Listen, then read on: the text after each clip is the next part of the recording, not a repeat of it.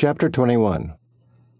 The landscape outside Clay's hospital window had shed its winter coat for a much thinner version of itself. Swatches of brown peeked through the frozen ground.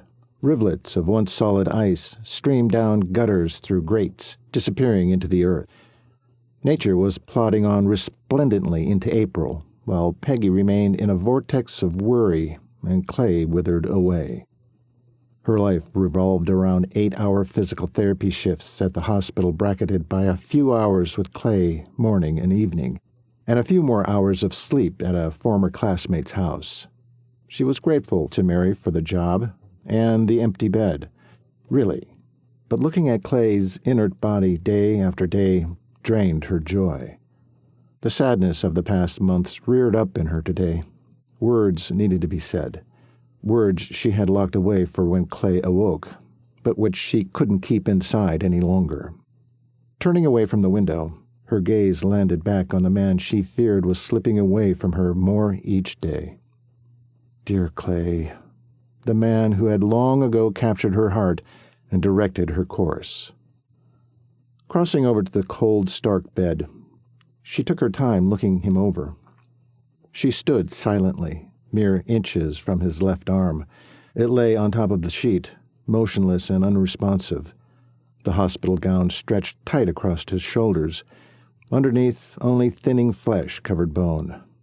Her eyes trailed down his biceps to his forearms. Muscle and veins, surprisingly still viable, were only a remnant of his once magnificent strength. A swallow caught in her throat. Would she ever be held by those arms again? Even if he were to awaken, and yes, she began to doubt it. Would he even want to hold her again? Her gaze found his precious face next, the classically handsome features now protruding so prominently from neglect. Peggy longed to nurture health back into Clay, to pour herself in and fill the holes she had cleaved, to witness the swirls of autumn color in his eyes as they again peered so intently into her own.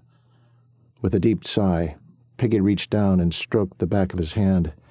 She'd always loved his hands, so broad, long-fingered, large, ceaseless in their work, gentle in their loving, and she could only imagine how they'd be relentless in their ferocity to dig trenches and extinguish fires. She bit down on her lower lip, a tear trailing down her cheek. Threading their fingers together, she ticked open the door to her heart. Clay, my complicated, passionate man, I miss you. Please come back to me. The ancient ache welled up in her. Forgive me, sweet man. I was such a fool. She stroked her thumb over his skin. If God would grant me just one wish, I'd go back to our marriage in a heartbeat. Not only would I not have left you, I would have been a better wife. I know I broke you when I left, and believe it or not, it broke me too. But you're so gentle, so vulnerable. You never let anyone see that sensitive heart of yours, did you? But I knew it was there. I knew it, and I didn't protect it. She sucked in a ragged breath on a sob. Another one escaped before she could stop it with the back of her hand. Wiping the moisture from her nose and face, she went on. Do you remember that time after we'd been married a year, when we thought we might be pregnant? Of course you do. I wasn't even 2 days late, and you knew. I hadn't realized before that day that you kept such close track of my monthlies. You beamed at me when you told me that you thought we were with child. You told me. She laughed, then choked out another sob. Pressure swelled within her head, shutting out all noise but the whimper in her throat. Slowly it eased, and the beep of the monitor, the low murmur of nurses in the hallway, encroached back in. Her mind snuggled into the wonderful memory for several long minutes. It wasn't to be. As we found out later that night, I remember that haunted look on your face. That look, Clay, that sad, broken, tortured look. It broke my heart. It was almost as if you knew a child would save us. Things had already started to disintegrate. After that, I didn't see that much of you. You drowned yourself in beer and bronc riding and anything and everything but me. Did you know then, Clay?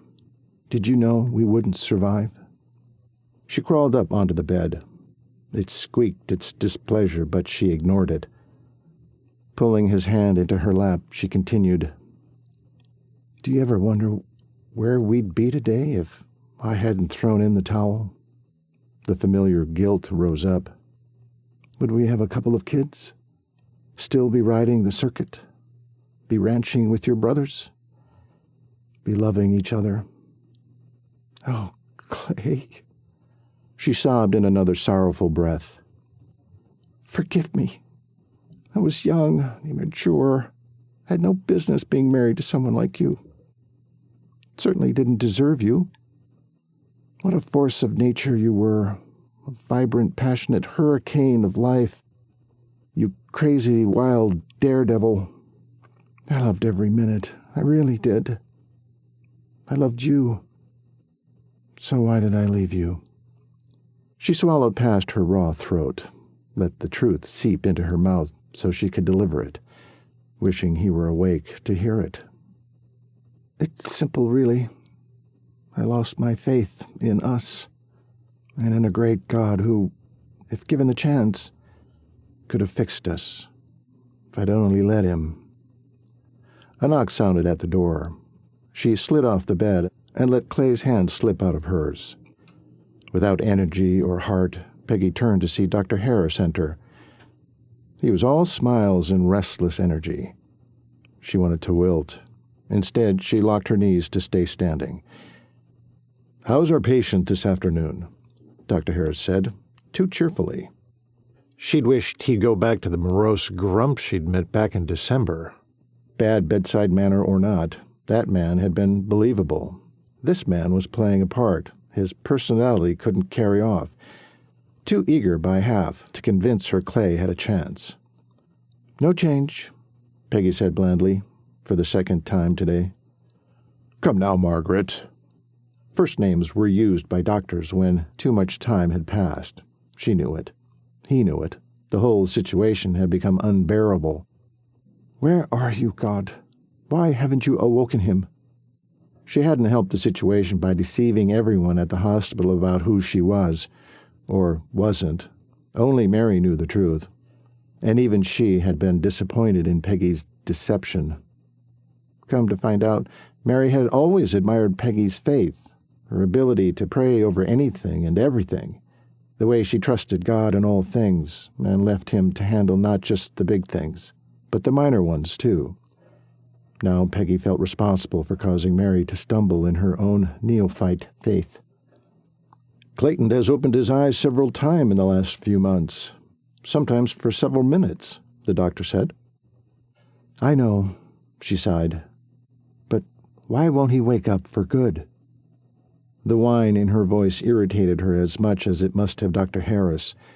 He only knew what a human could know. She knew who was in charge. Her own deception had caused this gap in her prayer life. It was no one's fault but her own. But it was too late to change it now. Dr. Harris came closer. She had noticed he'd been doing that more lately, sticking around to comfort her. Did he do that with his other patients' families? When he swung an arm around her shoulders and squeezed, she knew the answer was no. She sidestepped. He dropped his arm but ducked down to look in her eyes. "Don't lose heart." He smiled now, and she knew he was about to change the subject. Had she gotten to know him that well? "The hospital administration appreciates you, Margaret. You're a very good physical therapist. It shows in the work you've done here, including the mobility Clay has regained in his leg. I'm sure he'll appreciate that when he's awake and walking." His brandy-colored eyes seemed to glitter with appreciation, and something else she was afraid to name. "Thank you, Dr. Harris." "I've told you before, call me Daniel." "I'm afraid I can't do that, Doctor. Not the protocol around here." Before he could try to convince her otherwise, she pressed on. "What brings you to Clay's room this evening?" "I'd like to take you to supper." She jolted. She was a married woman, or at least he thought she was. How dare he become too familiar with her? He must have seen the disgust on her face. "As friends, Margaret, only friends. You've been stuck here for months. You need a break. It's a beautiful evening out. As your doctor, I prescribe some fresh air and a thick steak." He grinned a wide, attractive grin. Not for the first time, she wondered why the man wasn't already hitched. He was easy on the eyes, successful, professional, and didn't seem to be the kind of doctor who blew through all the nurses and staff because he could. In fact, in all the months she'd been here, she'd never seen him cozy up to anyone. "Oh, I don't know. It doesn't seem appropriate, friend or not. And you're not my doctor. You're my husband's doctor." She rubbed in. He had the good graces to look abashed as he brushed a glance at Clay. When he looked back at her, the confidence was back. "I really think you need a change of scenery. When I came in this evening, the look on your face could have convinced me we'd lost Clayton. That's not good for you. That's not good for him. You know it and I know it. And so do all the nurses, candy stripers, and your friend Mary." Her eyes widened. "Mary? Is she in on this? What did she say?" She'd better not have told Dr. Harris, Dannul, about her status as an ex-wife.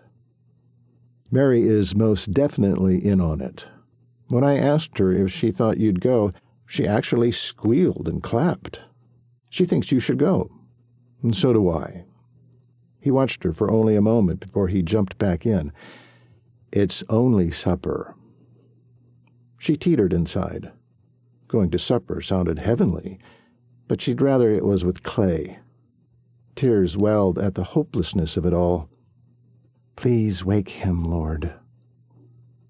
The doctor must have seen her willpower breaking down. "I got Mary's address from her. I'll pick you up there in 2 hours. Dress up. It'll be good for you." She rolled her eyes and he chuckled. "Perfect. See you then." He dashed away before she could clarify what. This was getting way too complicated. Guilt squeezed the living breath out of her. She'd felt as if she were cheating on Clay. Ex-husband or not, in her mind she'd never stop being Mrs. Clayton Cooper. But Clay wasn't ranting or pacing or ramming his fist into a wall over Dr. Harris's invitation. No, he was silent, inert, and utterly beyond the reach. Dr. Harris was more than prompt for the supper date. He was at Mary's home 15 minutes early, and Peggy had barely finished wrapping her hair in a tight, low bun. She dressed in a simple black shift and low-matching pumps. Pearls were her only adornment, along with a cropped black and white striped jacket with 3 big black buttons down the front. She grabbed her clutch and answered the 3 sharp raps on the door. When she swung the door open, Dr. Harris stood before her, tall and neat in a dark gray suit, with a thin black tie, put together as always. "Good evening, Doctor. You're looking dapper." The good doctor brushed his gaze down and back up Peggy until their eyes met. "You're beautiful, Margaret." A deep blush started in her chest and rose into her cheeks. This was a bad idea. "Look, Dr. Harris, I think maybe we—" He shifted his head down a notch and pinned her with his dark stare. "Dannul. And like I said, it's supper. Just supper. Take a deep breath. You need it." His bossiness reminded her of Clay. "Let's just get this over with." She breezed past him, closing the door behind her. She didn't dare invite him in, especially because this was the night Mary stayed with her folks across town. As Peggy's heels clipped down the sidewalk toward his sleek black Corvette, she felt his hand at the small of her back. Granted, the sidewalk was a little uneven, so she allowed it, grudgingly. The drive to the swanky restaurant was pleasant enough. Come to find out, Dr. Harris was a decent conversationalist. Peggy relaxed into talk of the weather, small-town politics, the latest Tony Curtis movie. The maitre d' recognized the doctor as soon as they entered and ushered them past the line to a table in the rear. The man offered the wine menu. Dr. Harris waved it off. "I'll have the 57 Bordeaux reserved for me in the cellar." "I'm not much of a drinker," Peggy said. "It's fine. You'll enjoy this wine. It's smooth and flavorful, and it'll help you relax." Peggy arched her eyebrows, annoyed. Dr. Harris didn't seem to notice. He nodded once to the maitre d', who whisked away. Peggy pressed her fingertips into the tablecloth. "I'll have one glass, is all." He shrugged. "Just wait till you try it." She glared. He grinned. Irritating man. Once he'd poured the wine for them both, he settled back in his chair, his long fingers stroking the stem of the glass. "So, tell me about Clay's family." Ah, safe ground. She felt foolish for thinking the doctor would grill her on her own life. Warming to the subject, she was about to sit back herself when she realized she would have nothing much to say about Clay's last 4 years. Well, she wasn't going to lie. She'd done enough of that for a lifetime. Clay's dad, new stepmother, and youngest brother are in California. Dr. Harris seemed to be sincerely interested. He cocked his head and frowned, then asked, "Why there? Don't the Coopers live in Wyoming?" "Well, they do, but Rebecca's dad was badly injured and needed help. They've been there a few months." She thought so anyway. "I'm sure they'll be back home once he's fully recovered." "Doesn't Clay have 5 brothers?" The waitress strode up to the table, bringing her pad to her chest. "What can I get you, Dr. Harris?" She smiled at him like she'd known him a while. He smiled back, then turned to Peggy. "We haven't looked at the menu yet. Why don't I order for you? You do like steak." "Certainly. Medium well." His gaze met the young brunette's. "We'll have 2 filet mignons, your fresh vegetables, and baked potatoes with everything on them. We'll let you know about dessert later." "Medium rare for you?" the young woman asked through a smile. "Yes, thank you." Once she left, Peggy continued. "Yes, Clay has 5 brothers." "He used to be a rodeo star, correct?" He didn't miss a beat. She nodded. "Saddle bronc riding." "What's he done in the last few years?" "Smokejumping." "In Alaska." She didn't like how this conversation was going. "Why don't you tell me what you know of Clay, and I'll try to fill in the blanks." Did her voice sound as peeved as she felt? It was like he already knew the answers and was testing her. Was she just paranoid? She admonished herself. He was likely just a doctor interested in his patient. "The Coopers own a cattle ranch in Sundance, right?" She nodded and took a small sip of wine. "He has past injuries. Many past injuries." He leaned forward and caught the hand she had resting on the table. Squeezed. That crossed the line. She started to pull away when he finished his statement. "According to his doctor." She froze, felt the blood drain from her face. "Oh, you've been in touch with Dr. Trenton?" He nodded slowly. "What—" She stopped, cleared her throat over the threatening lump. "What exactly did he tell you?"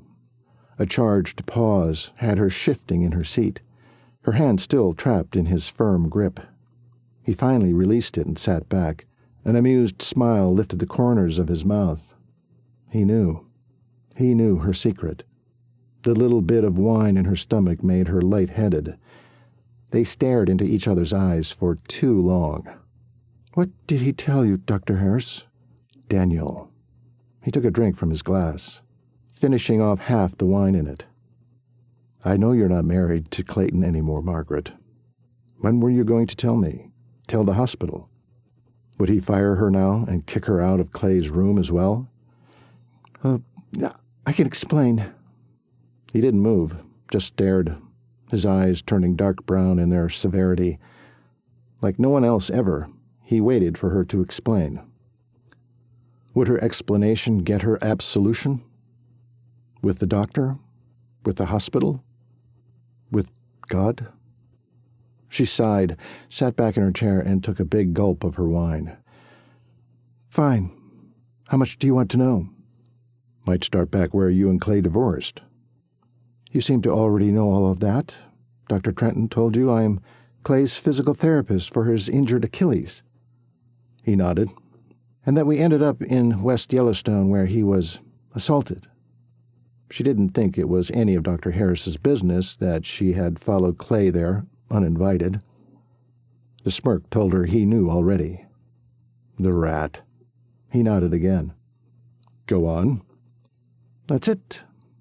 I said I was his wife because I am. I was. And I knew you wouldn't let me help with decisions if I wasn't a relative. His dad and the rest of the brothers didn't come because they didn't need to. Her voice was growing louder. She took a breath, waited a few heartbeats. Not when they knew I was already here. This time it was his turn to pull in a breath and let it out slowly. I understand, but you deceived me. The hospital will need to evaluate the current decisions. Oh, for crying out loud! The patron 2 tables away looked at her. She grinned. She whispered, Just let it go. I'm not going anywhere. Go ahead and fire me, but you're not kicking me out of his room. Shocked and amused, Dr. Harris stared into her eyes for a long time, obviously mulling through his options of what to do with her. Please, Dr. Harris, Daniel, let me stay and help. Honey, that's how you got what you wanted, not with vinegar, she reminded herself. Shifting in her seat and squaring her shoulders, she began again. I want to be there when he wakes up. Well, logically, I'm his physical therapist, though it's through Dr. Trenton. But that should be easy enough to transfer to you. Do I need to get permission from his father? He'll give it, you know. Dr. Harris softened his eyes. To tell you the truth, I've already given this a lot of thought. I've known for quite some time now. You've managed to complicate my life. That statement had her nerves on edge, and her humility in check. Her shoulders slumped. I'm sorry about that. If I had trusted God more, let him handle Clay's care, not lied, I wouldn't be in this predicament. And you wouldn't have to figure out how to handle Clay's future at the hospital. I'm truly sorry. The doctor waited so long to speak, she thought he'd get up and walk out. I think we can work it out. Put you in charge of his physical therapy. You're right. His Achilles has needed the treatment. Your diligence has restored the range of motion, and like I said, when he wakes up, he'll appreciate it. She sighed in relief, dropped her chin to her chest. If he wakes up, she said to herself. She lifted her gaze back to his. I'm so sorry. The right side of his mouth lifted in a half-smile that lit his eyes as well. I never said your complicating my life was a bad thing, Margaret. Their food arrived, and she sighed inwardly that she had a little more time to figure out what Dr. Harris planned to do with her. Both she and the doctor were quiet through the meal. When she declined the dessert, he paid, and they were on their way. At Mary's house, he walked her to the door and stood near as she unlocked it. Looks dark in there. Where's Mary? She, is at her folks. Well, thank you for the wonderful food, Dr. Harris. I'm not sure what our next step is. There was a question in her voice. Oh, about a nightcap, and we can continue conversing about it. I don't think that's wise. Thank you for the evening. Maybe a conversation in the morning in Clay's room? She tilted her head and waited. He chuckled, then leaned down. She tensed, but he just kissed her on the cheek. Good night, Maggie. See you in the morning. She raised her chin and stared wide-eyed at his familiarity. He let out a startled laugh at her expression, then turned for his vehicle. The laugh continued on down the walkway, hearty and masculine and delightful to her ears. She jumped across the threshold and closed the door behind her, back pressed to the wood, shaking all over. Chapter 22 Weeks passed without so much as a whisper of Dr. Harris firing her. So Peggy relaxed into a somewhat unsettled but stable daily rhythm. April slid into May, and with it a long visit from Clay's dad and wife before they returned to where they were still needed in California. Then May slid into June with a surprise visit from Colt, Riley, and Brand. They'd retrieved Brand's truck and Peggy's car from Harper Ranch and left Brand's truck with her in Missoula. When she was ready to drive Clay home, they explained, she'd need the more reliable vehicle. Since then, only phone calls kept the family apprised. Dr. Harris still insisted Peggy escape Clay's room for fresh air and sanity time. She acquiesced, mostly because she did need fresh air every now and then. But she guarded her heart through many a dinner and park picnic until temptation no longer held sway. She could allow that Dr. Daniel Harris was cordial, intelligent, and surprisingly funny. If Clay weren't in the picture, she would certainly have given the good doctor a serious look. But her love for the belligerent Clayton Cooper had only grown in the past months. Just gazing on him and intimately caring for his unresponsive body reminded her how she'd given her whole heart to him years ago and had never gotten it back. A quick knock sounded from the right side of the doorframe, the usual spot. Peggy turned. Dr. Harris stood leaning against the door in green scrubs, arms crossed, fresh out of surgery. He did cut a fine image. "Good afternoon, Dr. Harris," she grinned, unable to help herself. "How are you today?" His smile was brilliant. Where had it been when they'd first met the man? Hunter would be shocked. "Fine as frog's feathers, Miss Maggie," she giggled. She'd gotten used to his odd sense of humor, and had even begun to like the nickname. Funny how he'd tunneled under her skin somehow. "Why are you here?" He grinned. "Well, now, I came to see you." "Shouldn't it be Clay you've come to see?" "I saw Mr. Cooper this morning, if you'll remember." She did remember, only too well.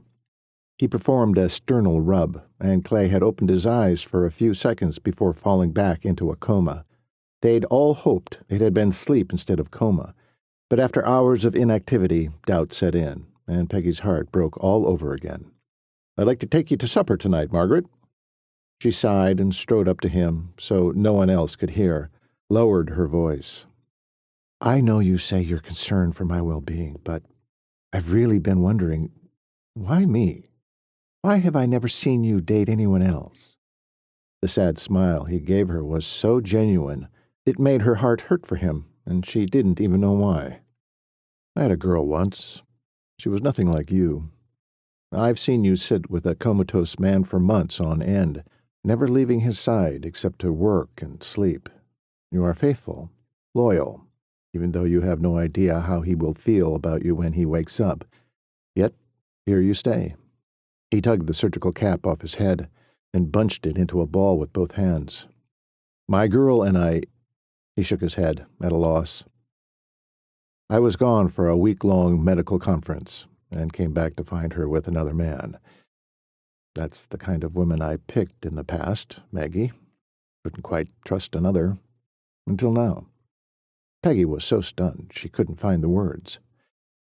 "So—" He smiled sheepishly, waiting. "So—" Peggy murmured, mind racing now.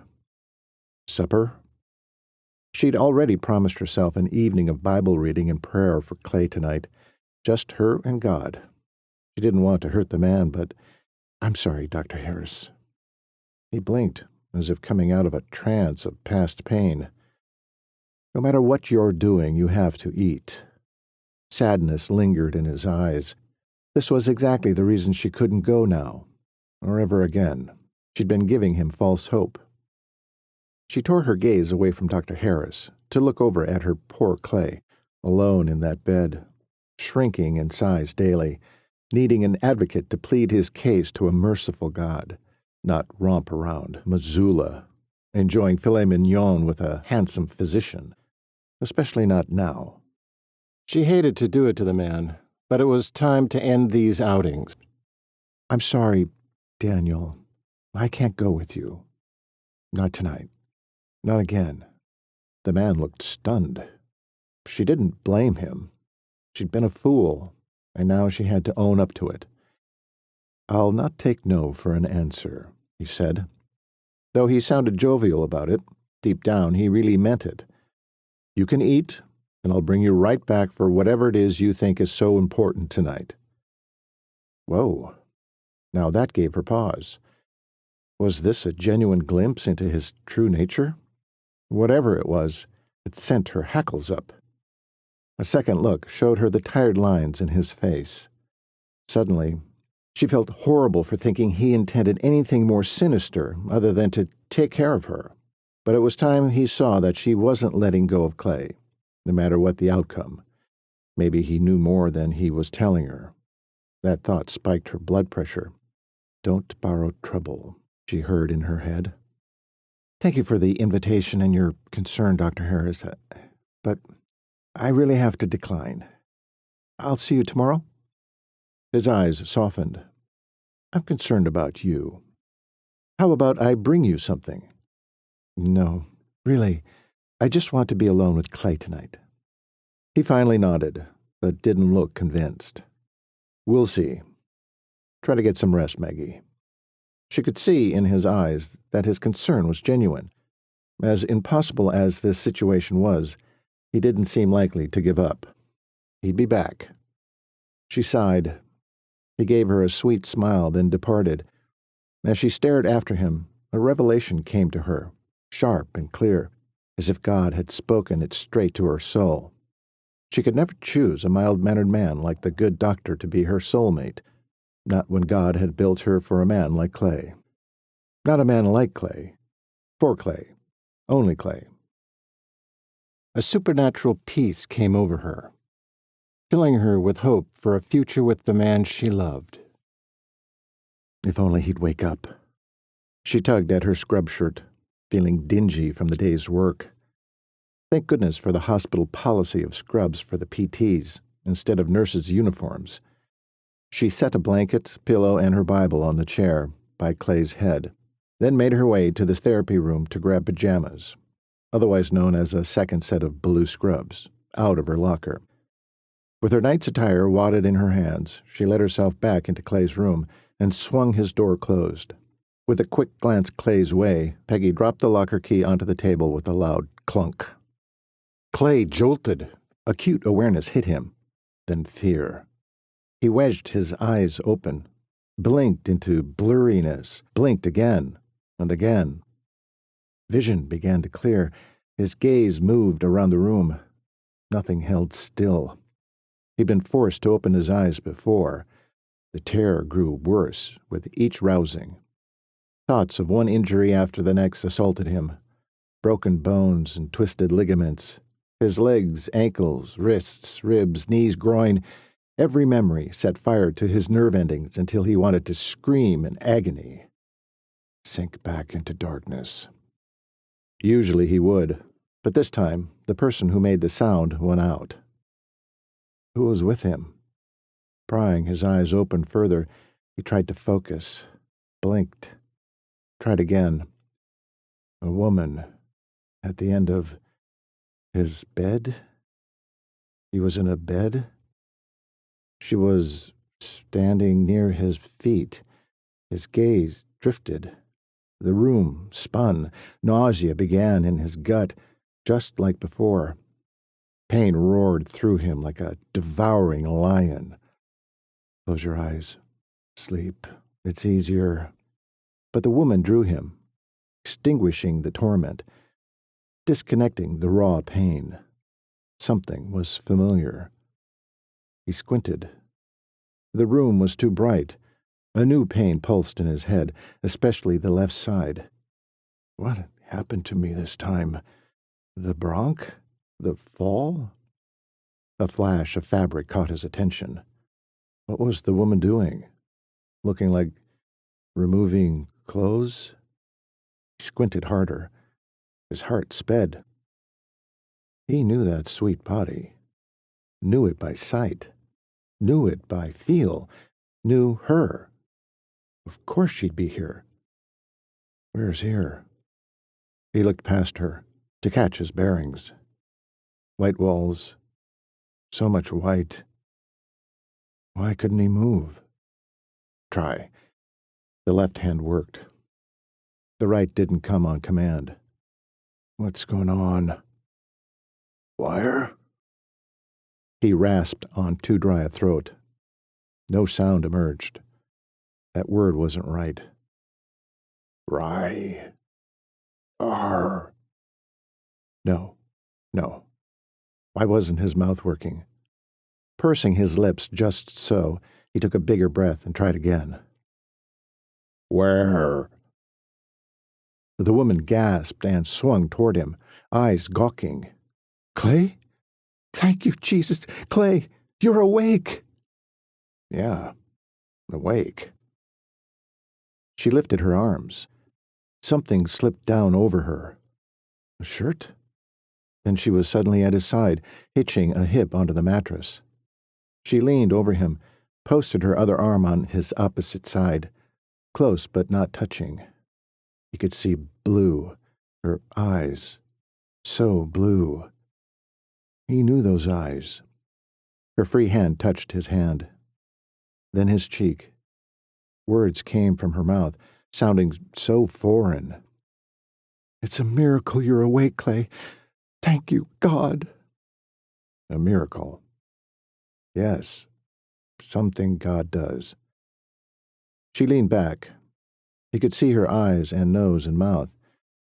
Her hands cupped his face, rubbed soothingly up and down. Memories flooded him of this woman. Another memory came, of her edging up the bed to him, smiling brightly. So happy. Sleep beckoned. He fought against it. Clay, stay awake. Please. I don't want you to slip back into a coma. Please stay with me. Yes. He blinked, felt his eyes cross. Oh, I'm too close, aren't I? The bed moved. Her face moved away. There. Better? Can you understand me? He wanted to say yes, but Shah was what came out. You're trying to talk, aren't you? That's wonderful. The bed moved again. She sat next to him, grabbed something, and put it to his mouth. A straw. In his mouth. Suck, he told himself. He tried. Needed a bigger breath. He did it. Sipped, and that felt good. Cool, wet. She set the water down and reached past him for something. A button. Pressed it. Another lady patted in and came into view. Oh, Mr. Cooper, you're awake. Thank God. God again. A miracle. Then two more ladies. One wore a hat. Nurses? Returning the water to the table, the first lady, pretty blonde, blue eyes, took his hand, squeezed. Talk to me, Clay. Do you know who I am? Yes. No. When the doctor calls in, I'll let him know right away, the hat lady said. He said he wouldn't be home tonight, or I'd call him there. Oh, I think his plans changed. Please try him, the pretty blonde said, looking something guilty. A redhead nurse bobbed into view. There are tests he'll want to do. In the meantime, I'll stay close and try to keep him awake. The blonde again. He watched each lady leave the room, except for the blonde he knew well. She came close, grasped his hand in both of hers. Do you know who I am? All her teeth showed. He liked it when she did that. His mouth didn't work, but his thoughts seemed to. He pushed his lips out, but only air escaped them. It's okay. Rest. We'll try again later. I'll talk to you. How about that? This woman of his. She was his. He was sure of it. So alive, so full of joy. You probably want to know where you are. His eyes widened. Oh, was that a yes? Do that again when you want yes. Narrow your eyes if no, okay? Smart lady. That worked. He widened his eyes again. You were at the Harper Ranch in West Yellowstone. Do you remember that? His eyes narrowed. I see. You don't remember. Suddenly she looked unsure. He waited. I hate to be the one to tell you this. You were assaulted, Clay. Hit with a crowbar on the left side of your head. She touched his head tenderly. So that was the injury this time. He opened his mouth to ask who, but nothing emerged. Thankfully, she got it. You want to know who did it to you? His eyes widened. Bruce Smith. Who? From your frown, I'm guessing you don't remember him. He's Martin's brother. Do you remember Martin? Martin. That was... Yes. He went to school with a Martin. There was more about him he couldn't quite remember. Listen, I'm probably saying more than I should. I'll talk to your doctor and get his advice about how to proceed now that you're awake. She squeezed his hand again. Her touch felt good. Right. I'll be right back. Don't go back to sleep. Clay opened his eyes. He blinked, hoping the same phantom pains didn't flash through his body. The pretty blonde stood near him. He looked at her shirt. Blue, like her eyes. He stared at it. Clay. Her tone was wispy, relieved. Her eyes were teary. I'm so glad you're awake. You've been asleep for hours. Asleep? Weren't we just talking? Her face lit up with a smile. That was it. When showing teeth, called a smile. Can you talk? Yes, but no words arrived. Try saying Peggy. When she smiled like that, he couldn't deny her. Pig, she laughed. Oh, no, not Piggy. Okay, maybe try Twinkie. It's a nickname you used to call me. Try that. Twink-E. Wink. That's close. Twa-ink. Twa-inky. Try again. He studied her face. So beautiful. Wife, he said, matter-of-factly. Right before his eyes, her face paled. White as the walls. His eyes could focus better this time, so much so he could see she was lost in thought. Then, as if agreeing with herself, she nodded, her silky blonde hair sliding across her now rosy cheeks. Yes, wife, she finally said, her face growing pinker. Somehow he'd known it. She was too familiar, too right. His wife. Yet, why couldn't he remember much about her? What did he recall? The wedding seemed to come to mind. Bronc riding, traveling, living in a trailer, wrapped in each other's arms in their narrow bed. So why had he been in West Yellowstone at Harper's? Something Roy needed? Do you want to sit up a bit? Maybe try to eat a little something? He didn't want to move, just sleep. But she looked so hopeful. He nodded. She got to work adjusting something. The bed clunked into place, sending a shock of pain through his head. He winced. Sorry. That wasn't supposed to happen. Let me get the other side. She rushed around the foot of his bed to the other side and adjusted something there. The jarring didn't hurt as bad this time. More upright now, the room began to spin. He squeezed his eyes shut. Give it a minute.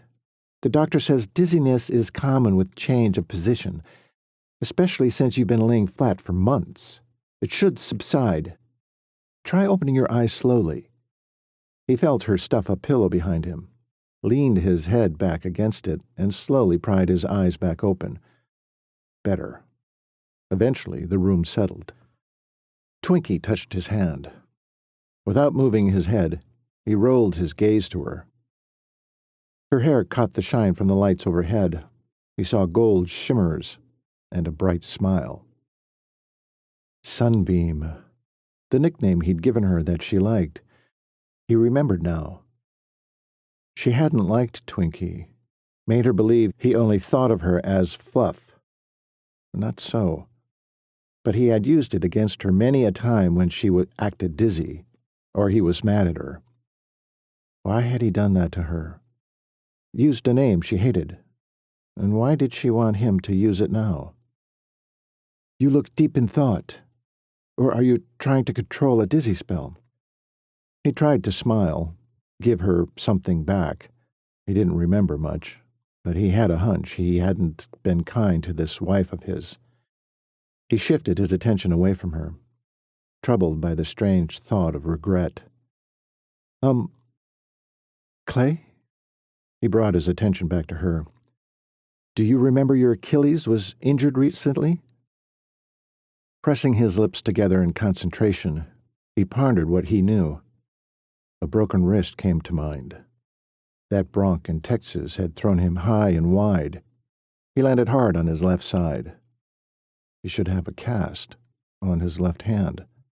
The confusion on his face must have alerted her. What are you remembering? When you last broke your wrist? Last? That's right. He'd broken it more than once. He managed a nod. That was years ago, Clay. She looked unsure again. Listen, I'll be right back. I pressed the button, but the nurses may be still trying to track down your doctor. I'll go check. Before she could bounce away from him, he grabbed her hand. She touched him a time or two, since he woke up, but had yet to kiss him. He needed that kiss more than answers right now, yearning for the softness of those rosy lips against his parched ones. His wife was reserved in public places, but he only wanted a quick kiss, and there was no one else in the room at the moment. With a tentative tug, he brought her closer. Her eyelids widened, and her pupils dilated, looked more like fear than arousal. Maybe she was more shy than he remembered. She did mention he'd been lying here for months. How many months? He'd take it slow. He released her hand to slide his fingers into that glorious hair. He shivered with the feel of it, the joy he still remembered from touching it. Ever so carefully, he tugged her to him. When his lips met hers, warm and wet, he sank into her sweetness, struck with a sense of coming home. He tasted mint on her tongue, and felt everything about her tighten and withdraw. Chapter 23. Peggy broke the kiss and pulled back. Clay's hands dropped to his lap, his brows drawn together, confusion clear in his expression. Her breath had ceased entirely. As she struggled to take in air, she stared into the swirls of green that were Clay's eyes, one pupil still slightly larger than the other. When was the last time Clay had kissed her like that? It had been over 4 years ago. His more recent kisses had been tentative or rife with tension. This one, goodness, this one, was real, brought back every nuance of their intimacy as a couple, made her ache for what they'd had. Thinks you're his wife. The flush of her deception rose up her neck, shouting her guilt. How could she do this? For someone who professed to love the Lord, she was such a fraud. She backed up a few paces, put her hand to her lips, and felt the tingle still there, quickening the pace of her heart. He'd never forgive her once he figured out the truth, yet she knew once he remembered everything, and he was soon to do that. He would push her so far away, she might as well live in Timbuktu. Enjoy this short time with him, then, the wrong voice shouted in her head. The still, small voice of God tried to gain her attention from under the sin of deceit. He was there, a subtle pressure instead of the sledgehammer she needed right now. I'll go get the doctor. Clay's expression collapsed into hurt. He reached out his hand. Peggy tore her eyes away. He didn't understand, but he would. Oh, would he? She stepped up to the nurse's station on shaky legs. Pulling in a ragged breath, she waited until she knew her voice wouldn't betray her.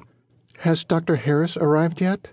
The pretty brunette who worked the weekend day shift looked up from her paperwork. "We finally reached him. He's on his way." "While we wait, maybe you could give me some advice." The nurse set her pen down and gave Peggy her full attention. "I can try." "My husband," she hoped the doctor hadn't told anyone different, "is in room 352, right down the hall. Clayton Cooper?" "Of course. I know of his case."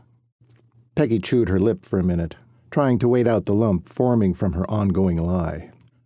"I just wondered, how much should I fill in when he doesn't remember something? Should I be waiting for him to remember it naturally, or tell him everything I happen to know?" All of a sudden, she realized what a corner she'd just painted herself into. She hadn't been around Clay or known of his activities for years now. How was she to fill in the gaps? She should just excuse herself and forget the whole idea. "Oh, I can help you with that," the nurse said. "It's fine to fill in or show pictures, but we find family members will often overwhelm the patient. You might want to wait until he requests knowledge. For instance, instead of just rambling on about everything that's happened in his life that he doesn't remember, it's better to wait until he says something like, 'Who is that person?' Or, 'Remember the last time we went to the Red Bird for supper? When was that?' Or, 'Is Eisenhower still president?' That sort of thing. Do you see what I'm saying?" "I think so. He seems to think we're back a few years ago. He remembers when he broke his wrist. Thought it had just happened." "That's common. Short-term memory is often the last to recover, and even if he does remember something, or you remind him of something, he could forget it again, multiple times. Don't get discouraged. Take it as slow as he needs to. Much of it will come back in time. Some things won't, and may never. I'm sorry. Just be there for him. Seeing your face every day will help him considerably." Peggy wished that were the case. Fear slid in. One day soon, Clay would realize her face was the last one he wanted to see. If only she could pray for God's help in this. But how would she pray it? God, please help Clay to continue seeing me as his wife? Or how about, oh, Lord, please help Clay from finding out I'm deceiving him? Pfft. Her only hope was to come clean. She had to tell Clay the truth. But it could wait until tomorrow, or maybe the next day. God would understand. She was sure of it. Didn't it say in the book of Romans, "All have sinned and fall short of the glory of God"? God already knew she was a sinner. Not to mention, it would complicate things with the hospital if she confessed she wasn't his wife. That would only hurt Clay in the long run. She would not do that to him. He needed her right now. With a nod and a squaring of her shoulders, her mind was made up. For Clay's sake, she would remain his wife. Abruptly, her heart tipped into freefall. How would she keep Dr. Harris from telling Clay? He's a professional, Peggy. He'll keep it to himself. Would he? Thank you for your help. I should get back to him.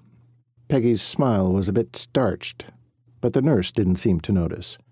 She smiled back. You're welcome. I'll send the doctor in when he arrives. A niggling of warning tried to find entrance, but Peggy shoved it out repeatedly until she didn't hear from it any more. Determined to be the wife Clay always deserved, she strode back into his room, finding him sitting on the edge of the bed, his catheter lying on the floor and his fingernails peeling back his IV tape. Clay! She rushed to his side. Stop! Don't do that! Get back in bed! He stopped peeling and hunched over, his big hands gripping the bed's edge. He looked weak, but determined to stay put. When she came close, he swung his head up to look at her, and what she saw tore at her heart. His eyes were bleak, his dark brows low and scrunched in the middle. She had done that, caused his confusion and hurt, when they'd been married, as difficult as so much of their lives had been. She'd never rejected his physical advances. Pulling away from him had pummeled his already clouded brain. She softened her expression and gave him a tender smile, stroked a hand down his bristly, gaunt face. "Are you okay?" He laid his hand shakily over hers and pressed it to his cheek. She loved his big hands, always had. "Wife," he said, as if the word covered it all, and it did. She smiled. "Husband." The word had always come so naturally. Today a whole bucketful of guilt came with it, but she ignored it. "What's troubling you? Can you put it into words?" Instead of trying to speak, he lifted her hand from his face, kissing her palm, then used it to tug her closer. His arms wrapped around her middle and dragged her between his legs, pulling her in for a deep hug. He shuddered a sigh into her that warmed her heart clear through. Tears burned her eyes as she blinked to keep them from careening down her cheeks. Love and guilt and loneliness, but mostly love, wrapped her within his hold. He drew back and looked into her eyes, using a knuckle to wipe the tear off her cheeks. When he opened his mouth to speak, nothing came out, but his stare was enough, for within it swirled depths of love she had forgotten were possible. As his eyes roamed over her face, her heart soared at the adoration she saw there. Just before a look of hunger took over, before she could say a thing, he swooped in and took her lips for a second time. She closed her eyes and didn't allow herself to think, or worry, or regret. Get your fill of him before it's too late. A man cleared his throat at the doorway behind her. She knew who it was without even a glance in his direction.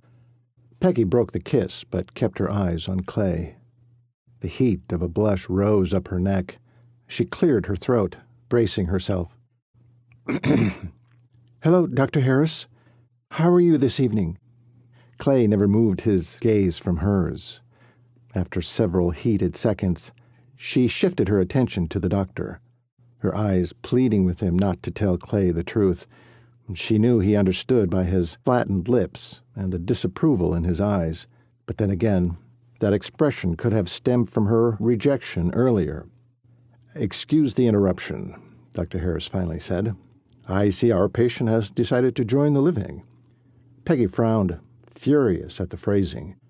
The doctor's smile was a bit stilted as he ventured forward, a metal clipboard in his hand. Peggy stepped between Clay and the doctor, feeling like she needed to protect him. "I was just trying to get Clay back into bed. He's weak." The doctor cocked an eyebrow in disbelief. Finding it impossible to look the man in the eye, Peggy shifted her gaze to the stethoscope around his neck. "I guess he was trying to get out of bed while I was at the nurse's station. He pulled out his catheter." The doctor stepped into her space to get closer to Clay, she realized. She backed up and came around to Clay's other side. "He hasn't said much, a word here and there, but his actions seem less confused." "Does he know who you are?" the doctor asked nonchalantly, though she knew it was anything but. "My wife," Clay said as clear as day, his hazy gaze sharpening as it drilled into the doctor. Pride swelled. Clay always was a man who'd rise to the defense of his loved ones. He'd been many things not so proper, but taking care of his own when needed was not one of them. The doctor smirked at Peggy, making her wish she'd never taken up with him, even as friends. She didn't want Clay's care to be compromised. Dr. Harris shifted closer yet to Clay and began an examination, shining a small flashlight in his eyes, one at a time, listening to his heart and lungs, checking his reflexes. "His right side is a bit slow, as is his speech, but he's come out of the coma nicely. I'd like to put him in therapy right away to get his brain and body back in sync. I'll locate him to an acute care on the second floor for that. Men tend to be more impatient when it comes to the kinesis portion of the therapy, so we'll get started tomorrow. He'll need it for a few weeks, maybe even months." "Months?" Was he dragging out the time because of her? The sooner they were out of this hospital and away from the doctor, the better. I'll take care of him for his physical therapy. I don't think that's wise, Mrs. Cooper. You're too close to the case. I'll put Mary on his recovery. Her friend? The one who knew Peggy's entire history? Including how she'd divorced her rodeo star husband over 4 years ago? She loved Mary, but she'd never been able to keep a secret in school. If she worked closely with Clay, she quite accidentally might spill the beans. I'd really like to be there, Dr. Harris. Don't you think you can arrange it? Yes. Please, Clay said. Peggy could see the doctor didn't like the idea. If she hadn't gone out with him in the first place, this conflict of interest wouldn't be an issue right now. She knew she should pray about it, but her own deceit kept her from wanting to pray. Dr. Harris squeezed the bridge of his nose, closed his eyes a brief moment, then nodded. All right. We'll try it, Margaret. But if I find it's not working, then Mary will take over. Is that agreeable? She wanted to argue, ask what he would consider not working. But in the end, she nodded. Yes. Thanks, came the pinched word from Clay. The doctor held out his right hand. Clay looked down at it. The expression on his face clearly showed he knew what he was supposed to do with it. He frowned with intense concentration, lifted the correct hand from his grip on the bed, and reached out. It fell short. The doctor grasped it before it could fall away and tilt him off balance. He squeezed slightly and pumped once. Can you squeeze back? Clay's gaze met the doctor's, then dropped back to their hands. Nothing happened. Clay pressed his lips together tightly, but still, nothing. The physician released Clay's hand. It's okay, Clayton. You'll get there. There's no need for you to worry. Understand? Peggy watched as he gave the doctor a Clay Cooper stare of intensity, but remained silent. That look means he's comprehending you, Doctor, Peggy said. I know it well. It doesn't mean he necessarily agrees. Clay's eyes shifted to her and softened. She nearly melted at his obvious affection. She hadn't seen that look since their first few months of marriage. Hadn't known how much she'd missed it until now. Unable to help herself, she reached up and stroked his cheek. She felt rather than saw the doctor looking on, observing Clay's ability to interact, or stewing with jealousy. The corners of Clay's mouth curled up ever so slightly, maybe not enough for the doctor to notice, but she did. She grinned back. Sunbow, he said. Sunbow? The doctor repeated from over her shoulder. Peggy shook her head, her eyes still glued to the man she loved. Sunbeam, my favorite nickname. The yearning in Clay's eyes made her want to burst into happy tears. She wanted this man back in the worst way. This man right here, the one who wanted her, loved her, only remembered the good. How could she keep him from remembering the bad, or bring them through it back to this? I see, Dr. Harris said, dragging her back to the moment. One look at the doctor and she knew this was going to become complicated. It seemed he was struggling with Clay being awake at all. Not a good reaction for his doctor to have. Oh, Peggy, what have you done? I'll see you tomorrow, on the second floor. The nurses will tell you what room. Peggy had a hard time peering into the doctor's eyes, seeing a man who was hurting yet still carried the weight of responsibility. We'll see you tomorrow. Thank you. When the doctor left the room, he pulled the door shut behind him. Before she had even turned fully back to Clay, his left hand slid back into her hair. He held her head in his big paw and perused her whole face. Drank her in like she was the sustenance he'd been missing all these months.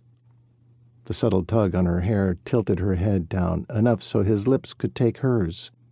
His mouth slanted over hers and sank in, erasing the loneliness of the past 4 years as if they'd never happened. Need you. He spoke almost perfectly against her lips. If he was well, and they'd been alone, she'd too easily have been persuaded to take him up on his offer. She certainly hadn't thought this through. It was logical for a husband to want his wife, but she hadn't predicted it would happen so soon after he awoke. How was she to turn him down without making him feel rejected, make him regress in his recovery? Perspiration popped out in the suprasternal notch between her collarbones. She almost laughed aloud at the clinical vocabulary her nervousness brought forth. Think, Peggy, think. The problem was, she wanted to feel instead of think. She wanted to enjoy her husband again, to the fullest, forget about the past, move into the future, with this man only. "Clay," she whispered as she pulled away, "stop. This isn't good for you." But at least she knew his body was functioning as it should. And so quickly after awakening from a long-term coma was a miracle on its own. Everything pointed to his quick recovery. But that also meant her secret had to be revealed. And soon. He pulled her close, closed his eyes, and pressed his forehead into hers. "My sunbow." "Yes, your sunbow." They stayed that way for several long minutes. At last, pulling back, she looked into his eyes, resisting the urge to sink back down into them. He tried to tug her back, but she placed a hand to his chest to stave him off. "Clay, I love that you want to get close. I do too, but the doctor says you have to heal first." It was another lie, heaped on the first. She gave him a flirty smile. "Once you're healed, I promise." Another lie, this time with a promise attached. Goodness, what was she doing? Once he was healed, he'd remember and never forgive her. "Please," Clay said, clearer than ever, the plea clear in his eyes. He slipped his arm around her waist and tried to secure her to him, but his right arm was still not working right, and she was able to spin out of his hold. Men could care less about their own health when it came to loving their wives. She had to come up with something better. She stood a few feet away but leaned her head toward him. She whispered, "It's not a good time. You know, of the month." Disappointment clouded Clay's expression. His mind was tracking every conversation now, even if his speech wasn't there yet, or the mobility of his right side. Still, he was well on his way toward recovery. She was thrilled and terrified. Chapter 24. "Hold on to me. It's fine," Peggy said. Clay wobbled, but not as badly as he had a week ago when he first came to. His growl turned into a chuckle. He was so darn cheerful these days, even when his pride was on the line. Had the injury obliterated the obstinate, cantankerous part of his brain? Or was he just happy to be alive? "I'll crush you, sunbow. Not my plan." She giggled, then poked him in the ribs. He wiggled, but just chuckled again. Who was this man? Holding him with one of her arms slung around his waist and his own draped over her shoulder, she smiled up at him. "I'll get you to the parallel bars. Then you can support your own weight while you walk back and forth. Deal?" His answering smile nearly made her lose her footing. Her knees had gone so rubbery. Being this close to this man never failed to speed her heart, weaken her legs, and want for more. If only his memories could start from this day forward, she'd be set for life. Except, of course, for the small problem of no more marriage license. This will end badly. The thought harried her. She smiled her way through it with teeth clenched until it buzzed into the background noise of her mind again. "Here we are." Leading him up to the bars, Clay grasped hold of either side and began his walk to the end. She watched him in his sweatpants and sleeveless undershirt while he took his first few steps. Try as she might, she couldn't take her eyes off the beautiful physique Clay still had. even if he was a good 30 pounds lighter. His right foot caught her attention. He half lifted, half dragged it into position with each step. It concerned her, but not too much. She knew it wasn't the Achilles. The mobility of that tendon was good. This was from the head trauma. The left side of the brain controlled the right side of the body. His brain would reprocess and eventually reroute his walking pattern. It was an amazing feat of electrical engineering, only something a master creator could do. Clay cantilevered himself to the end of the bars and slowly made his way back to her. After a few steps, he looked up, caught her gaze with shining eyes. He lifted one side of his mouth before following it with a wink. She melted. Would she ever get used to this version of Clay? And yet, would she have fallen in love with the man if he had been this way all those years ago? "When's therapy?" Clay asked as he exited the bathroom, walking stiffly but without his prior limp. The last 3 weeks had passed in a blur. Clay could dress himself now. He had moved beyond the parallel bars to a walker, a cane, and now only an occasional hand for balance. Not that he always knew to ask for it. Peggy sidled up beside him in case he toppled over. Not until 2 p.m. He glanced at her, a glimmer of teasing in his eye. Oh, the man was incorrigible. The stronger he got, the more intimacy he wanted. If he could walk correctly, he might have already chased her down and dragged her off to a closet somewhere.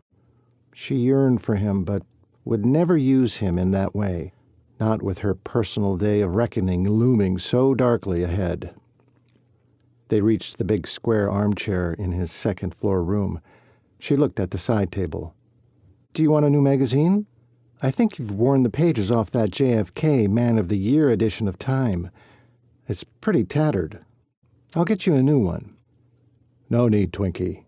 Reading's slower these days." Once his calves backed into the chair, he sat. "I need my morning kiss." He grinned up at her, with all those teeth flashing. The tease. He'd rarely done that in his happiest moments in the past. She couldn't help but smile back, and bend down to give him a peck on the lips. Instead, he caught her wrist and gave her a tug down into his lap. She squeaked.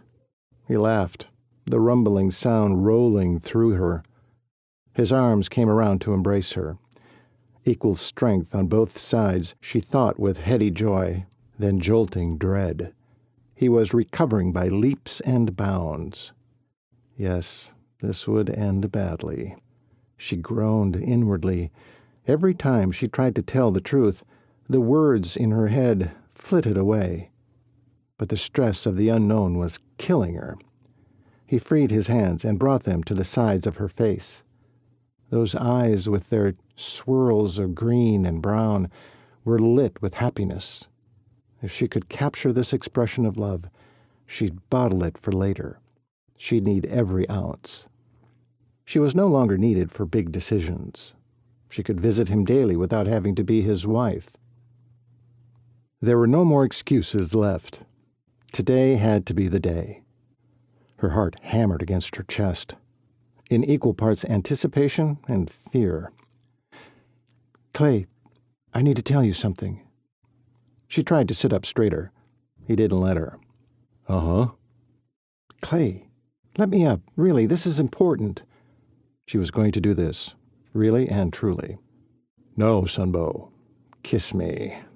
He leaned in just as a soft rap on the door startled them both. Their heads swung toward the door in unison. "Excuse me," the nurse said with a shy smile. "Time to take your blood pressure, Mr. Cooper. And your lunch will be here soon. Can you hop on the bed for me, please?" Clay growled his frustration, but allowed Peggy to remove herself from his lap. He gave her a final slap on the rear.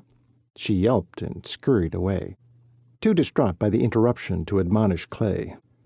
Peggy watched as he headed to the bed and settled himself, fully clothed, in soft denim and a V-neck pullover sweater, on top of the blanket. While she could, she drank in the sight of him. He'd shaved just yesterday, for the first time since he'd awoken. told her he remembered how his beard bothered her skin, so insisted he had to do it no matter how long it took. It took him over half an hour. She watched him uncover the lines and planes of his splendid face, falling more deeply in love with him with each swipe and grin and wink he gave her. When he was done, he smiled like he had on the day he'd given her the diamond engagement ring, the one he'd skimped and saved for, the same one she had hidden away in her bottom drawer back in Sundance. "Okay, there you go," the nurse said. "All's good. You can have your lunch now, then head to therapy. Busy day." She patted Clay on the hand, then ducked her head like a smitten schoolgirl caught stealing her first touch before she scuttled out. Clay smirked as he grasped Peggy's hand and pulled her closer. "Now you can give me that proper kiss." "Clay, I really do have something to say." "So you said." In the next moment his smile fell off. He cocked his head to the side, his eyes looking off in the distance. "What is it? What's wrong?" "A memory. A woman." Clay brought his eyes back to hers. A deep line formed between his brows. "Is Colt married?" "No," she said too swiftly. "Not yet." Would have been the correct answer, but she wanted to avoid a drawn-out explanation. "Listen, please." He ignored her, snapped his fingers. "He's engaged. To a redhead." He looked at her for confirmation. "Do you know who?" She inhaled a hearty breath and nodded. "Yes, you're right. Her name is Betsy, or Riley, as Colt calls her." He beamed. "Right. Feisty little thing. Fought with me over a horse." An expression that looked a lot like anger took over his features, or maybe it was just confusion. "Why don't I remember you there?" Okay, now was the time. "Lunchtime," came the sparkling voice from behind a rolling cart. A cute little candy striper came through the door, a sandwich and a pickle slice on a plate in front of her. "I hope you like egg salad sandwiches, Mr. Cooper. We also have Jell-O and fruit. Oh, and apple pie for dessert." Clay never could take his eyes from Peggy, studying her as if he'd never seen her before. Peggy jumped into action. "Here, let me help you." The candy striper lifted the tray and placed it on Clay's lap. Clay bounced his knee, deep in thought, and almost dumped the tray. Peggy steadied it with wilting strength. "Thank you. We'll take it from here." The little candy striper hustled out the door. "Bye now. See you tomorrow." "Peggy?" "Eat, Clay, then we'll talk." The last thing she wanted was for him to forego food for an impossible conversation. After seeing the change in his disposition from a single confusing memory, Peggy found herself wanting to leap back into the safety of the unsaid. But the small voice in her head reminded her the truth was long overdue. Clay's focus shifted from that distant inward gaze to the sandwich. He picked it up and took a monstrous bite. His mouth was jam-packed when Dr. Harris decided to show up at the door. He knocked on the frame before walking straight in. "Well, looks like eating isn't a problem for you." Clay just stared at the doctor and chewed on the giant clump in his mouth. "Everything else all right?" No word or nod from Clay, so Peggy answered. "Just fine, doctor. We're heading for therapy right after lunch." "Good," he said, and gave a stiff smile.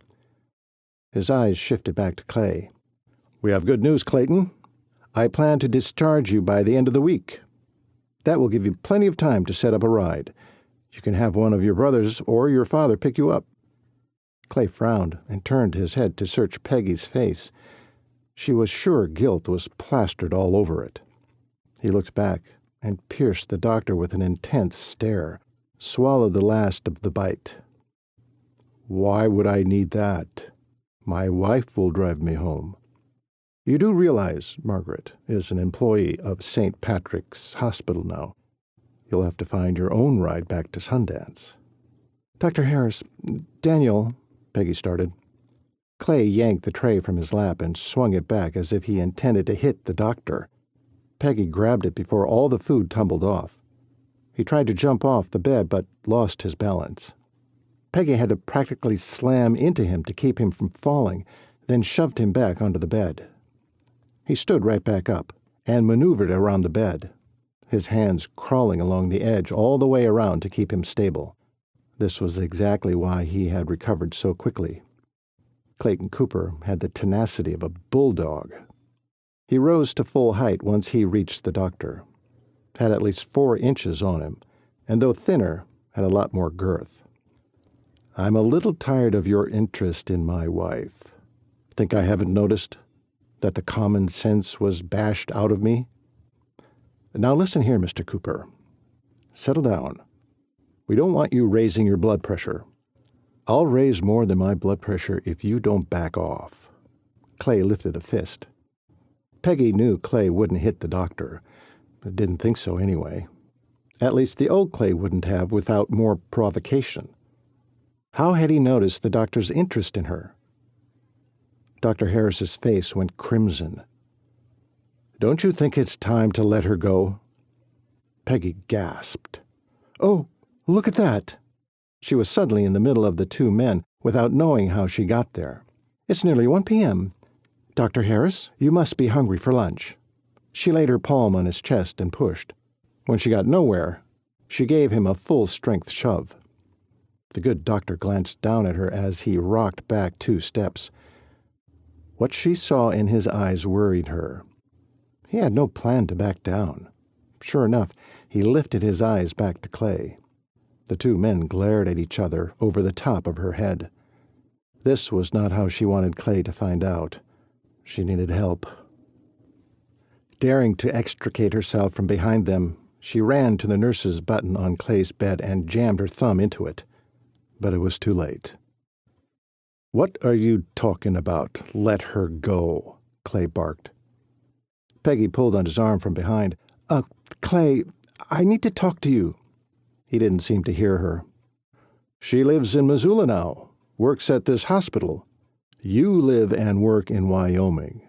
Come Friday, you'll be discharged. You can go home." Clay twisted around to face her. "What the hell is he talking about?" Acid, instant and nauseating, hit her stomach, and she thought she'd throw up right here. "Let's send the doctor on his way, and you and I can talk. I need to tell you—" With a glare, Clay held up his hand to stop her words. This was the first glare he'd directed her way since waking. Normally she wasn't fazed. She'd seen glares aplenty when they'd been married, but this one broke her heart, because she knew what was coming next. Clay turned back slowly to the doctor. "Looks like you have something to get off your chest." The doctor puffed up, all professionalism gone, straight down the toilet. "That's right. I'm interested in Margaret. Have been since the first day I met her. But that's when you still were in a coma. I wasn't going to get in the way of that. I do believe I will now that I'm discharging you." Peggy's legs wobbled. Wasn't there any way to stop the inevitable? Clay stood stock still, the blood slowly leaving his face. "Are you saying—" Forcing her flagging legs to move, Peggy came around to face him, but he only shoved her behind him, his focus remaining on the doctor. "That she is a single woman, yes," the doctor said, then glanced at her. His hard eyes seemed to finally see her, and his bravado deflated. He blinked sheepishly at her. It was the first sign he'd realized what he'd done. "You have to understand. She didn't feel she should tell you yet, that it would hinder your healing. I agree with her." He droned on, but the damage was done. Sickened, she watched as Clay absorbed every word and didn't move one muscle to defend against it. When Dr. Harris ceased talking, the silence thickened around them. No one moved until Clay stepped forward with one foot, then the other, barefoot and stiff-legged. He walked out the door and disappeared down the hall. Chapter 25. How dare you tell him before I could? Peggy could barely breathe through her outrage. The doctor's expression was grim but firm. Why haven't you told him already? That is none of your business. Now, I don't think it's my place to go after him. You need to make sure he's safe and gets back to bed. You haven't discharged him yet. A muscle bulged in the doctor's jaw. A retort on his tongue, she was sure. But he was wise enough not to say anything more.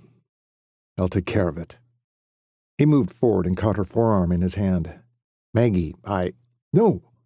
She tugged her arm away. I don't have anything to say to you right now. I'll tell you this much. If Clay lets me, I'll be driving him home. She wanted to rail at him more, but she couldn't. This was her fault, not his. She should have told Clay weeks ago. The doctor had been right about that. The Holy Spirit had nudged her enough, yet she'd ignored what was right for what she wanted. Now she'd have to live with the consequences. The doctor studied her face for a few seconds more before deciding she was closed to him. Smart man.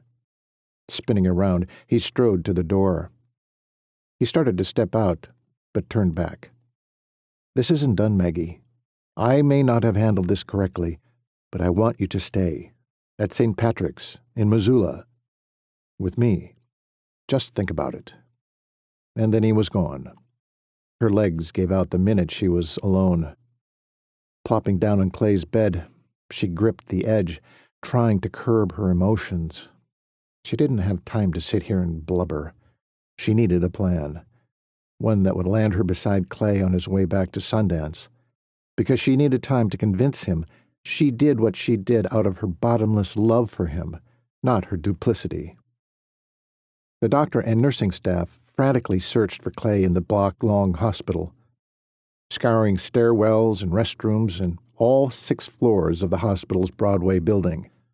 After 1 hour's stretch to 5, Peggy's fear grew frantic. Could the man have up and walked out? Surely not in his condition. She glanced out the window every so often, gauging how much the heat was affecting the passerby. No, he had to be inside.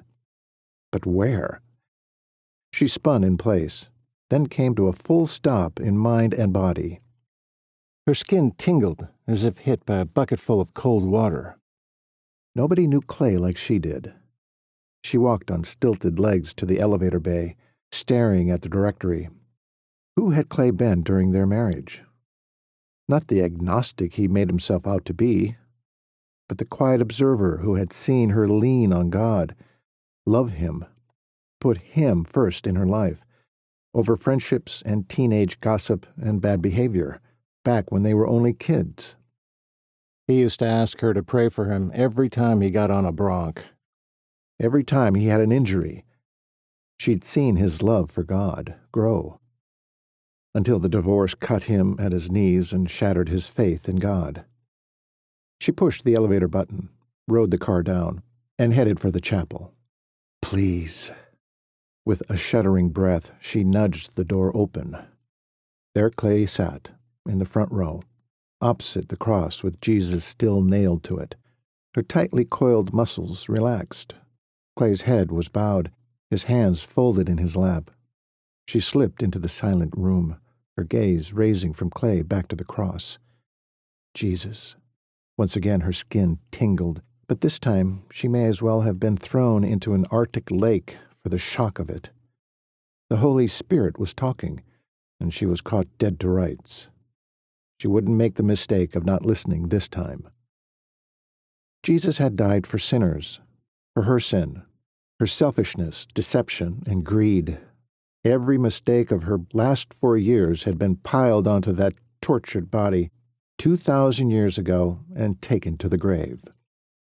Even if Peggy had been the only one to save, Christ still would have endured the horror of that death for her and risen victorious. The truth slayed her. He set me free. Her attention fluttered back to Clay, bowed and broken and wronged. And this is what I did with my freedom. Her heart retreated into a tight, cramped ball in her chest. Weak and humbled, She moved up behind Clay and sat in the pew behind him. It was time she asked forgiveness for her part in Clay's torment, this blow to his heart and mind and faith. She bowed her head, praying in her mind. Please forgive me, Lord.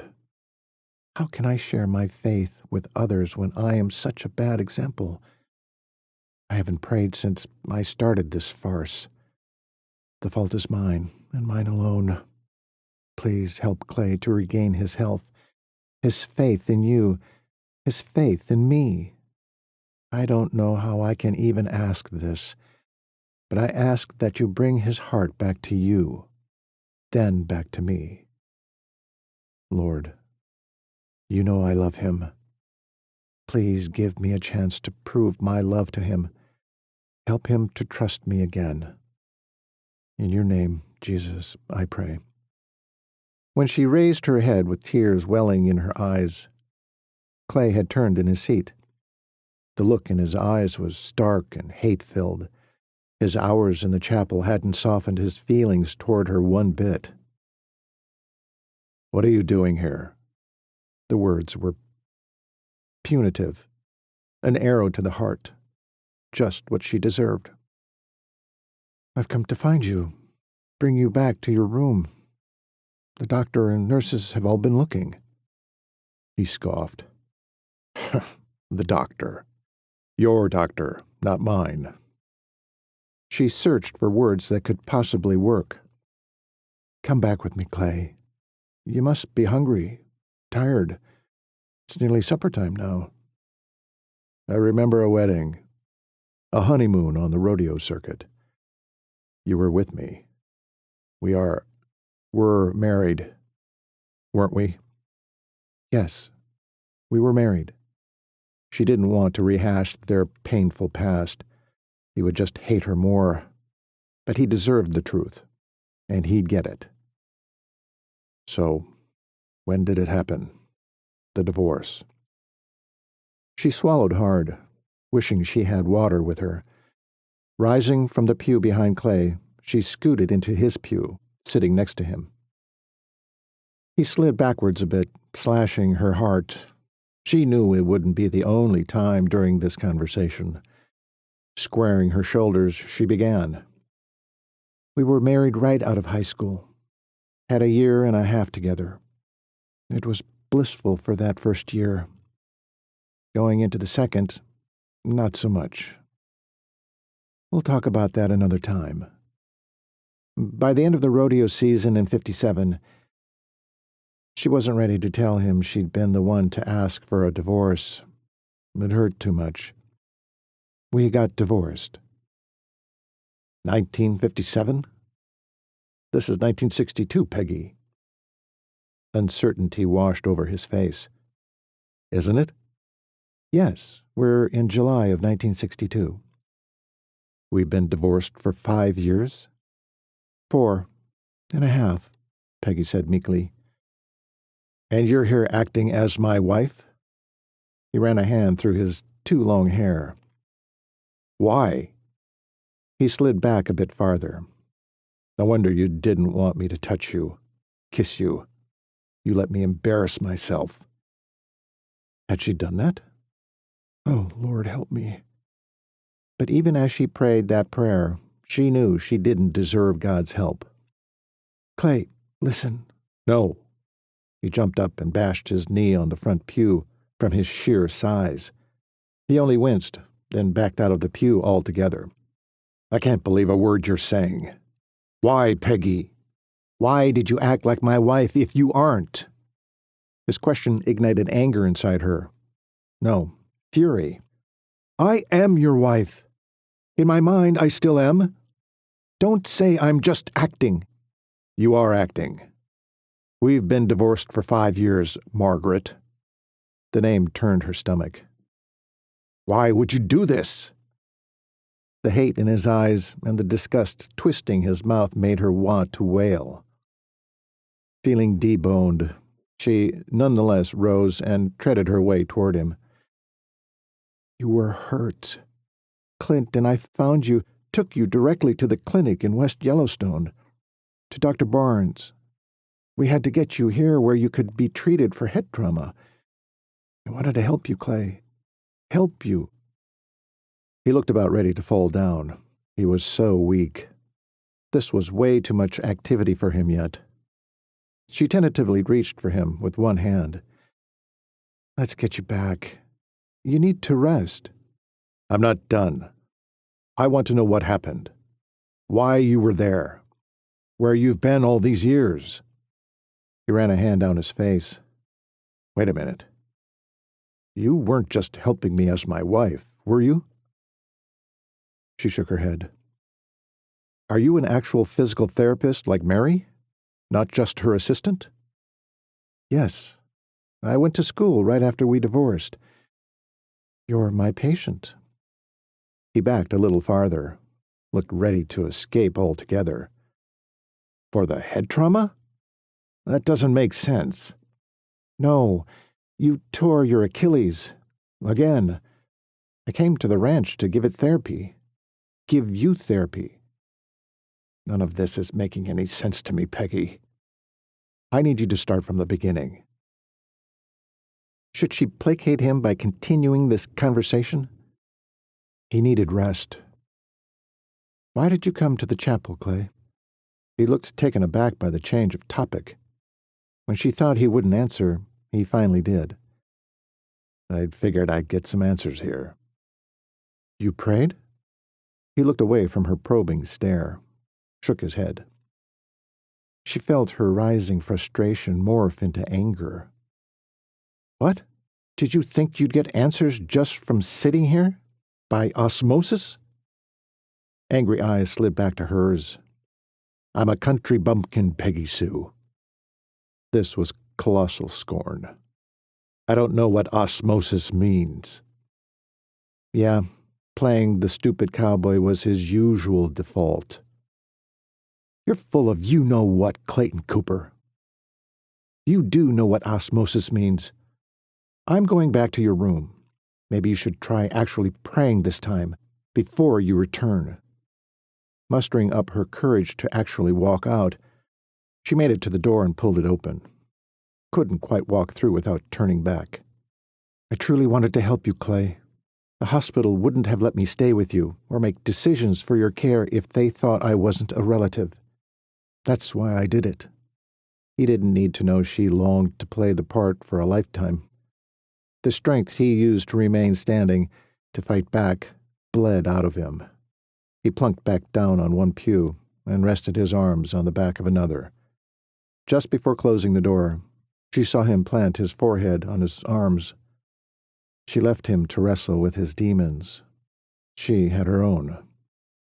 Clay's mind rifled through tangled memories, trying to connect the dots. For better or worse, Peggy had just unlocked a great gate in his mind, and entire chunks of his past life were tumbling in. He'd been captivated by Margaret Ann Sassman since the first moment he laid eyes on her. Her first day as a Sundance High School senior. She was so alive and gentle, a perfect friend, grounded in her love for God. She thought he hated that about her, when all the while it was the thing he loved most about her. Her passion for Christ had always surpassed everything else in her life, and she'd had plenty of passions. For learning, for giving, for healing, for him. She was the first person to make him feel clear through. Before that, he'd only ever been the daredevil, the one likely to die young from one of his stupid escapades. They'd been drawn to each other, him and her. He needed to be loved and nurtured, and she needed a taste of the unpredictable and rush of excitement. And now, here she was, with him, again.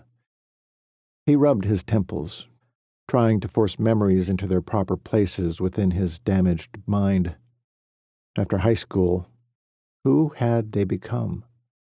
His passion for her had never changed. His heart told him that. They had continued to be a couple.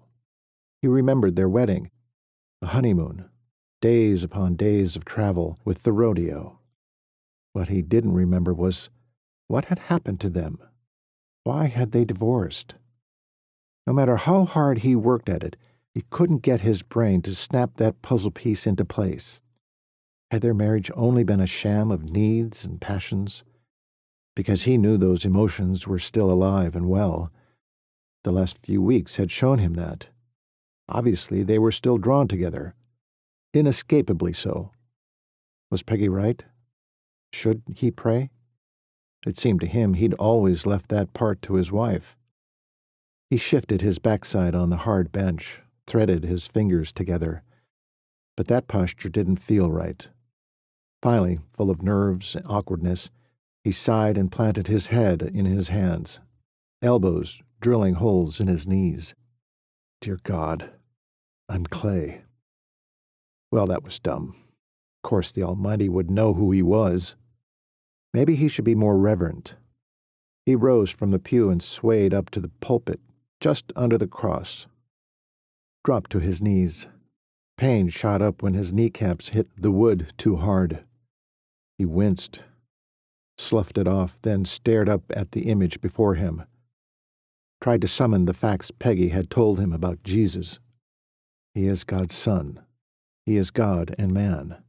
He died on the cross when he could have called down a legion of angels to save him. Clay remembered that part. Had looked up how many a legion was. 6,000. He rose from the dead, the grave, after 3 days. He is seated at the right hand of God the Father. He intercedes for the saints, those who receive his offered gift of eternal life. Yet the Bible said it confounded the wise. Not that Clay was wise. No, the way he'd lived.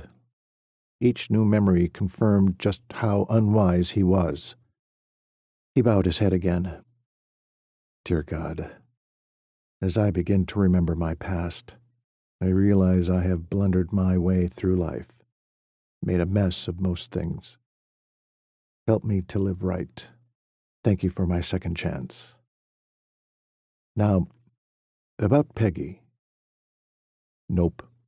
He couldn't put anything into words with the fury still radiating within him. Or was it hurt? Embarrassment? All of the above? Time might help. He doubted it. Best thing to do was thank her for her help all these months and leave her behind. The doctor had said she lived in Missoula now, worked here. She had a life here. So leave her behind he would. Chapter 26. Bruce opened the creaking back door to the abandoned bunkhouse on the old Peterson spread. He didn't have to wonder why he'd been summoned to this property. It bordered the Cooper Bar 6 ranch. Batting away spiderwebs, he made his way toward the back room as instructed, to the man with the voice. That ominous voice on the other side of his motel room door. Beside him, a torn sheet of plastic trembled over a broken window, then pivoted into the room and reached for him with streaming fingers. He jumped, the breeze hot on his skin, a shiver racing clear down to his toes. Yeah, okay, he was spooked. By the haunted feel of this place, by the company he now kept, by the warrant on his head for his mother's murder, by the clock ticking down until Clayton Cooper positively ID'd him in a court of law. Dim sunlight sliced between old boards that made up the walls around him. He moved forward at a snail's pace toward the far corner, a thin white light showing under the back room's door. He halted in front of the door, raised a trembling fist, knocked. The same voice bade him enter. He reached for the doorknob, turned it. The door opened silently on well-oiled hinges.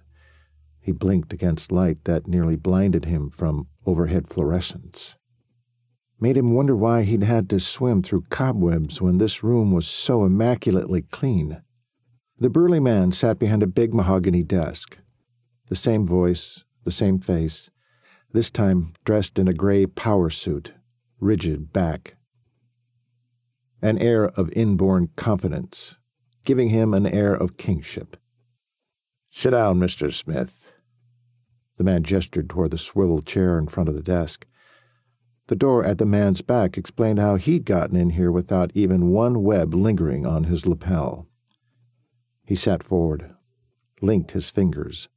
"We're having a particularly dry summer this year, don't you agree?" Just at the mention of it, Bruce's throat went dry.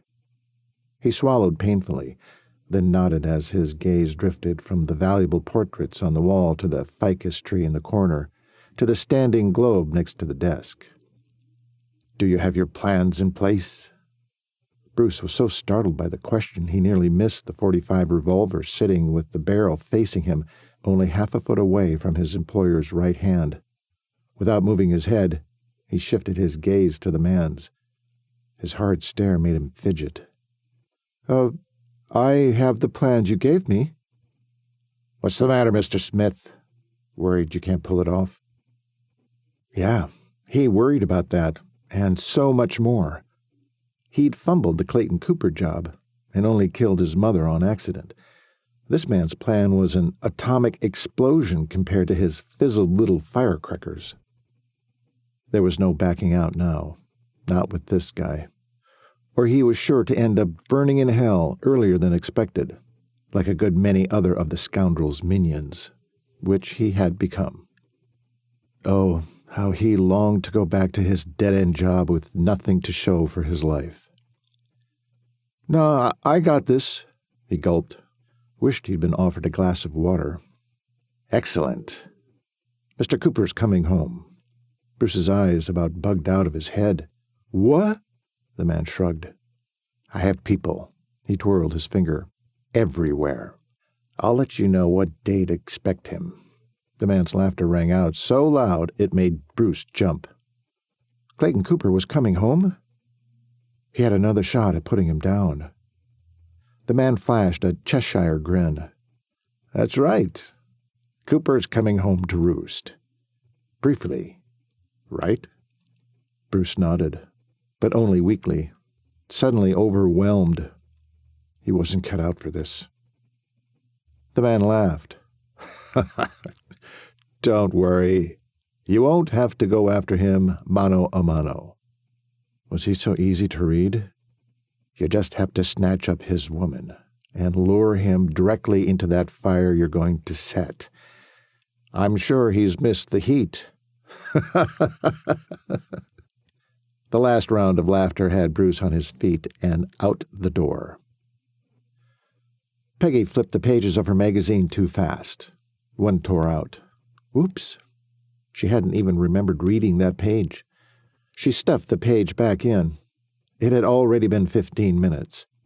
She was sure Clay would have skipped the prayer and left the chapel right on her heels. Flip, another page of nondescript blather. She stewed in the excruciating netherworld of rationalization and regret. The typeset blurred under her stare. Flip, flip. She looked at the clock again. 30 minutes. Would he return at all? Or leave the hospital and hitch a ride back home? Her crossed legs swung back and forth. She pushed her hair out of her face, flipped another couple of pages. Gad, she was exhausted. The months of playing this part of wife had worn her down. The real problem was, her heart was on her sleeve, and Clay had rubbed it raw. Another glance at the clock told her 40 minutes had passed. Uncrossing her leg, she slammed her foot back to the floor. She was going to have to go get him. He needed rest. She heaved a breath, then shot to her feet. Here we go. The door pushed open. Peggy sucked in a quick breath. Clay? Or a nurse? Clay entered. Relief and trepidation took turns. At least he seemed calmer. Hello, Clay. It's nice to have you back. Definitely meek. Un-Peggy-like. Nice? He scoffed. Such a bland word for you. He was after banter. She knew that. Whenever he was frustrated or angry, he'd always sparred with her verbally. Now wasn't the time for that. She waited until he came near, then took hold of his arm and turned him toward the bed. Have a rest. We'll talk later. Surprisingly, he didn't argue, but instead planted one knee on the bed and fell face first on top of the blanket, His breathing deepened instantly. And one problem solved. Now for the bigger one. Who was going to drive Clay home? With a quick glance at Clay to confirm he was fast asleep, she tiptoed quietly out of the room. Part of her wanted to manipulate her way into the driver's seat, but her conscience, so recently restored by the Lord, bade her submit to the natural course of things. No matter what. Unsettled and shamefully undecided, she banged out the front door of the hospital to stand under the sunshine, but only choked on the thick July air. Unusual though humidity was for Missoula, she couldn't wait to get back to her hot and dry hometown, one way or another. The telephone booth by the street was unoccupied. She slipped in, leaving the door open so as not to suffocate. The operator connected her to Brand. "Hey, sis, how's my brother doing?" Sis. He couldn't know how good that sounded to her. "Dr. Harris is discharging him in 2 days." "What? Already? He just woke up a few weeks ago. He's doing that good?" "That's what the doctor says." She anxiously wrapped the cord around her fingers, then shook it off, remembering where she was. "Listen, I know we have your truck here so I can drive him home, but it's gotten complicated." "Complicated? How?" "Well," she hesitated. Decision time. Manipulate or submit. She teetered on the brink, then slid into calm resolve. She told Brand everything. It took quite a few minutes and 20 more coins, but when she ended her story, she waited for a response. Nothing. Oh no. Had the connection dropped while she was spilling her guts? "Brand? You still there?" "You lied the whole time?" "Didn't think you had it in you." His voice was low and carried a distinct tone of disappointment. She sighed. Great example of a person who loved God, wasn't she? "I'm so sorry, Lord." "I know. I was wrong." Sadly, if she had to do it again, she still wasn't certain she'd be strong enough to let God handle it entirely. What did that say about her? And her faith? "Brand?" He breathed on the other end of the line, processing. Rats. Now she wanted to cry.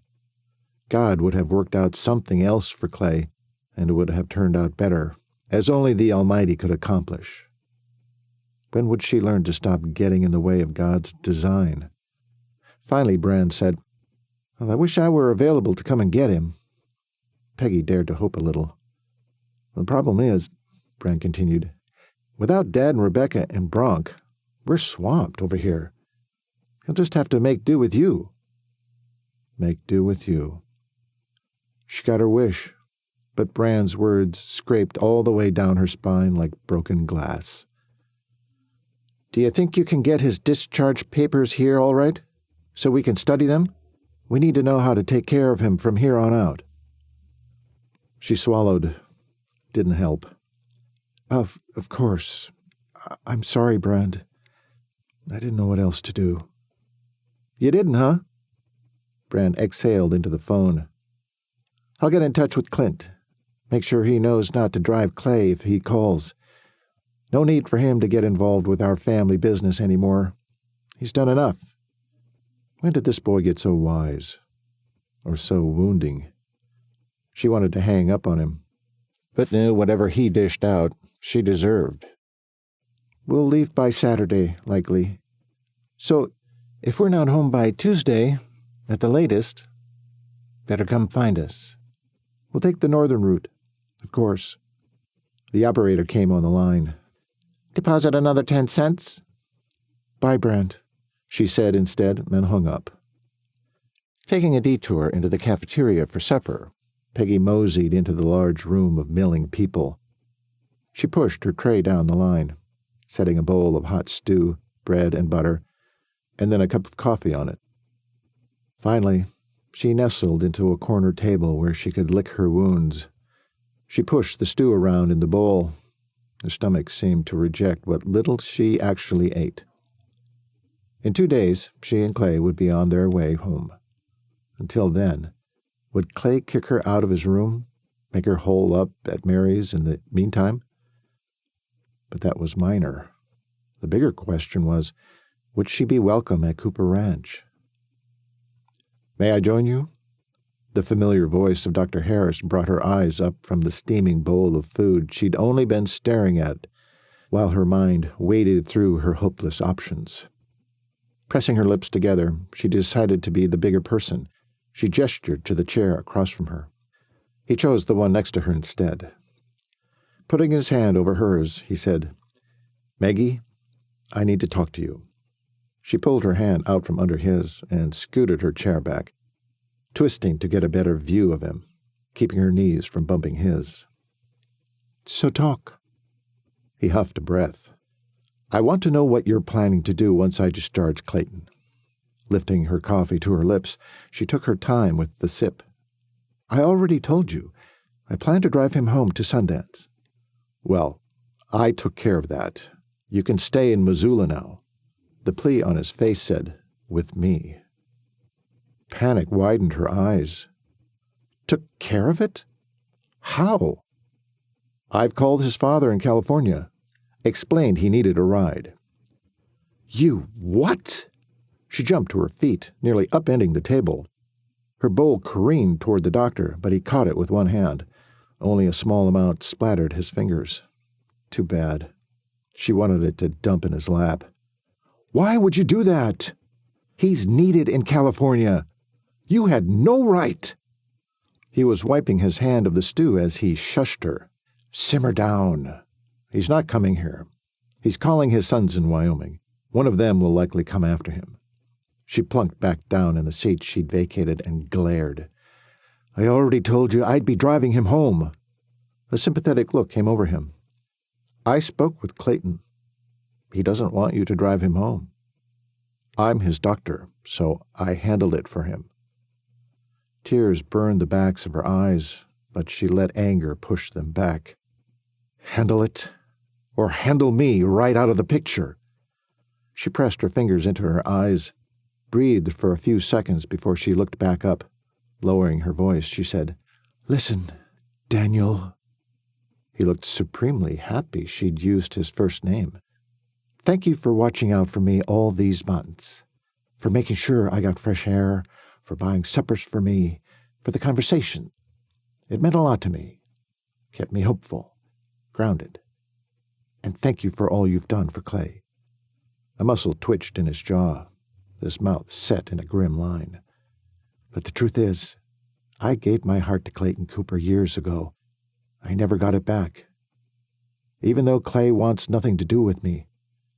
She wanted to say, "No thanks to you," but that wouldn't be true. It was no thanks to her. "The truth is, I'm not interested in a relationship with anyone else. I don't have the heart for it. Literally." The doctor shifted his jaw side to side, studied her face. Finally he sighed. "I understand. I don't like it, but I do understand. If you ever want to come back to Missoula," she scowled, "to work, you'll always be welcome here. I enjoyed my time with you, Maggie. I care a lot for you. I want you to know that. I hope you'll come back." Without another word, she rose, gave the doctor a kiss on the cheek, and walked straight back to the telephone booth outside. Peggy had the operator make a collect call to California. She would make sure Cord Cooper knew she would take care of his son.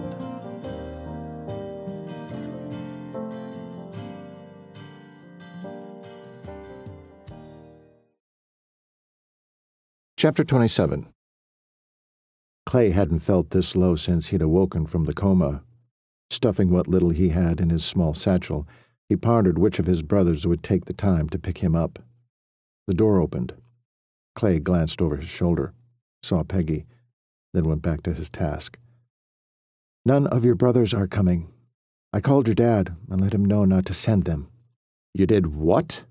Clay spouted, straightened as he turned, then growled, then threw down his shirt in his hand. "Why would you do that? How will I get home?" "I'll drive you. We have Brand's truck, remember?" He didn't remember. But he didn't want her to drive him anyway. He wanted to be as far away from Margaret Ann as his broken-down body could carry him. No. What do you mean, no? I mean, no. I'll figure out another way. You live here, work here. Have your doctor friend here. Peggy huffed an exaggerated breath. She was a stubborn little thing. The last thing he needed was to spend 2 days in close quarters with her on a drive home. Clay, whatever you're about to say, save it. He finished with the packing and set his duffel by the door. He was ready for his discharge papers. I'll call Clint. He's not available either. Clay swung toward her and stuffed his hands on his hips. What the? Did you warn him off too? She stood, not the least bit scared of his tirade or him. Yes. Well, Bran did. Felt he'd done enough for this family. A knock came on the door jamb just before Dr. Harris strolled in. Looked like he hadn't slept for days. Clay could relate. Here's your discharge papers. Marie will be in to handle the rest. I just wanted to give you a bit of advice before you go. The doctor glanced at Peggy with such longing in his eyes, he wanted to give him a punch rather than listen. Fine. I'm listening. You've had a serious injury, Clayton. The likelihood is you won't be the man you used to be. You won't remember as much. You won't get around the same way.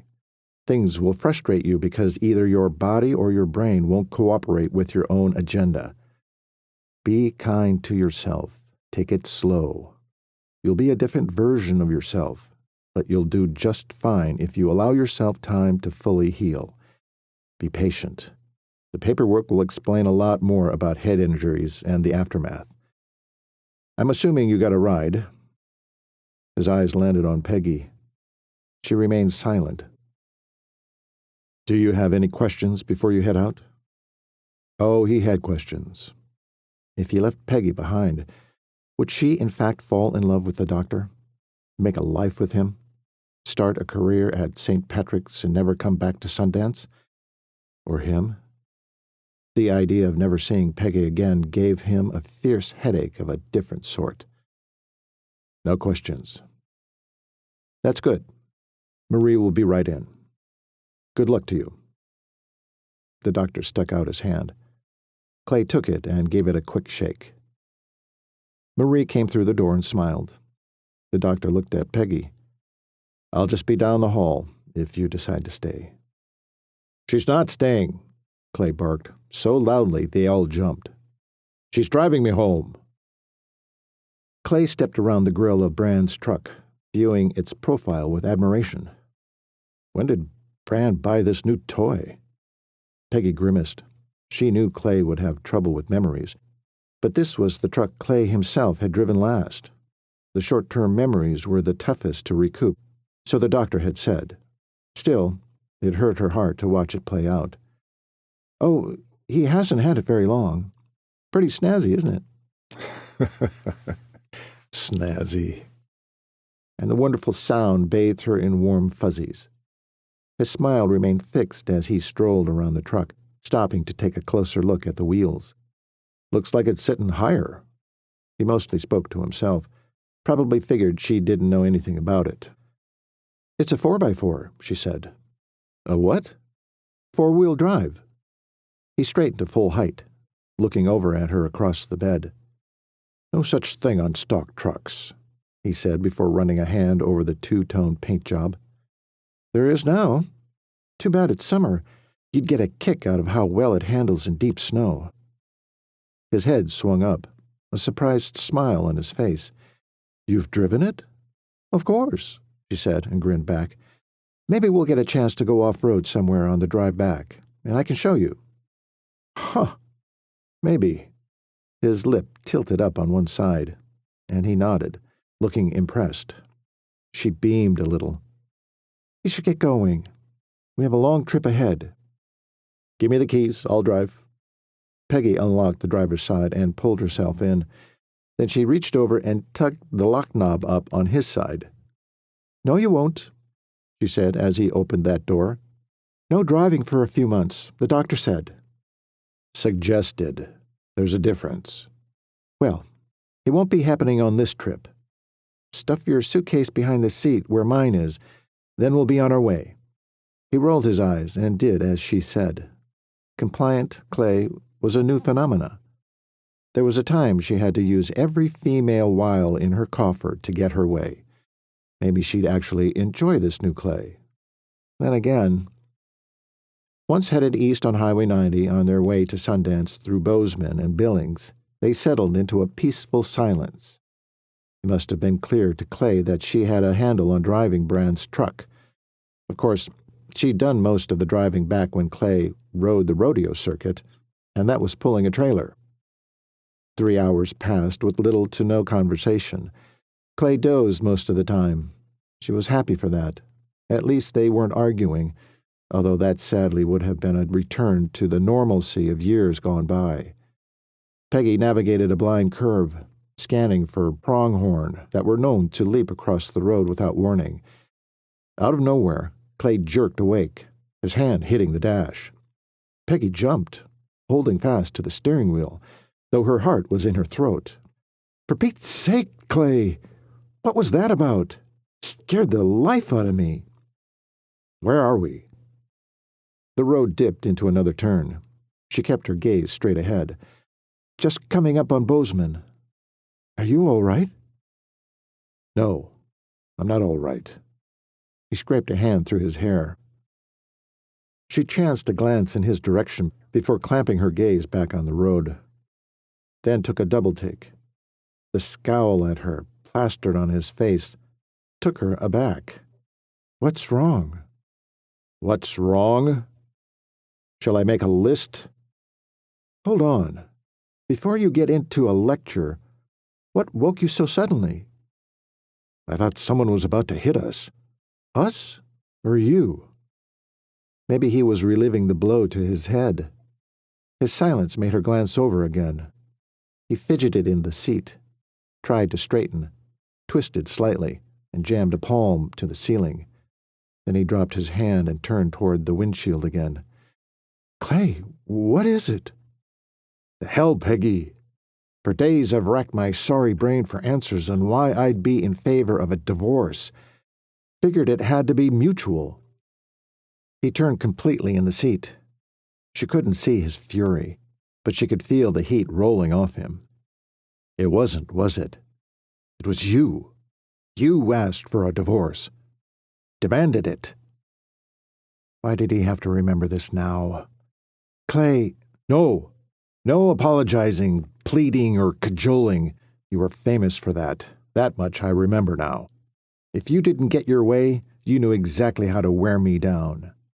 He rasped both hands down his face and growled into his hands. "You even got me to agree to a divorce. A damn divorce, Peggy." This was going to be war. Seeing a truck stop coming up, she took her opportunity. "We need gas, and we need to talk. So I'm pulling off. Hold that thought, will you?"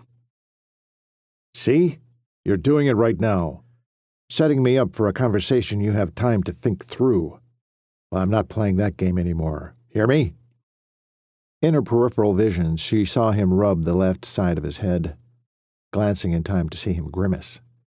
"Clay, please calm down. This isn't good for your head. Please." "Don't tell me what to do, Twinkie.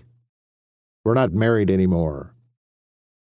His gulp resonated in the close quarters. He was breathing hard, like he'd run a foot race up the highway. If he didn't calm down, she worried he'd have a stroke. For sure she wouldn't be able to reason with him. He was too far past that. Her eyes filled, the road blurred. She pressed the back of her hand to her nose. "Don't give me those tears. I'm not going to fall for it," he said on a ragged breath. She kept it together long enough to ease off the highway and pull in near a pump. Then looked Clay in the eye. In as calm a voice as she could muster, she said, "Clay, why don't you go use the men's room? I'll get gas, and we can park and finish this conversation." She pushed the gear shifter to neutral and turned off the ignition, cringing inside, because Clay hadn't budged. She glanced over. His eyes were on fire, His face beet red. Sweat glistened on his neck and forehead. Finally, without another word, he opened the door and let himself out. Clay crashed through the metal door to the restroom, kicking it closed behind him. His breathing was erratic. His head throbbed. His hands trembled. He moved around the small space like a caged cougar. What was wrong with him? Taking 3 deep breaths, he worked at settling his mind. Ever since waking from the coma, it had been impossible to order his thoughts. Travel made it 10 times worse. The movement of the truck, the onslaught of oncoming traffic, the close quarters with the woman who had him on edge. It all added to the nauseating throb in his head. He took his time in the restroom, trying to cool himself down. As he washed his trembling hands, he looked up into the scratched mirror and gasped. One look at his ruddy face and sweat-soaked hair. He didn't have to wonder if he'd scared the living daylights out of Peggy. His outburst was enough to send her skidding off the road, yet she'd remained cool as a cucumber. Had she been that way when she demanded that divorce, still composed and calm? Why had she left him? What had possessed her to give up on them? Divorce was not something his family ever considered. Not ever. It got drilled into each of the Cooper sons that if they married, it was for life. The word divorce could never be spoken. It was such a forbidden subject. Yet his own wife had decided, all by herself, it was best. And he'd let her. Fury rose all over again, stoking the heat inside him. She was right. They needed to duke this out. And if she were a man, he'd let his fists do the talking. Grabbing the edge of the grungy sink, he squeezed and cringed at the splitting pain in his head. Wouldn't it be better, easier, to let it go? No. Even through the throb, he needed to know why. And he needed to know why he'd never done anything about it in all these years. Pulling in a final deep breath and holding it in his lungs until he couldn't any longer, he let it burst out. Panted a few breaths. Lightheadedness still plagued him. He dragged his gaze back up to his reflection, misshapen by the warped mirror. It seemed to fit how distorted he looked. Clayton Cooper, damaged once again. Driving back to a home he'd worked hard to escape, only to be dragged back. Riding in his brother's newer truck because his wouldn't make the trip, and being cared for by the woman who'd divorced his sorry ass. He didn't belong anywhere, own anything, or have anyone. So, why bother arguing with Peggy about their past? What did it matter anyway? The ball of anger he instinctively knew he'd lived with for so long shrank away, taking his will to fight back with it. He slipped his hands off the sink, washed them again, and let them drip as he let himself out the door. Before leaving the restroom, his eyes scanned the area, a habit he'd learned as a smoke jumper. Smoke jumper. Abruptly, one memory after the next slid in of his smoke-jumping days. No, years. He'd done that for a long time. In Alaska. He'd enjoyed it. It had given him purpose. It was good to grab on to a memory that didn't decimate him for a change. But as he tugged his mind out of his thoughts and to the here and now, his attention caught on the truck, still parked at the pump. No Peggy pumping gas. No one in the cab. He glanced about. Would she have gone into the restaurant? Without him? Not likely. Panic set in, sudden and raw. A man walked by him. Clay grabbed his arm. An angry glare met him, but he ignored it. Have you seen a petite blonde woman? About so high? He brought his hand to his shoulder. The man yanked his arm away from Clay. Then his expression softened. No. Have you tried inside? Clay shook his head and took off for the front door to the trucker's cafe. He sped through the whole restaurant, looking into each face at each booth. Nothing. "May I help you?" a waitress asked, pausing as she rang up a bill. "I'm looking for my wife. Blonde, petite, in denim pedal pushers and a flowery blouse." "Dunno, mister. You can look around if you want." She returned to collecting money, and Clay wandered quickly to the rear of the cafe. He stood in front of a gal just leaving the restroom in the back. "Is there a blonde lady in there?" Startled at first, the young woman stopped and stared up at him.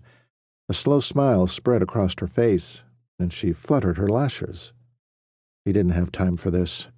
"Well?" He knew he was being rude and could care less. She huffed a small breath. "No one else is in there." He didn't bother to thank her, just pulled an about-face and trolled back through the crowd, slamming through the door back into the heat of the day. He stood outside and searched the station again. Where was she? "Are you the one looking for the blonde woman?" An elderly woman leaning on a cane asked. He nodded. "Well, there's one in that big rig." She pointed a gnarly finger. "That man forced her into the seat and slammed the door in her face." Her nose wrinkled in disgust. "He was not nice." Clay took off at a run, sprinting past the Peterbilt's grill and around to the driver's side. The driver was about hauling himself up into the rig when Clay grabbed the back of his shirt and yanked him back down. "What the—" The stocky man let out a string of foul words as he landed on his back between the truck and the pump he'd used. Clay leaned over and fisted the man's shirt, his other fist at the ready if he didn't like his answer. "What are you doing with my wife?" "You're what?" "Clay, what's going on?" The sound of Peggy's voice from behind froze him. He glanced over his shoulder, and there she stood, with a bewildered expression. She glanced at the man on the ground, then raised her gaze back to his with fury behind her eyes. "What are you doing?" She dashed to him and grabbed at the arm that had a hold of the man's shirt. "He took you." When the words hit his own ears, he grimaced. Obviously, the driver hadn't taken her. Cursed. This was not going to end well. "What are you talking about?" Clay rocked back and came to his feet, reaching down to help the man up, but the man batted his hand away and rolled to his side, before wrestling himself upward. "Sorry," Clay mumbled, once he'd glanced in the cab to see a blonde woman who was distinctly not Peggy. "Come on, Clay, let's go," Peggy said, tugging him away from the scene. Numbly, he followed Peggy's lead. Their truck was now parked adjacent to the rig. Peggy shoved him in, then she ran around the grill and jumped in the driver's side. They sped away. "What in the world were you doing?" Peggy was driving like a madwoman. "Slow down! You're going to kill us!" "I'm going to kill us? What were you doing with that poor man? And why?" His head was spinning, his thoughts flung in every direction. What made him think Peggy had been taken? He frowned, rasped a hand down his face. She was nowhere to be found, that's why. "Where the heck were you?" "Clay, for crying out loud! I was in the restroom. It took me a little longer because there was a line. What happened?" He rubbed his face and grappled with the one unassailable truth he'd just learned. The idea of life without Peggy threw him into a flat panic. Chapter 28. In order to keep Clay from noticing Peggy's shaking hands, she gripped the steering wheel tighter. What had he been thinking, attacking that stranger? If Clay had been at full strength, Peggy didn't want to think of what would have happened. The man was able to rise to his feet and dust himself off. For that, Peggy thanked the Lord. "Grip that wheel any harder and you'll break it. Or your hands," Clay said. Was that humor in his voice? "I'm glad you think this is funny." "Not funny." Clay pushed against the floorboards, sitting straighter in the seat. Out of the corner of her eye, she saw him fist his hands against his thighs. "I thought he took you, Peggy." She glanced at Clay, sure that confusion and horror commingled in her expression. "Why would you think that?" Forcing her shoulders to relax a little, she tried again. this time lowering her voice by an octave or two. "Start from the beginning." He heaved a deep breath, sounding exasperated. She knew how he felt. "I came out of the restroom and you weren't in the truck, pumping gas, or anywhere else. I asked people, walked through the restaurant." He paused. She wanted to prod him, but decided to let him gather his thoughts. "Then this little old lady came up to me, told me she saw the trucker push a blonde into his truck and slammed the door on her. I figured it had to be you." I snapped. Her heart quivered in awe. She reached over and grasped his hand. "Thank you, I think. It was sweet." "Sure, that's me. Sweet." "Well, you know what I mean. It was an admirable effort." Red and blue lights flashed in her rearview mirror. She groaned. "What's up?" Clay asked. Saw where her eyes were focused, then twisted around. "Crap! A sheriff!" "Afraid so." Peggy pulled over.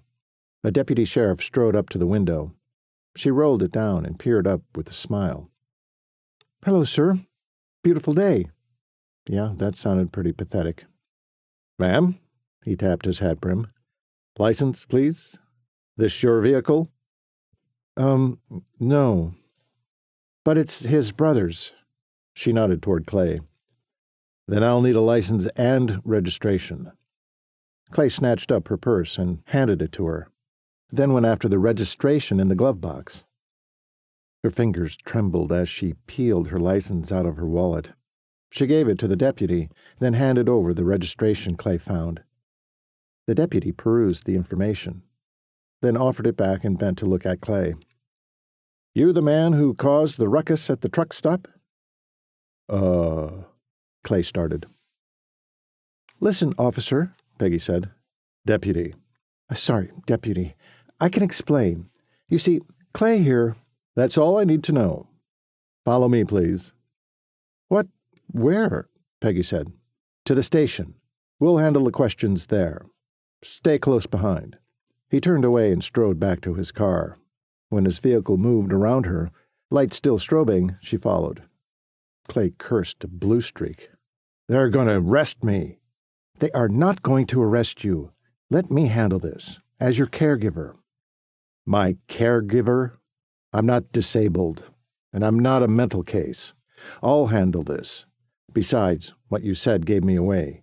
It's your fault we're having to do this." "My fault? Who was the one who assaulted a strange man?" "Peggy." It was Clay's commanding voice, from long ago. She never won when he used that tone. She rolled her eyes and shook her head. "Fine. Handle it." Peggy followed the deputy to Bozeman and pulled into the station beside him. Well, here goes. Expecting a bustling station, they instead got a large room with a couple of desks, chairs, a box that looked like a two-way radio, a large chalkboard with messy handwriting all over it, and random clothing and jackets hanging from coat trees. There was one door with bold letters, "Sheriff," written across the frosted glass. So not what she expected. But what did she know? She'd never been in a sheriff's office before. They followed the deputy to the desk in the corner. "Have a seat. We'll wait here for Mr. Flint." Peggy waited for Clay to handle it. Clay rubbed his palms against his thighs. "Is that the trucker? Never mind." "So, you admit you slammed the man to the ground and threatened him?" Clay hopped to his feet, pressed his fingertips to the desk to lean in. "I thought he had my wife. What would you do?" The deputy looked stunned to be asked that. Peggy was just as stunned by Clay's passion, his protectiveness. He still had it. The man pinched the bridge of his nose, then looked up at Clay with tired eyes. "I honestly don't know what I'd do. Why did you think he took your wife?" "I couldn't find her." "Then someone told me that man had forced a blonde into the cab of his truck. I had to move fast." "Didn't take a good look at the woman first?" Clay plopped back down. His gaze fell to the floor while he ran a hand down his face. One of his favorite gestures. Seeing that large hand slip down that rugged face, It stirred all kinds of good memories in her. "I understand that's something you would have done, Deputy. Logical. Obvious." He looked up and pierced the officer in the eyes, staring a few beats. "That's not where my mind was. I regret if I hurt the man. But I couldn't let him take my wife. Had to stop him." No one noticed Peggy melting in the seat next to him. He did all that for her.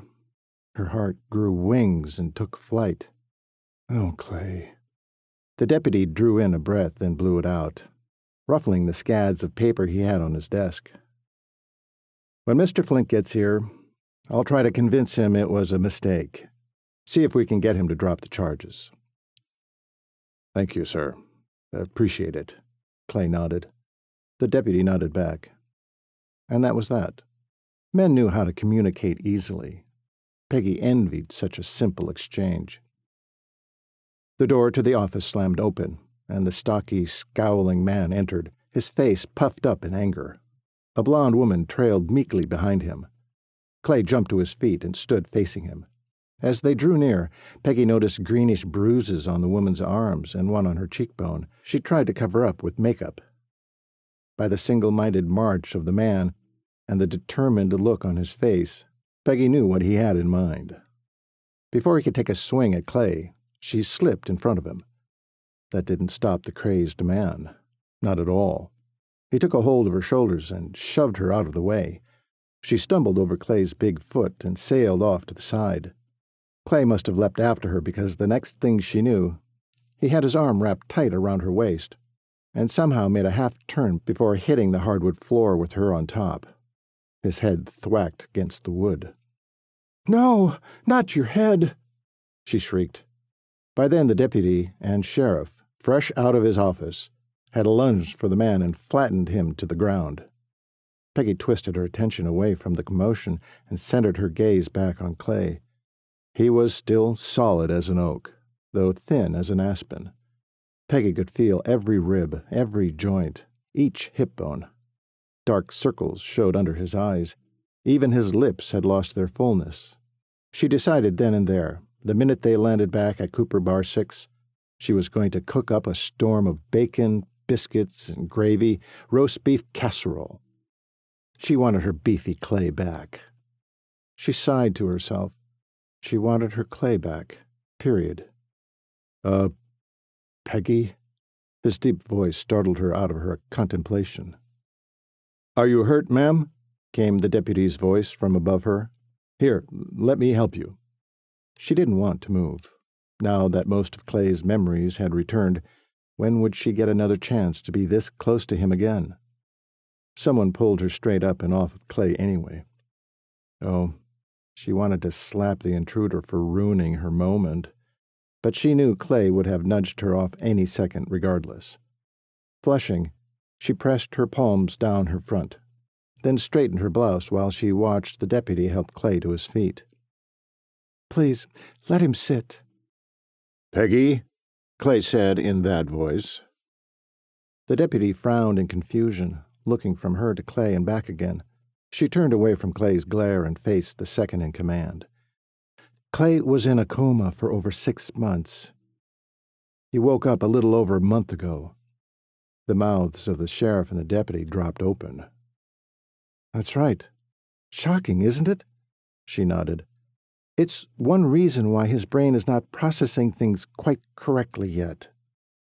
She walked over to Mr. Flint. The deputy got there first and held one of his arms.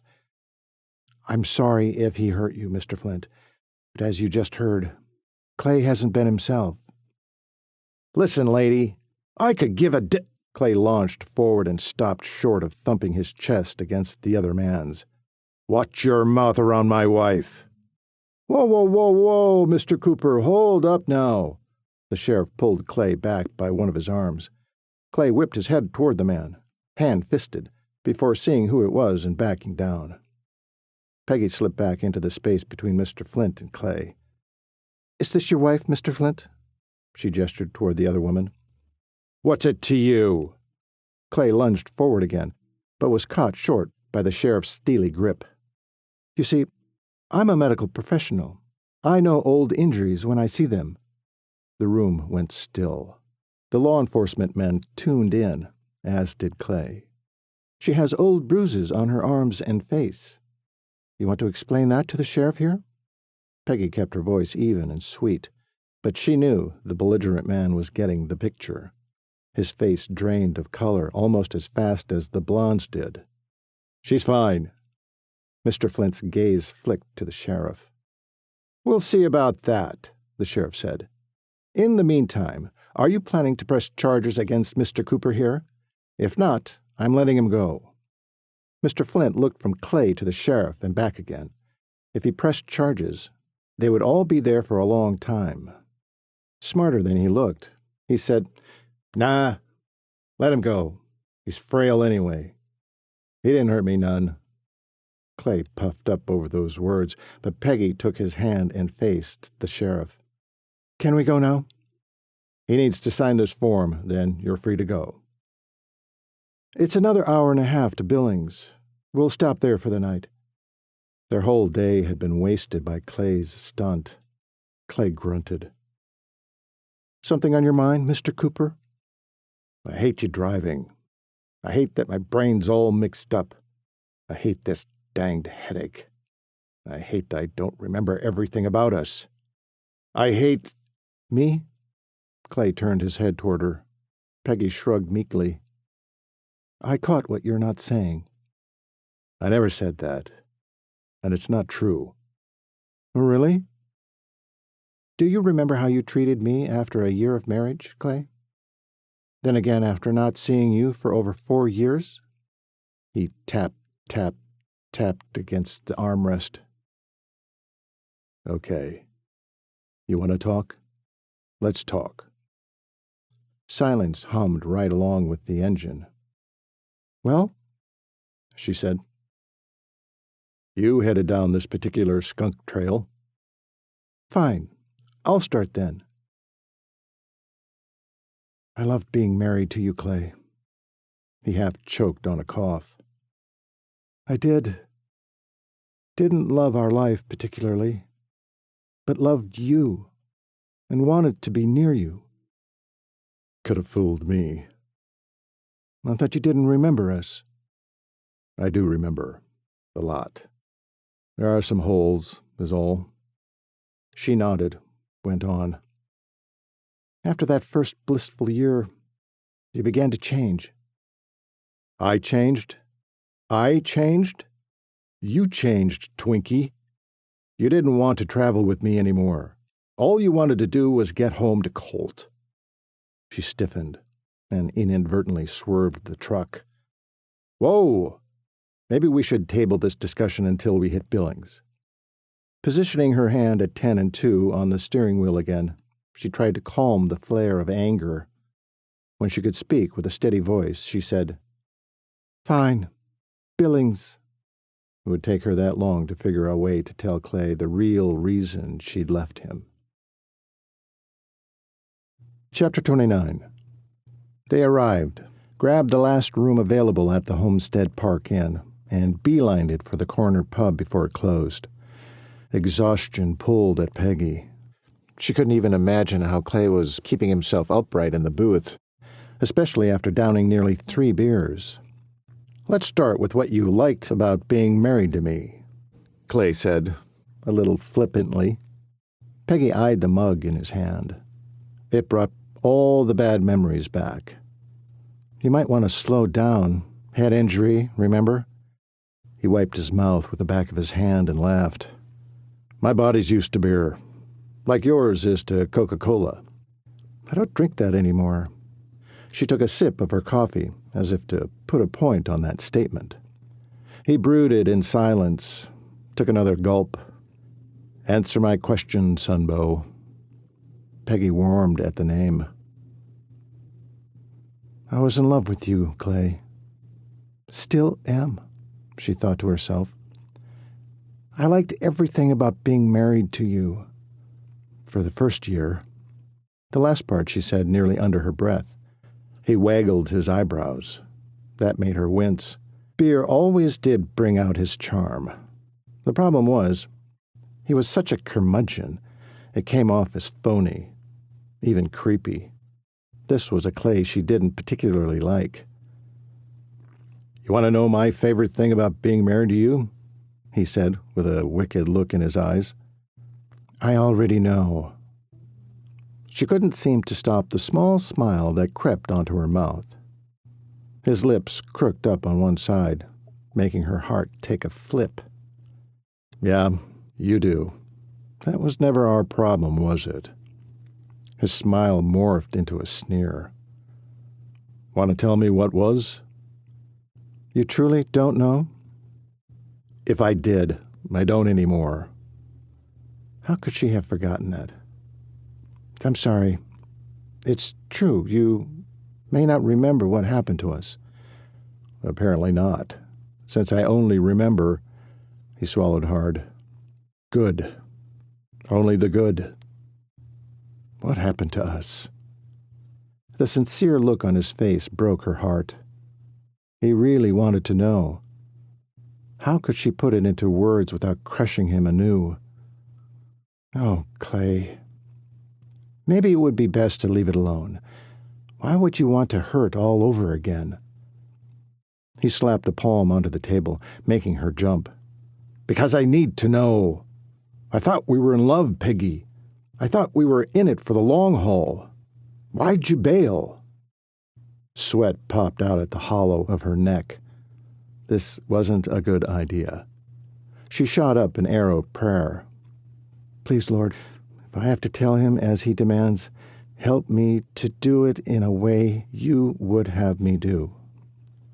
Closing her eyes, she swallowed, then sipped her coffee and swallowed again, trying to stretch the moment.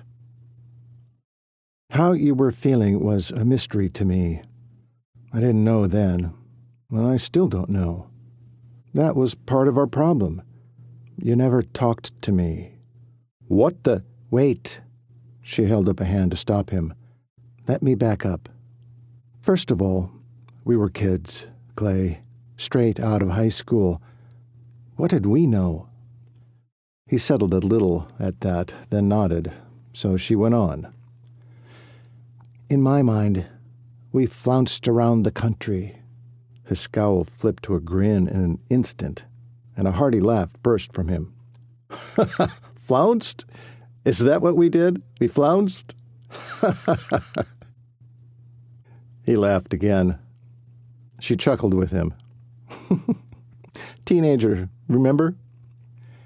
The grin still riding his fine-looking face made her pause and watch for a few beats.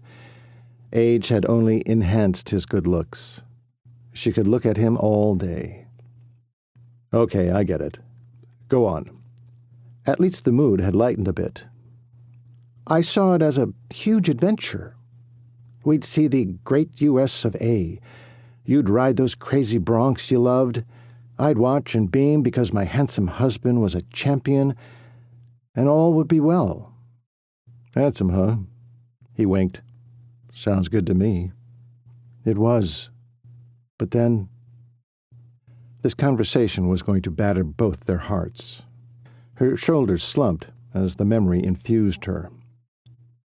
But then, things changed. You changed. Travel changed. Your friends changed. Clay sat forward, resting his elbows on the tabletop, linking his fingers.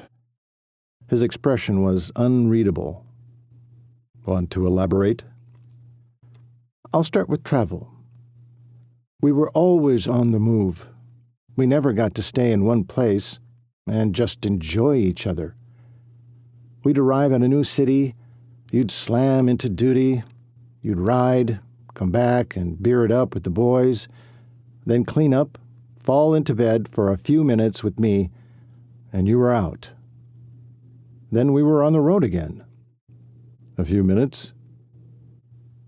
"Out of all I just said, that's what you land on?"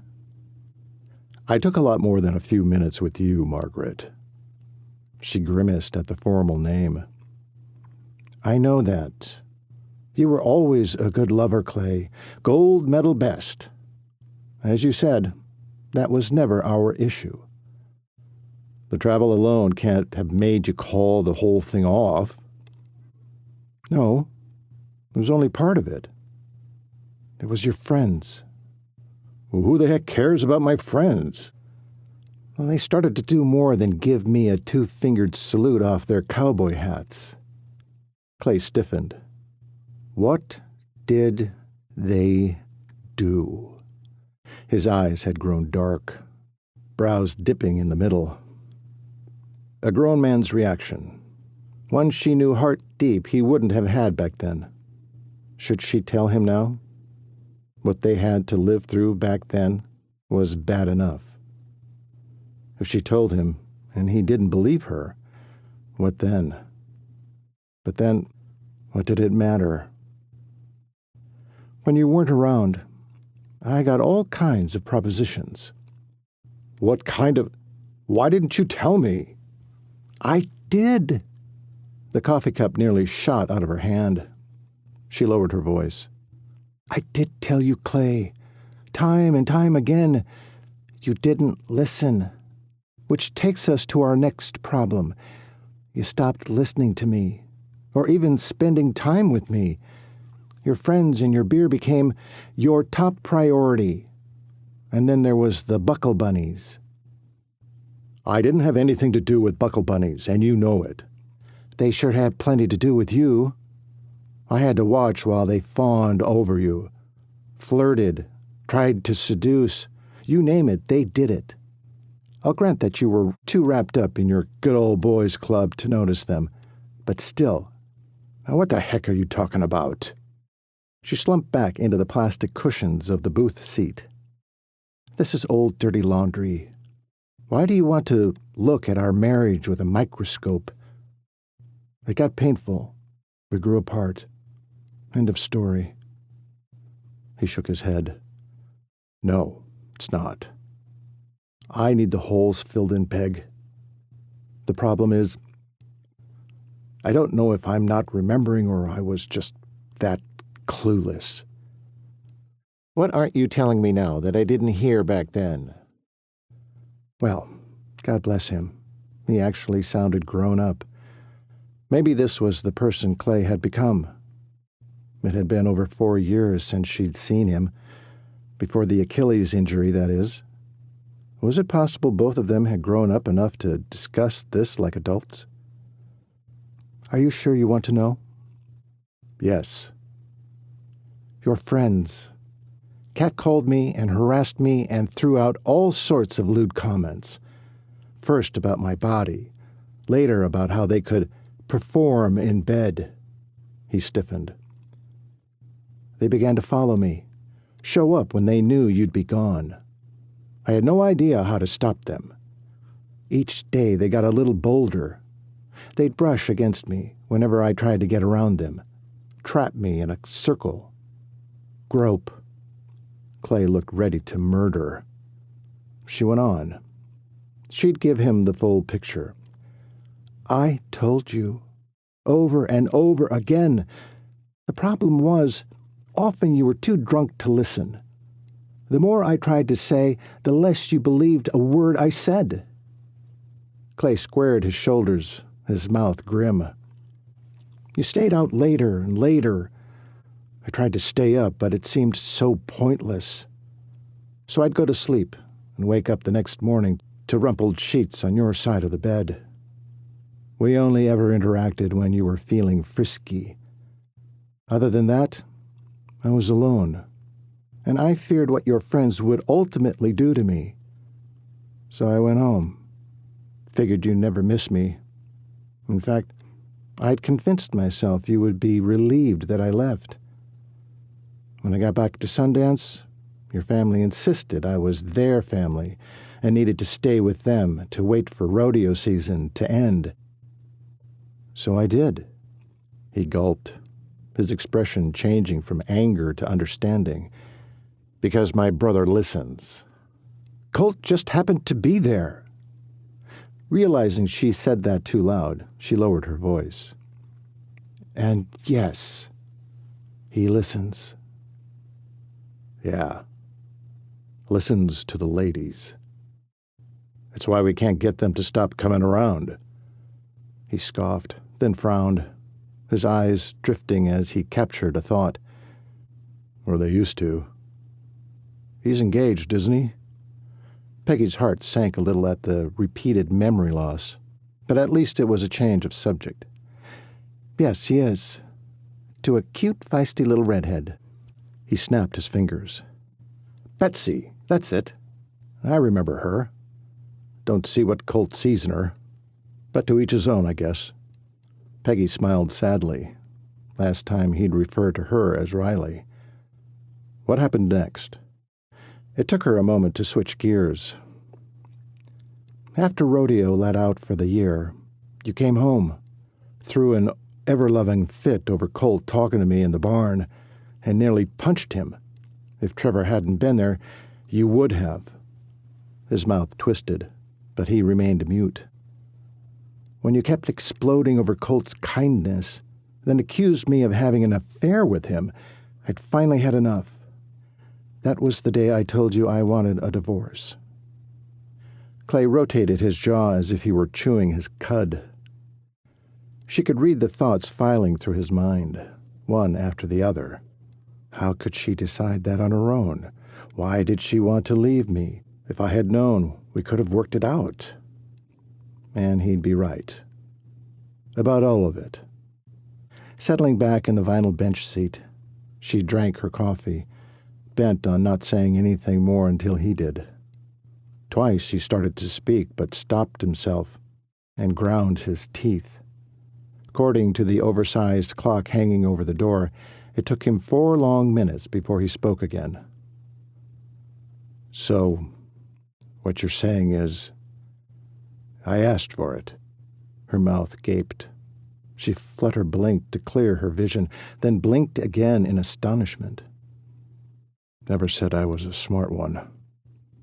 His adorable sheepish smile had her gushing with laughter. Yep, that convinced her Clay was all grown up. Made her love him all the more. If he could look at what she'd told him without charging to his own rescue, he'd changed a whole lot.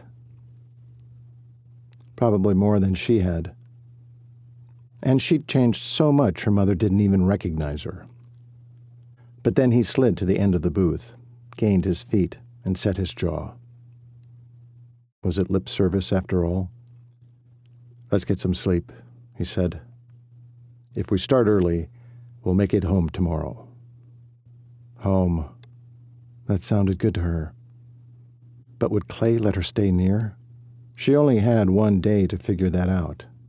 She followed him out into the night air and toward the door labeled number 18, the same age she was when she married Clay. Now that she was all grown up, she knew exactly how to make their marriage work. She'd easily demand more of his time, force him to involve her in decisions, and tell his friends where they could get off. If only. Earth to Twinkie, Clay's deep voice yanked her from her dream. She blinked up at eyes so dark green they looked black. Did you say something? After you. He was holding the door open to their room, and she hadn't even noticed. Oh, sorry. She brushed past him and looked around. It was a typical motel room with 2 twin beds, one nightstand between them, and a dresser under a mirror on one wall. The bathroom door stood open at the far end with fresh towels stacked next to the sink. Once inside, a vivid memory unfolded in front of her eyes. Clay carrying her over the threshold of a place similar to this. The train of her white wedding dress dragging along the tattered floor. She hadn't cared one iota what happened to her dress. She had her eyes only for her handsome prince. They were broke teenagers back then, but they didn't need luxury, just each other. They still did, she thought sadly. Chapter 30. Which bed do you want? Clay gestured toward the twin beds. He was too big a guy for 3 beers to make him drunk, but usually after that many he was talkative. Now that Clay had allowed them to talk about their past, she wanted to know more. Well, Sunbow, your choice. I'll take the one closest to the bathroom. She gave him her sunbow smile in hopes it would keep him talking. Why'd I know that? He grinned back. Gad, she'd forgotten how many straight white teeth this man concealed. How's the head? Not feeling it. Too much beer? Nah. All healed up is all. You think so? That would be good. Now that his tongue was flapping, she had to know. He'd been asking her what had happened to them. Well, what had happened to him? Why'd you change, Clay? He looked down at himself and frowned. Nope, same duds. Don't act dumb. You know what I mean. He trapped her gaze. You gonna get all serious on me again, Twinkie? That's not going to work either. I want to know. I need to know. And don't tell me you don't remember. I can tell by the look on your face you do. He squeezed his eyes shut. The seconds drifted by before he finally reopened them. Maybe I got a little tired of the same old thing, too, he finally admitted. Me? The thought was like a spear through her heart. He shook his head. The road. Getting my guts beat to death by the craziest beasts in rodeo. Drunk friends. But you got drunk with them. Didn't know how to keep them from razzing me. About being married. So I drank with them. You hated being married to me. It wasn't a question. She knew it was true. No, on both counts, he said. No, he didn't hate being married. No, he didn't hate it was me. Soul-twisting relief came over her. He sighed. We were too young. Do you think, if we were married today, we'd make it? She believed that, but seeing as how Clay'd run to the other side of the continent rather than try again, she needed to hear this answer above all others. Clay's eyes widened. He hesitated, thinking or lost in thought, then smiled roguishly and tried to step toward her. She backed one step before he caught her wrist. He tugged her in close and wrapped an arm around her before she thought to protest. Let me remind you what worked for us. Clay stole her lips as if he'd never had the chance again, his mouth warm and urgent against hers. The intimacy they'd shared was the most joy she'd ever known. His embrace tightened. She melted seamlessly into him, and his hands slid through her hair. Moans intermingled. Heat swelled. Their lips knew what was wanted and needed. She tasted beer, felt wetness, the scratch of his days-old growth against her tender skin. All of it sent her into a different dimension, a realm only Clay Cooper could create for her. He slowed the kiss, slipped his palm back from her hair to hold her cheek, then released her lips, drew back just enough to look her in the eye. Her head tilted back as she locked gazes with him. What she saw in those green orbs were a myriad of emotions, all passion and want and heady pleas. I want you. That was it, all he said. She understood it, wanted it too, but she wanted so much more. As much as she yearned to let him take the lead on this, she knew it wasn't right. Things had changed. They'd changed, and they no longer belonged to each other, legally or otherwise. If they weren't careful, they would come away from this more demolished than ever. The truth tore a new hole in her. When he started to lean down to take her lips again, she didn't move a muscle, just stared up at him, and stated matter-of-factly, We're no longer married, Clay. He stilled, stared deep into her eyes until he dropped his arms and backed away. He swung around, off balance. He steadied himself with one hand on the bed, then regained his equilibrium and strode to the door. Need some air. Then he was gone into the night. The strength drained out of her legs. Lord, please watch over him.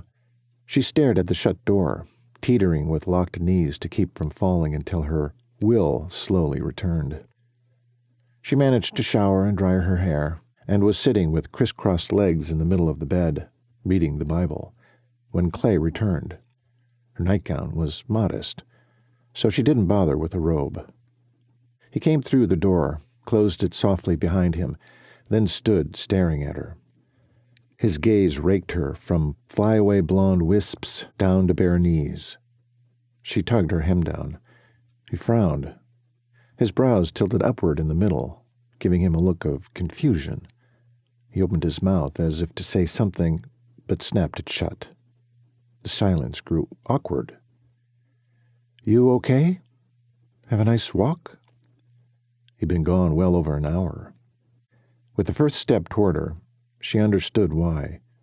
He stumbled, then tripped over his big boots, landing face down on the bed. He was out before she got to him.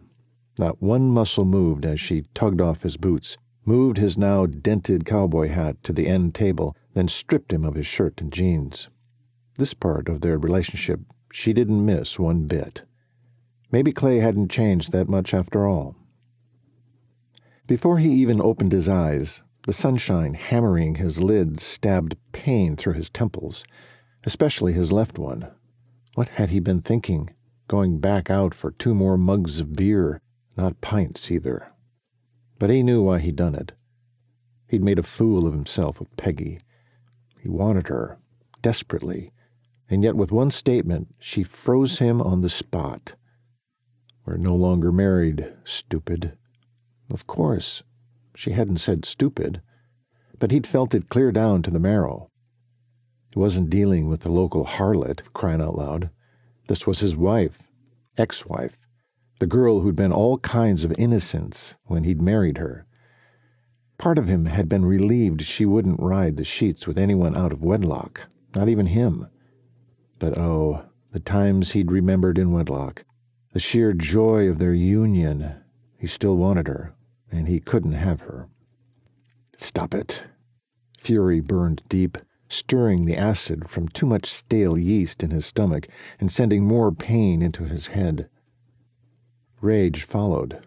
Rage and hurt and defeat. She'd torn out his heart when she'd left him, and all he had left were daredevil compulsions he could no longer indulge. Peggy believed in God? Well, where was he now?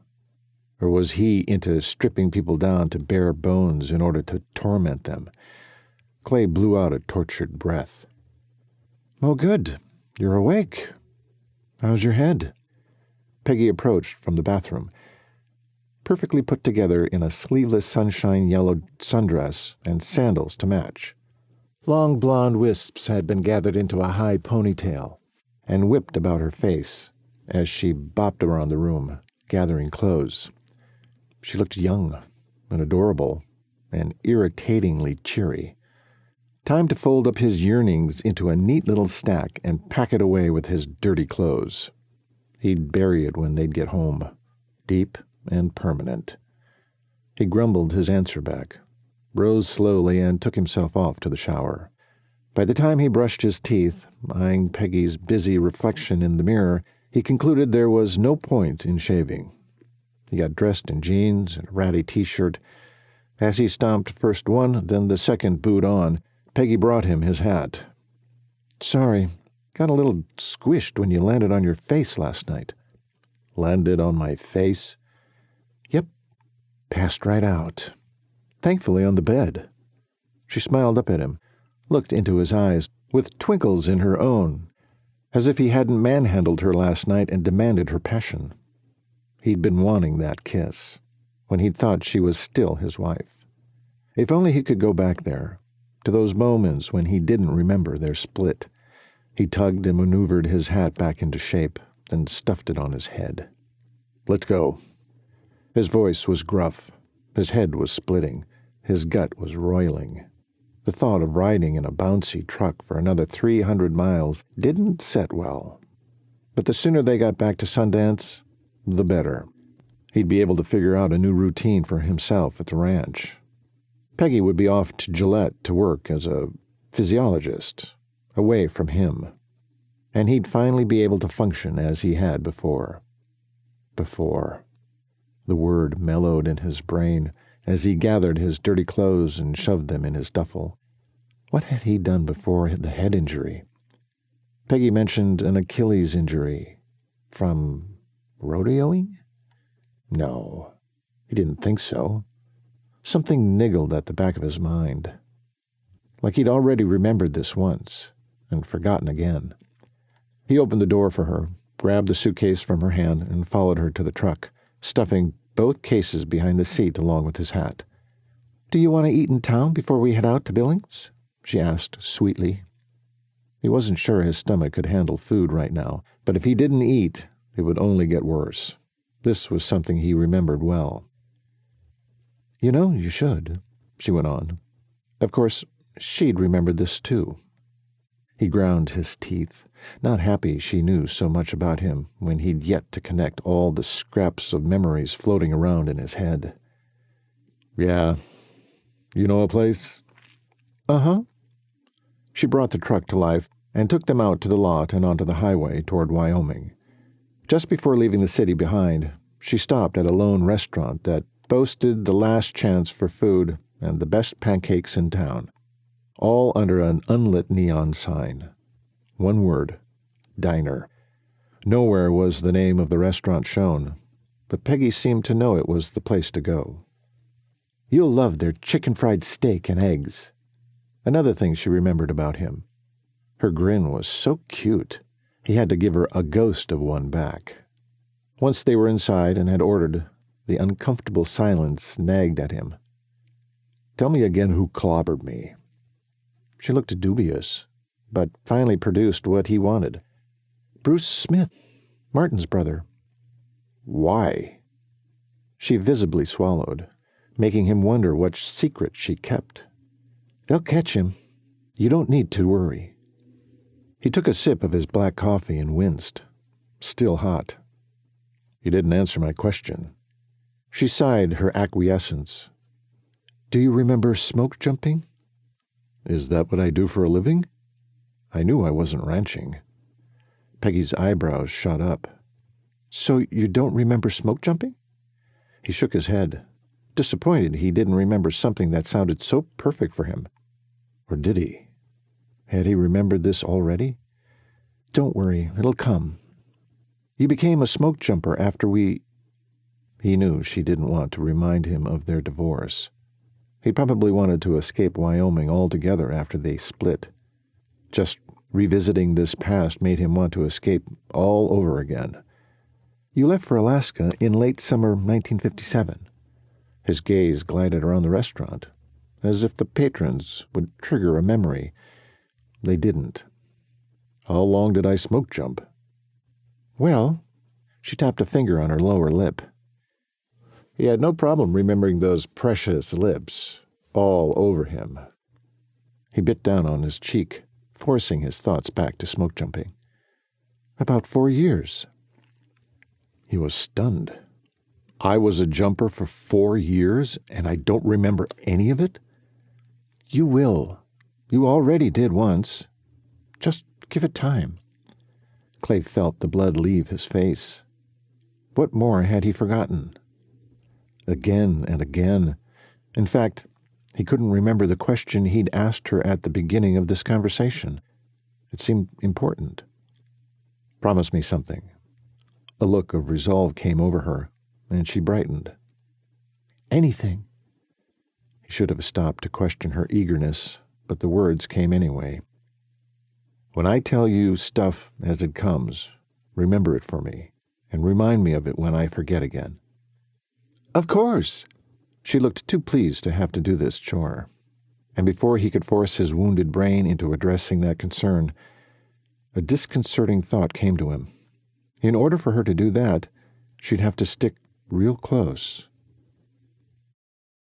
Chapter 31. Arid lands flew by as Peggy drove toward Wyoming and the unknown future that awaited them both. Clay snoozed, his head propped on his hand, his elbow in the crook of the door panel. She couldn't stare all she wanted, but a glance here and there gave her fodder to lock into her own memory banks. He was still the most incredible man she'd ever known, bigger than life, worlds above other men. She thought back to the years Clay was in Alaska, then the months he'd been in a coma. She hadn't dated in college. If she wasn't licking her wounds from Clay, she was grieving her younger brother's death.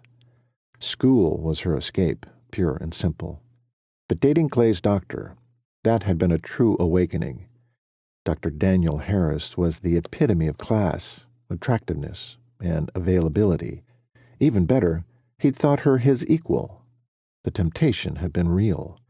But Clay was Samson to Daniel's Aristotle.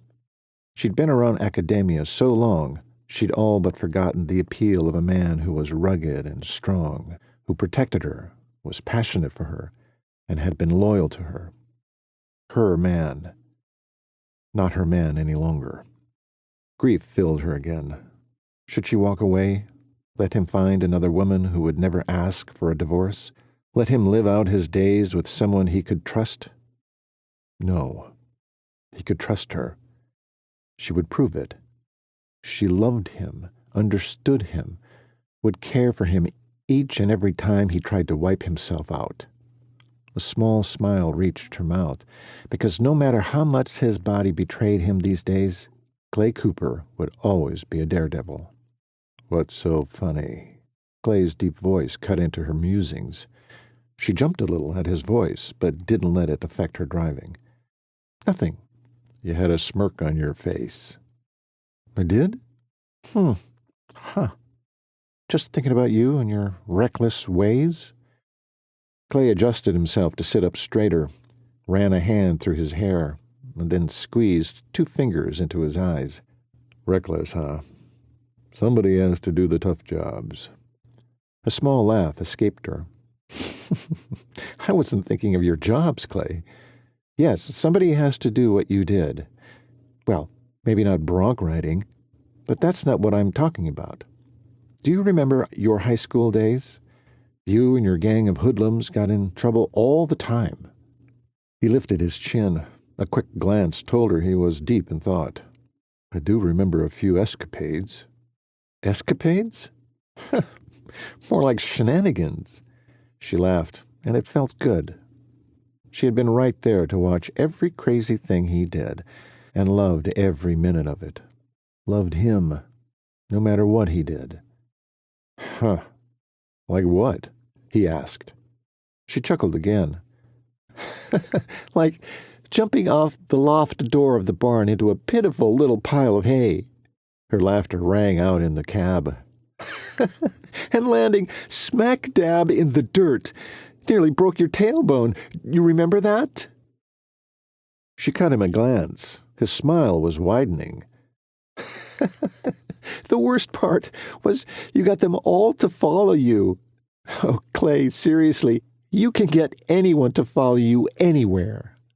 Including her, though she wouldn't say that now. Clay rubbed his palms against his thighs, grinning like a wild man he was. Dad had to take me to the dock the next day. I couldn't move my legs when I woke up. Her mouth gaped. What? You never told me that. What did the doctor say? Said I did bust my tailbone. What did your dad do? Silence reigned for a few tense moments. Didn't say a word. Dropped me off at home and left for a cattle sale down Cheyenne way. Didn't come home for a week. Another glance showed her Clay's smile had morphed into a scowl. Oh, Clay, that's not what you're thinking. He ignored her. The man couldn't be bothered with me. Ever. That's not fair. Peggy downshifted, taking a tight corner as she pointed the truck toward the Montana border into Wyoming. Your dad did the best he could with 6 sons and no mother. I bet he was late to that cattle sale because of your stunt. The fact he didn't chew you out tells me he was used to your antics. What else did you want him to do? Stay around. Clay's voice was harsh. Make sure his son could walk. Make sure his son didn't need him. Maria was there. Your older brothers. Not my parent. No, not your parent. An epiphany thundered home. and the question was out of her lips before she thought better of it. "Did you do these stunts to get your dad's attention?" Silence. Clay sighed, and the sound reverberated off the metal walls of the cab. Peggy knew Clay well, wondered now about all the F's on his report card when he was smart enough to get A's, all the times he missed the bus home, all the times he pestered the girl in front of him in class so his dad would be called into school, all the times he got into scrapes with other boys. He wasn't just a hooligan, after all. Oh, Clay. She waited for an answer. No such luck. She glanced his way, saw his elbow back on the door panel, his thumb rubbing his lower lip. He stared at the changing scenery, more trees in view now. No sense waiting for an answer. He was going to pass on this one. "We're entering Sheridan. We'll stop for a late lunch. What sounds good?" He dropped his elbow off the cold metal and pointed ahead. "There's a hamburger stand. That's fine by me." "We can go into town if you'd rather go inside, get something other than a burger." "Nah, this is fine. Faster. Only a few more hours and we're home." A cold chill swirled down her spine, making her hunger vanish. She was already shifting gears. Would there be time enough to convince him to begin anew? Clay jumped to the ground, his boots thudding against the packed dirt and jarring his head. But this time, his headache stemmed from more than a mere landing. Their smoke-jumper discussion had reopened the door to a world of memories of his life in Alaska. He remembered all of it now. The death of Martin, the newspaper accusations, the blame he endured. It all hit him like a sledgehammer to the heart, and consequently his head. He'd faked that nap to try to recover. No luck. Peggy's brief little walk down memory lane was enjoyable, right up until he remembered Martin flying out the barn's loft door behind him. After that, well, the conversation turned sour on its own. It seemed all the memories were intact now, except one. He was missing the actual assault. Hadn't he asked Peggy for more details? Why couldn't he remember her answer? She rounded the truck just then, keys twirling around one finger, her bright blonde ponytail swinging with each step, shining in the sunshine. Her sunbow smile was in place, warming him soul deep and transporting him back to the burger joint in high school where they ate before football games. She raised her brows, questioning if he was all right with just her eyes. "A big cheeseburger, French fries, and a chocolate shake sound good?" "Strawberry for me." "Ah, so you do remember those days," she said. "Those were great times. You in your quarterback jersey, and me in my cheerleading outfit every Friday?" He grinned, thinking about those long legs under that short skirt and that same ponytail swishing around her adorable face. He was grateful for this new reminder of better times. "Come on, let's get our grub." "Grub. Yes." He chuckled. She laughed. "What else do you remember?" He gave her his best leer. "Not being able to keep my eyes off your legs," he said, swinging an arm around her waist and heading for the window. Hamburgers in hand, they sat at a picnic table, same kind as their high school days. Peggy asked, "Do you remember what my favorite thing to do was?" He grabbed a French fry and dipped it in her chocolate shake, then fed it to her. "You remember?" "Of course. Never saw the appeal, but got a kick out of you doing it." He took an enormous bite of his cheeseburger and grinned around it before he started chewing. Reliving those old times and staring at Peggy, that he could do all day. She'd always been a pretty little thing, but now she had a woman's edge to her, of maturity, sophistication, and confidence. He was content to sit here, gazing at her, and she at him, in this place where nothing else in the world mattered. They'd done this often. The memories started piling up inside. Dallas, Reno, Salt Lake. The rodeo circuit had landed them in many a burger joint on the road, where they'd shared each other's company in joyful silence. It felt so right. Clay blinked, and reality returned. This wasn't their life now. Peggy wasn't his wife. He wasn't a bronc rider. Life had changed, and not for the better. He shoved the last of the burger into his mouth. "We should get going." He knew his voice was gruff. Her joy clouded to sadness. He was sorry for that. Never liked causing her pain. But they needed to be reasonable. Life had taken a crucial turn long ago. When they got back, they'd be going their separate ways. Chapter 32. 3 hours later, Peggy found herself eyeing the blasted potholes of the Cooper Bar 6 road in disbelief as she feathered the throttle carefully. It seemed the dang things had gotten bigger. Or maybe it was despair that made her bones ache with every bump. Because the vibe coming off Clay since Sheridan was mute anger. "We're here," she said weakly, rolling to a stop in front of the house. "Yep, sure are." He straightened his spine, stretching slightly backwards to loosen the kinks. Without another word, he opened the passenger door and gingerly slid out. That was different than he'd done back at the burger place. "Are you all right? Head hurt?" "Fine. I'll have Brand drive you home. I'll just get my bag." She watched as Clay grabbed his duffel from behind the seat, yanked it and his hat out through the small opening, then gave her one last look. His eyes had glossed over and changed color into that toxic swirl of mud and moss and mustard, and a feeling of hopelessness came over her.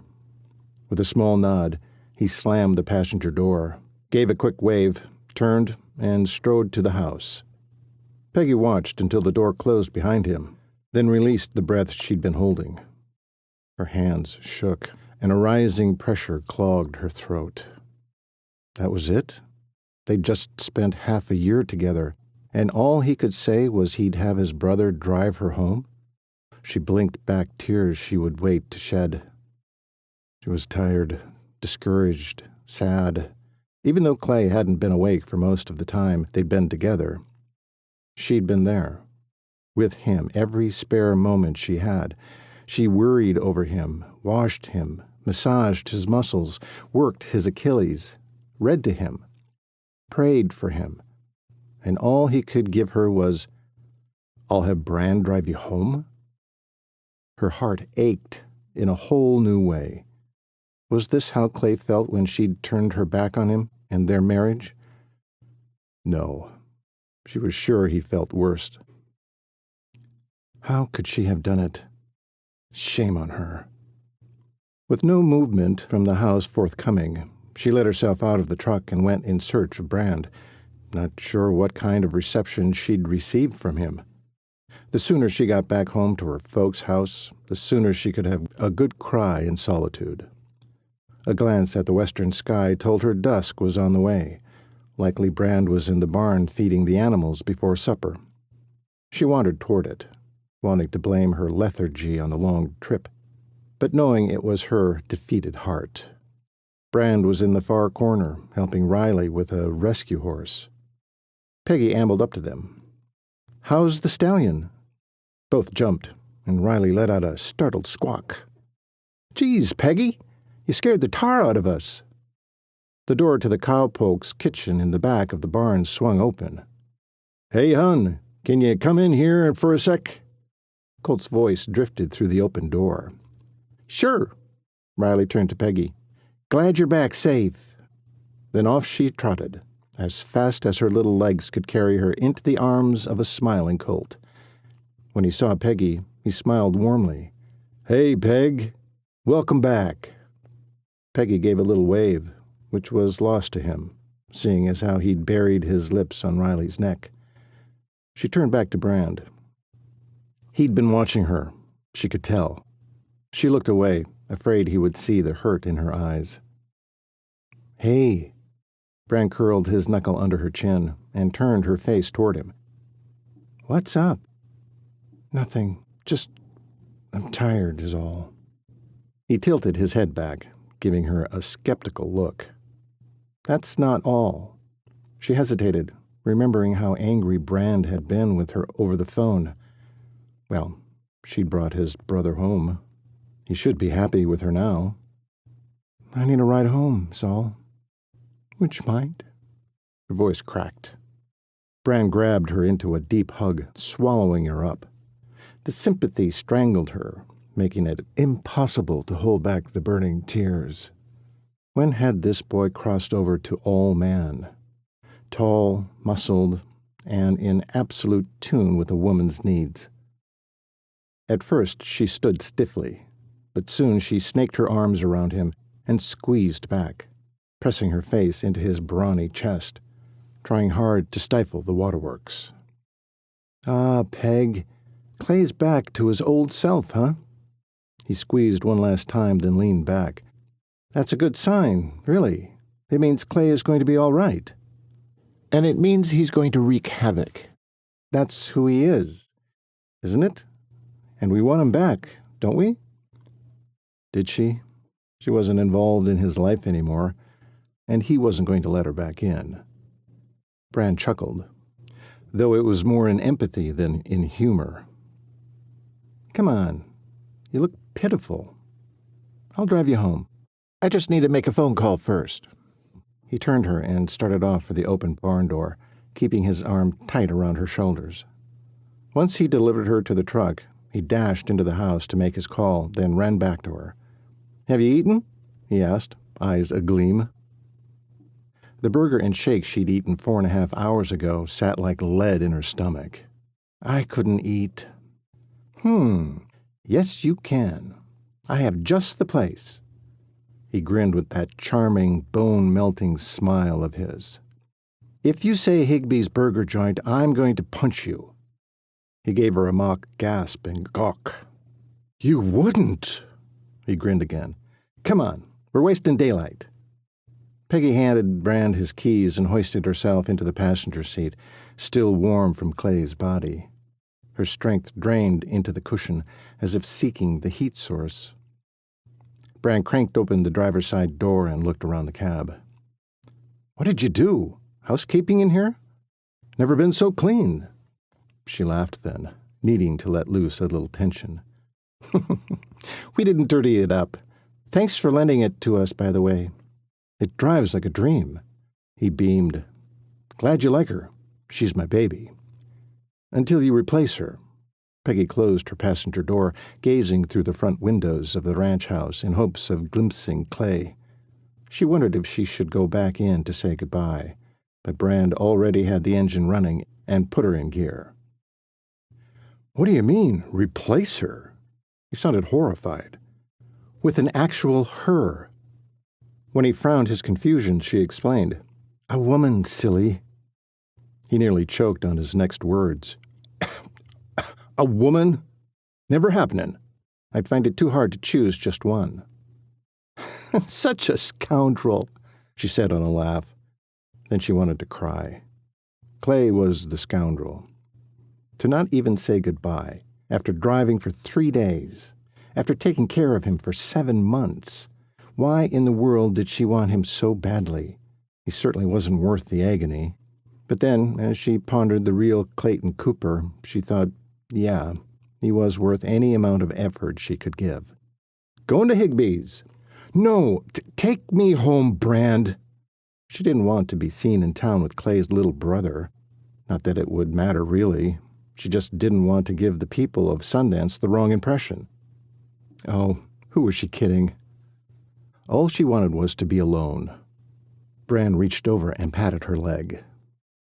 "I can see you need to spew some poisonous thoughts. Talk to me." She sighed heavily. "I don't have anything to say." He glanced over at her before refocusing on the road. "This is me, Twinkles. You can talk to me." A burst of laughter left her lips. "Twinkles?" "Clay named me Twinkie." He turned and winked at her. "I'm not Clay." "No, That's for sure. Whoa! What's that supposed to mean? Don't melt down, little brother. It was a compliment. You're too nice to be Clay. Huh. So, Clay's been mean on the trip? Or since he woke up? Fill me in on that. All I know is he finally woke up in June and thought you were his wife. His mouth was grim as he glanced at her. Peggy nodded. I know. Have you forgiven me? I'm not sure Clay has, or ever will. It's no wonder he doesn't trust me anymore. Between shattering his heart for 4 years and then lying to him about who I was at the hospital, how can he ever trust me again? Heck, I don't trust me. Brand threw his head back and laughed. Easy does it, sis. Clay loves you. Always has. He's bound to come around. No, he's not. You, of all people, know who Clay is. Stubborn as a rock. He'll never let me back in. Not ever. I've killed his love for me. Well, we'll just have to change his mind, won't we? He swung a crafty grin at her. What are you thinking? See, Clay may be stubborn, and he may be guarding himself, but there is one thing he can't resist. She shifted, turned her hip to face Brand, and listened intently. What? You. The word blanketed her with warmth. Could he be right? Did Clay still want her? Lost in thought, she didn't notice when Brand pulled into Higbee's and parked. Wait, no, I don't want anything to eat. She put her hand on Brand's shoulder and pleaded, Please, no. He just grinned. I'm hungry. You wouldn't want to deprive me of sustenance, would you? The look on his face was so convincing, she sighed and nodded. Fine. Let's make it short, okay? You got it, he said, and jumped down out of the truck, coming around to open her door before she even had her hand on the handle. It came to her then. Brand was so good with the ladies because he didn't bulldoze. Nope, he charmed, then waited. Didn't say another word until he got the answer he wanted. Clever man. Brand opened the door, then guided her by the small of her back into the little hamburger joint. Peggy's stomach rebelled. She didn't want to do this with Brand. If she had to order something, she'd get a salad that she could move around with her fork. She sat in a booth, the only one open at the moment. The seat squeaked as she moved across the vinyl to the center and picked up the menu. A warm, hard body moved in next to her and gave her a little shove with his hip, sliding her over a couple of feet. Startled, she looked up into Brand's face. What are you doing? Sit on your side. We have company, he said with a grin. Peggy glanced up. Doc? How are you? Her former boss, Dr. Trenton, gave her a professional smile and nodded as he sat across from them. How are you, Margaret? Good. Fine. Dandy.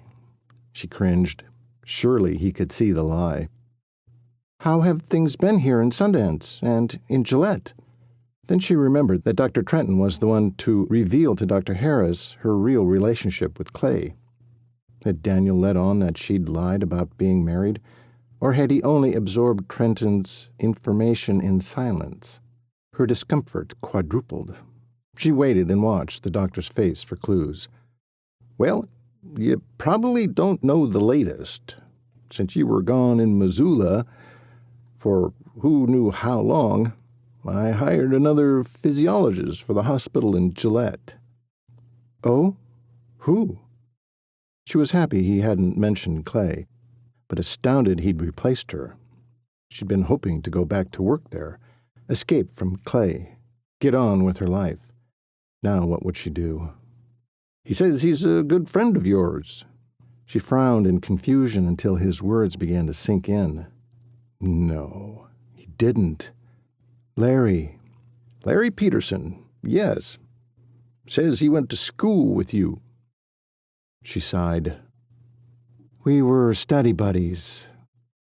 What was he about? He knew she had that job in Gillette. Dang stinker took it from her. She took a big breath, then jumped in.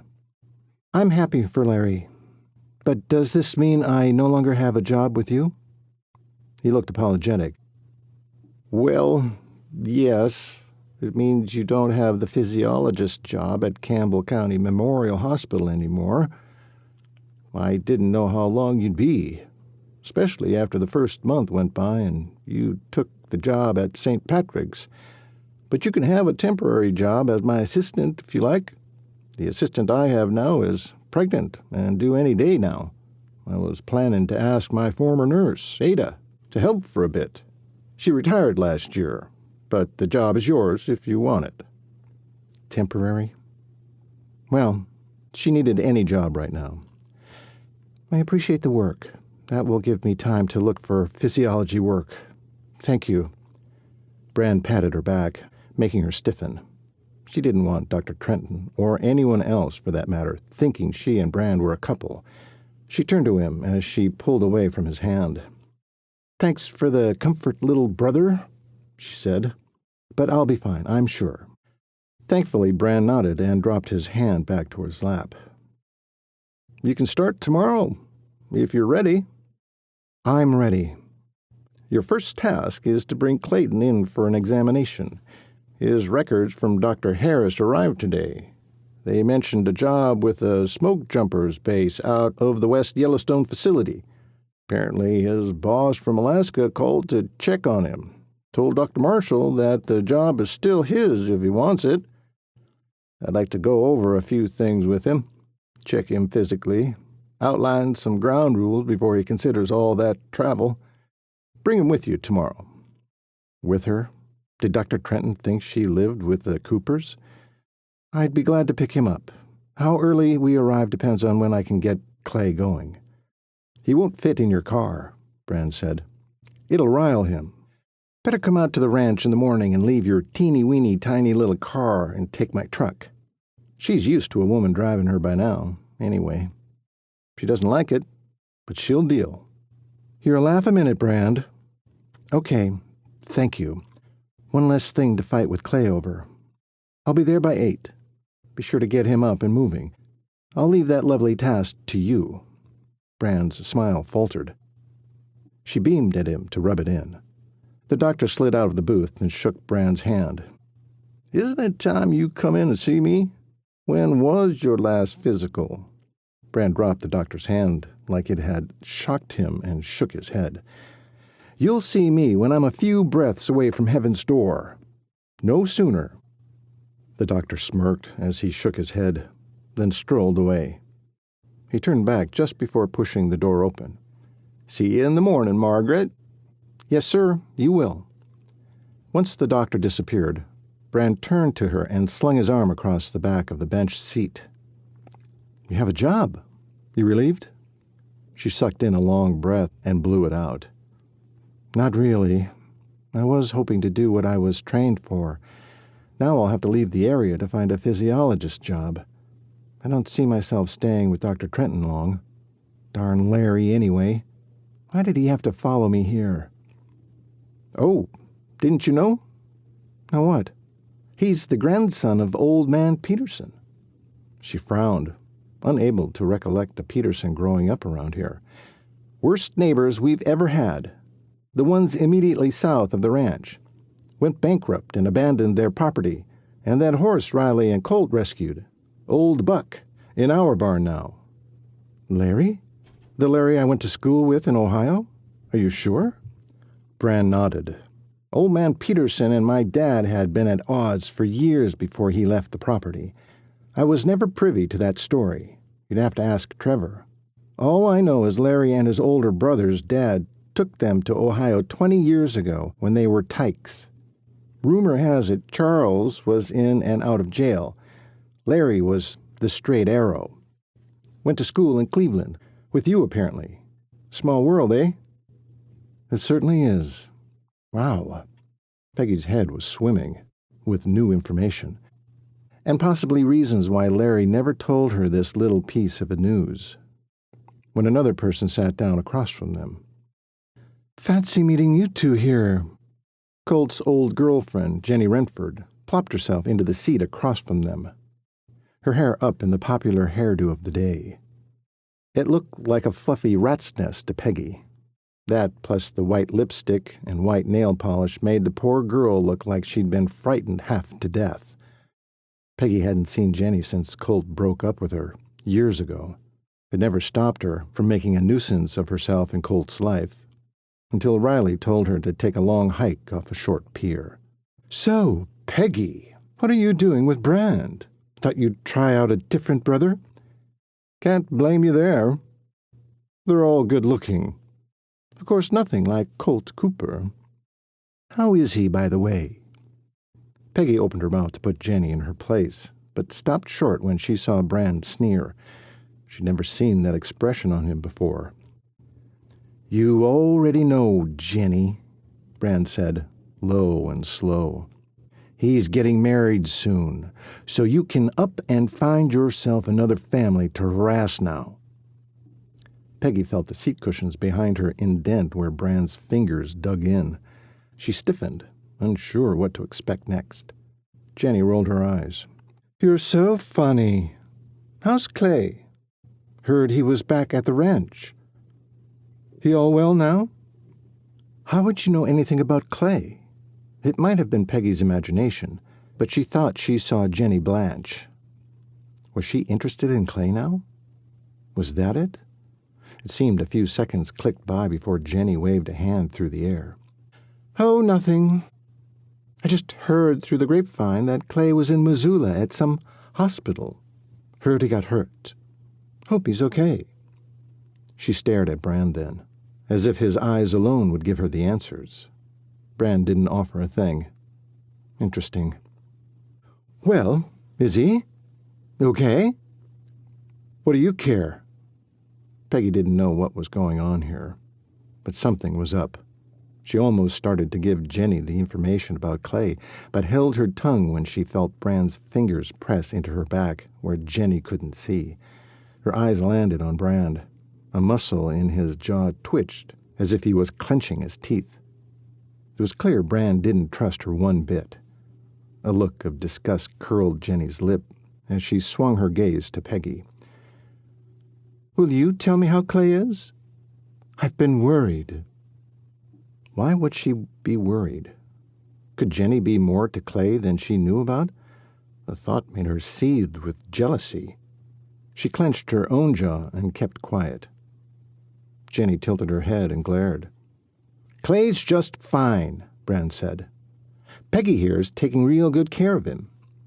Now, go home, Jenny, and stay away." Jenny looked triumphant. She rose out of the booth, gave them a curt nod, and let herself out of the restaurant. What was all that about? And why were you so rude to her? That's not like you. Brand shook his head. "I may be easygoing, but I won't abide my family being hurt. She tried to hurt Riley. Cost Clay his Achilles instead." Brand glanced at her meaningfully. "She's the reason he fell off that horse?" Brand removed his arm from the seat back and cupped his fist with the opposite hand. "She cut the cinch on Riley's saddle. Lost Clay the job he was perfect for, that had given him back his self-worth after—" He gave her an apologetic look. Yeah, they both knew Peggy had stripped him of that, and so much more. She wanted to camp on that topic, get it resolved, find out just how much the whole Cooper clan hated her for what she'd done to Clay. But that was a discussion for another day. "There's something not right about that girl." "You're the queen of understatement. She's not allowed on the ranch anymore. That's why she tracked us down here. Something's up with her. That's for darn sure. Let me get you home. I've lost my appetite." Chapter 33. Clay wandered out of his bedroom and wobbled on weak legs towards the kitchen. It was already after supper. He'd spent the last several hours face down on his bed, in a deep sleep he didn't understand. He'd napped off and on the whole trip home from Billings, which should have been enough, but he guessed his body was still recuperating. Did it explain his rudeness towards Peggy? No. There was no excuse for that. Now that his mind was clearer, he regretted his behavior. It was the story of his existence. Blow through people, then cry over it later. It was time for him to grow up and temper himself, become the person that would make his dad proud rather than disappointed. He stopped mid-step. Didn't know where that line of thinking had come just now. Since when had he ever cared what his dad thought of him? The usual fury raced through him until he stopped himself. Okay, so he knew that statement wasn't true. It was time he was honest with himself. He not only cared about what his dad thought, he craved attention from the man. Peggy was spot on with that one. He glanced about the room with fresh eyes, seeing the motives of his youth cast in this new light.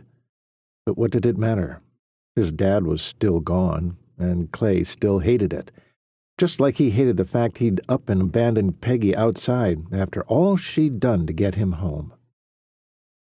The kitchen ahead beckoned with the lingering aroma of supper, but Clay had never felt emptier. He wasn't proud of himself. Problem was, he didn't know where Peggy and he went from here. Part of him didn't think he could get past the hurt she'd caused him, even if the other part of him was brainstorming ways to ask her to dinner, or maybe to go on a horseback ride. Ultimately, her deception jarred him back to his good senses. The smell of fried chicken pulled him the rest of the way to the kitchen. Gad, when was the last time he'd eaten anything like that? Riley was a pretty decent cook, so he was really looking forward to digging into some leftovers. "Hey there, brother!" Colt grinned and jumped up from his chair at the kitchen table and threw his arms around Clay. Clay patted him once on the back and backed out of his grip. "How you feeling? How's your head?" "I'm right as rain. Where's your bride-to-be?" "Already went to bed. Wore her out today. She's a trooper, that one." His grin turned downright sappy. "We've begun the haying. She works right alongside me. Man, what a prize I got." Clay gave his brother as much of a smile as he could muster, secretly vowing to shut himself back in his room, alone, after he was done eating. "She is a prize," he said. "Last one in existence. Too bad for the rest of us." He took himself to the refrigerator, opened it, and peered in. "Save me some food?" "Sure." Cole came up behind Clay and slapped him on the shoulder, then leaned in to look in the fridge with him. He pointed. "Right there is the best darn fried chicken you'll ever taste. There's also—" "That's enough," Clay interrupted. "I'll gnaw on a couple of legs." He pushed back, effectively forcing Colt off him. Colt fetched a plate and handed it to him. Once he had a few legs piled on, he grabbed a napkin and headed out of the kitchen. "Got mail to open.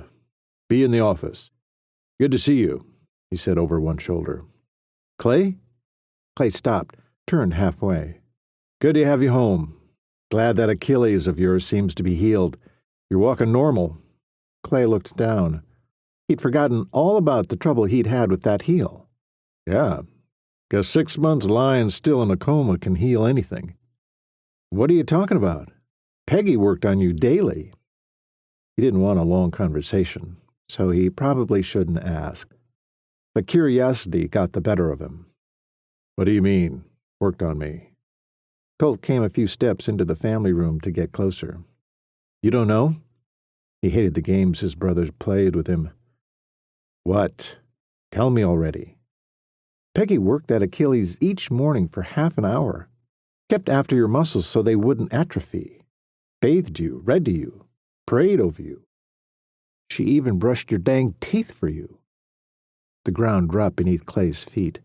He ran his tongue over his front teeth as if that would confirm everything Colt said. "For crying out loud, Clay! Who do you think kept you in good enough shape so you could walk when you woke up?" Clay hated his brain for missing what should have been obvious. He should have known that she'd done more than show up in his room for physical therapy once he was awake. He didn't know what to say. Colt's brows rode low over the tops of his eyes, confusion on his face. Didn't she tell you she'd been there the whole time? She took a job at Missoula Hospital so she could take care of you, make decisions for you, be your eyes and ears. Dad wanted to pay her, but she refused. Dad knew? Of course he knew. We all wanted to jump in our trucks and converge on the hospital, but Peggy stopped us, knew we had ranches to run. Us here, Dad in California. She promised she would take care of you and keep us posted. Wouldn't take a cent. She said the job paid her well enough to live with her old roommate and spend all her time at the hospital. She's a saint, that girl. You ought to be thanking her every way you can. Clay gaped at Colt. How'd you find this out? She called us weekly, kept us apprised. Why didn't she tell me? Then again, maybe she tried. He'd been so furious she had pretended to be his wife. He hadn't listened to anything she'd said beyond that. I don't know, Clay. Why didn't she tell you? Colt's words weren't as condemning as they could have been. No, as usual, his concern showed in every line drawn on his face. Clay shook his head. Colt had managed to do what no one else could have done. Dug deep. Exhumed what tender feelings remained in Clay's decaying soul, and then shined a light on them. I'll be damned. Yeah, you might be. Clay circled around on stiff legs and headed toward the office. Got work. You have any more questions about the last 6 months, ask. Clay shut the door on any more excavating Colt might want to do. He plopped down into the desk chair, the squeak of the leather grating against his nerves. He was a fool. Why had he never asked Peggy anything about her stay in Missoula? It was only logical. Someone had to watch over him. He had to know it'd been Peggy. All he cared about was how she'd duped him. He was an idiot. Needed to make it up to her. Something real began to thaw in his heart. A deep sense of coming home drifted through him just before questions attacked him. Did this mean he forgave her? Was he ready to try again? Did she even want that? Did he? He stared at the stack of mail Trevor had saved for him on the corner of the desk, then at the plate of chicken legs beckoning him to eat. Neither appealed to him. He had more heavy thinking to do. He did that best on a horse. Maybe he'd check with Riley about which one needed exercise. Now that he had more facts, he'd go for a ride, watch the sunset, let his mind coast, see what came to him. Before he could act on that, a folder on the far right corner of the desk caught his eye. A blast of repulsion blew the euphoria right out of him. He knew that folder. He stretched to grab it and laid it down in front of him, opened it and stared at the document inside. In the District Court of the 3rd Judicial District within and for Crook County, Wyoming, Margaret Ann Cooper, plaintiff, versus Clayton William Cooper, defendant. You are hereby summoned. Skimming down to the bottom of the page, there it was, Peggy's signature, in her perfect flowery penmanship. Her stamp of approval that this was what she wanted. Document to end his joy, his love, his life. A dark ache began at his lungs, then spread outward. A red haze colored the edges of his vision, making the paper look like it came from the Prince of Darkness himself. And maybe it had. Pain gnawed inside, driving the acid up the walls of his stomach. He recognized this agony. It was the same that had nearly killed him when he'd first set eyes on this document. He leapt to his feet, paced over to the window, and looked west. Glorious pink, orange, yellow, and purple streaks painted the sky, and yet all he saw was gray and loss. Maybe it was time he was honest with himself about the divorce. A knock sounded at the door. He turned as Brand took a step inside. "How you feeling?" How did he answer that? Discouraged? Disappointed? Dead? His little brother would never understand. "What's up?" "Got some news. Doc Trenton wants to see you. Peggy will pick you up at 8 a.m.? Okay. See you later." Brand ducked out and clicked the door shut behind him. "Brandon!" Clay hollered. "Get back here." The door slowly opened. Brand peeked his head back inside. "Gotta go. Have work." Clay didn't say a word. Didn't have to. He and Trevor were the two brothers who could get Brand to move with only a glare. "Fine," he said, and let himself into the room, though he only took one step in. "Explain," he sighed. "Doc got your records from Missoula. Wants to see you for a follow-up appointment." Clay cursed through the next few sentences. "Why can't you drive me?" "Nope, can't. Busy. Besides, Peggy's working for Doc at his office now." "What? Did I miss another chunk of my life? When did that happen?" "Today. She wanted her job back at the Gillette Hospital, but Doc had already given it to her friend from school, Larry Peterson." Clay's eyes bugged out. "Peterson? The man I met was Larry Peterson? Old man Peterson's son? No. Has to be a grandson. He's too young to be a son." "Right on the money. Grandson." "Let me get this straight. While Peggy was gone, taking care of me," a slice of guilt landed in his gut, followed by another. According to Colt, Peggy had done more than anyone else would have for him, more than anyone ever had. He swallowed, continued. "Doc gave away her job to a classmate of hers, who happens to be the grandson of the neighbor who hates us Coopers? That about sums it up. Why would he do that?" "Geez, Clay. She was gone for well over half a year. She had to quit her job here. Wasn't Doc's fault." Clay scrubbed a hand down his face. Life was never easy, I guess. At least he gave her a job with him here. Good of him. "Yep. Anyway, that's why she's coming to pick you up. Doc asked her to." "Oh, wasn't her idea. Made sense. I'll be ready." "Can I go now?" "What am I, your dad?" "Kinda." "Get out of here." Poor Brand. Clay had been like a dad to the twins. Someone had to. Poor Clay was more like it.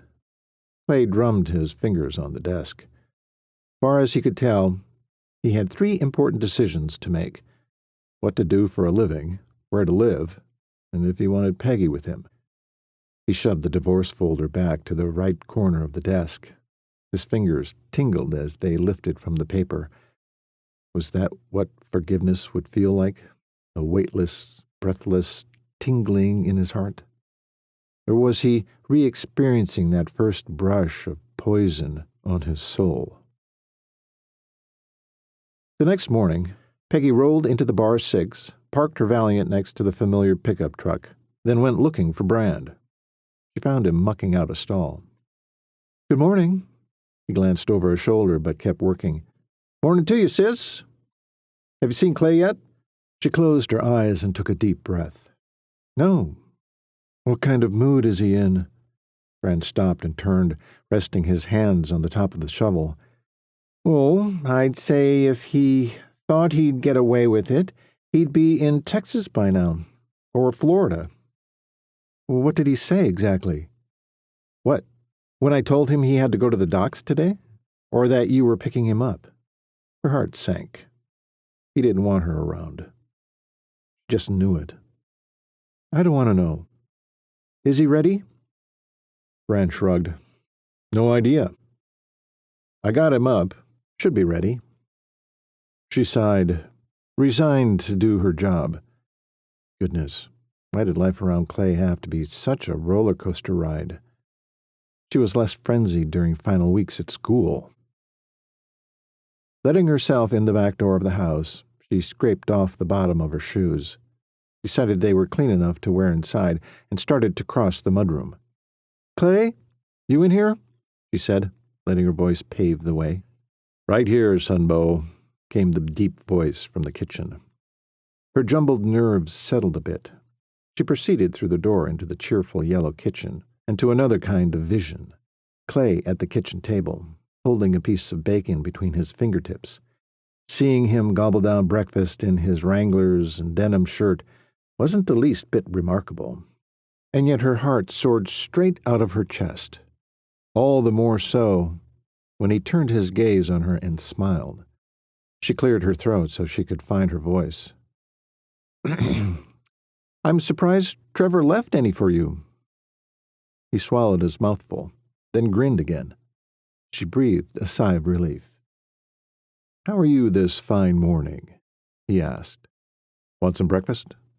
He took another bite and crunched while he waited for her answer. She raised a brow as she examined him. "No thanks. I already ate. I'd love some coffee, though." "Help yourself." He turned back to his scrambled eggs and coveted bacon. She smiled at the sudden memory of Trevor's ardor with limp bacon. That was why Trevor had left this bunch of bacon for Clay. Too crispy. She smiled. Once she'd poured herself a cup of coffee and added milk and sugar, she sat across from Clay and studied his face. He looked serene this morning. What had happened to change him so? Then again, maybe sleeping in your own bed did that for a person. It sure had for her. She sat quietly, sipping her coffee. "Sleep well?" "Yep. Like the dead." "That must be it, then." "Good. Dr. Trenton is anxious to check you out." His smile fell off. Shoot. She should have kept quiet. Why does he want to check me over like a brand-new calf? I got enough of that to last me a lifetime back in Missoula with Dr. Harris. The doctor's name trundled off his tongue in hostile bitterness. "Let's see what Dr. Trenton has to say. Okay? About ready?" She smiled sweetly, hoping to reset his mood. With one last mouthful of eggs, Clay sprang to his feet. "Let's get it over with," he said around the bite. They both ambled through the mudroom, Clay banging into his boots before they let themselves out of the house. Brand stood between her Valiant and his truck, his keys dangling in front of him on one finger. "Take mine." She glanced meaningfully at her Valiant and laughed.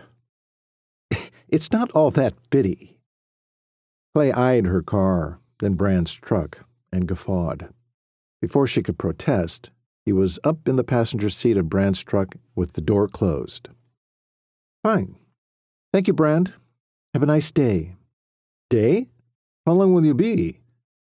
"Not long. I just figured you'd be out on the range by the time we got back." He bowed with a flourish. "Your chariot awaits." Down the ranch road she drove, Clay comfortably quiet beside her. The air in the cab was thick with the smells she'd grown accustomed to when they traveled from Missoula. Horse and dirt from his boots, fresh air still lingering in his hair, and Clay. Just Clay. He didn't wear cologne, but whatever he bathed in permeated his skin and clothes. Some sort of pine and spice. Every inhalation reminded her of him and better times. After a few minutes of breathing him in, she opened her mouth to break the silence, but Clay spoke first. "My next task? Fill these potholes. Don't know why Dad hasn't done that." Relieved Clay's thoughts hadn't been of them, she joined in. "Brand said the ranch has struggled lately. No money, I guess." "Doesn't take that much. More labor than anything." "Think about it, Clay. Your dad and Rebecca and Bronk are in California. You've been in Alaska. I hear one of the former ranch hands is in jail for sabotaging the water supply. Brand has just recently grown up enough to be of any help. Willie and Stogie are getting too old for such a task. And face it, the Bar 6 is radically short-handed." Out of her peripheral vision, she noticed Clay's gaze on her. After a few uncomfortable seconds, he said, "Been snooping into our business?" Peggy gave a quick glance in his direction and frowned. He was smirking at her. "Oh, you little stinker, teasing me like that. Admit it, Twinkie. You missed our banter. She licked her lips, wondering how to answer that. Deciding not to, she stopped at the end of the drive and looked both ways before aiming the truck toward town. How are you feeling, by the way? Dr. Trenton will want to know. Good. Only get twinges in my head when I'm too tired now. I think I've remembered most things. Don't know how we'll test that theory, though. Peggy grimaced at her own absence from his life. You were in Alaska for quite a while. Do you have any smoke-jumping buddies you can talk to? Fill in some gaps? I was closest to Martin. I remember how he died now. His voice had gotten soft, introspective. Do you remember the details of that jump? Afraid so. I can see why his brother blames me. It wasn't your fault. How would you know? You weren't there. There was censure in his voice. Or was it plain old guilt? She took a quick look at him. His face was a mask of sadness and regret. I know you, Clay. You would put yourself in the mouth of that fire before letting someone die on your watch. I know that for a fact. Clay's silence made her chance another glimpse. His eyes were on her, solemn but appreciative. I forced him out of that door, Peggy. Martin was no more a smoke jumper than I am a crocheter. She wanted to smile at his cute comparison, but knew this was too somber a topic to do that. He was a trained smoke jumper. From what I heard, you pressed him out to make sure he didn't land in the fire. You tried to save him from that fate. And yet, that's exactly where he ended up. I don't blame Bruce for hating me. He can hate you all he wants, but kill you? The Montana police are still looking for him, you know. They've teamed up with our sheriff. I don't know if you've heard, but Bruce came home to Sundance and killed his mother. Clay's head spun in her direction. He did what? That's not possible. He doted over that woman, he barked. Where'd you hear that? In town. The sheriff thinks it might have been an accident, but she's dead nonetheless. He's wanted on one count of attempted murder of you and one count of manslaughter. He's not a good man, so stop taking his side. You did not kill his brother. Not on purpose. I should have stopped him from jumping at all. He didn't want to go. I forced him. Peggy slowed the truck to make the last turn toward town. You encouraged him to do his job, and to do it before he'd get hurt. Stop blaming yourself. It seems to me you've done that way too much in your life. Nah. Yes, you have. You've blamed yourself for Martin's death. You blame yourself for causing your dad's grief. You blame yourself for not being a better father figure to all your brothers. Wait. He shifted in the seat so he could study her more carefully. Moved closer. How did you know? You don't think I've watched you try to take care of your siblings? Colt got the glory as the old soul of the family, but you were the one who cared the most, kept the most watchful eye. None of that got past me. It's one of the reasons I fell in love with you. It's also why your heart shattered when you thought Colt betrayed you with me. It wasn't just me who betrayed you. You thought one of your beloved brothers had too, even though you were dead wrong. Clay was listening to her, intently. She regripped the steering wheel. And you blame yourself for our divorce. Chapter 34. A hush came over them, so thick Peggy felt the weight of it against her. She slowed the truck, then pulled over to the wide shoulder and pushed the stick into neutral. She waited while he absorbed the information she'd just lobbed at him. Information it had taken her years to formulate as she contemplated every inch of their failed marriage. Now all she could do was wait and see how Clay absorbed it. She twisted to the side, pulling her knee up onto the seat to watch Clay. He had turned away from her to look out his side window, running his thumb over his bottom lip again and again. Still, she waited, turned the engine off and waited some more. Finally, when she thought she'd have to give in and drive them on to the doctor, he spoke. You're right. he said into the window. It was my fault. All of it. No, not all of it. It takes two, you know. He turned his face toward her. Their eyes met and locked. His were dismal, dying. She had to do something to save this poor man, the man she loved more than her next breath. He rubbed a palm down his thigh to his knee, set his gaze on nothing in particular out the windshield.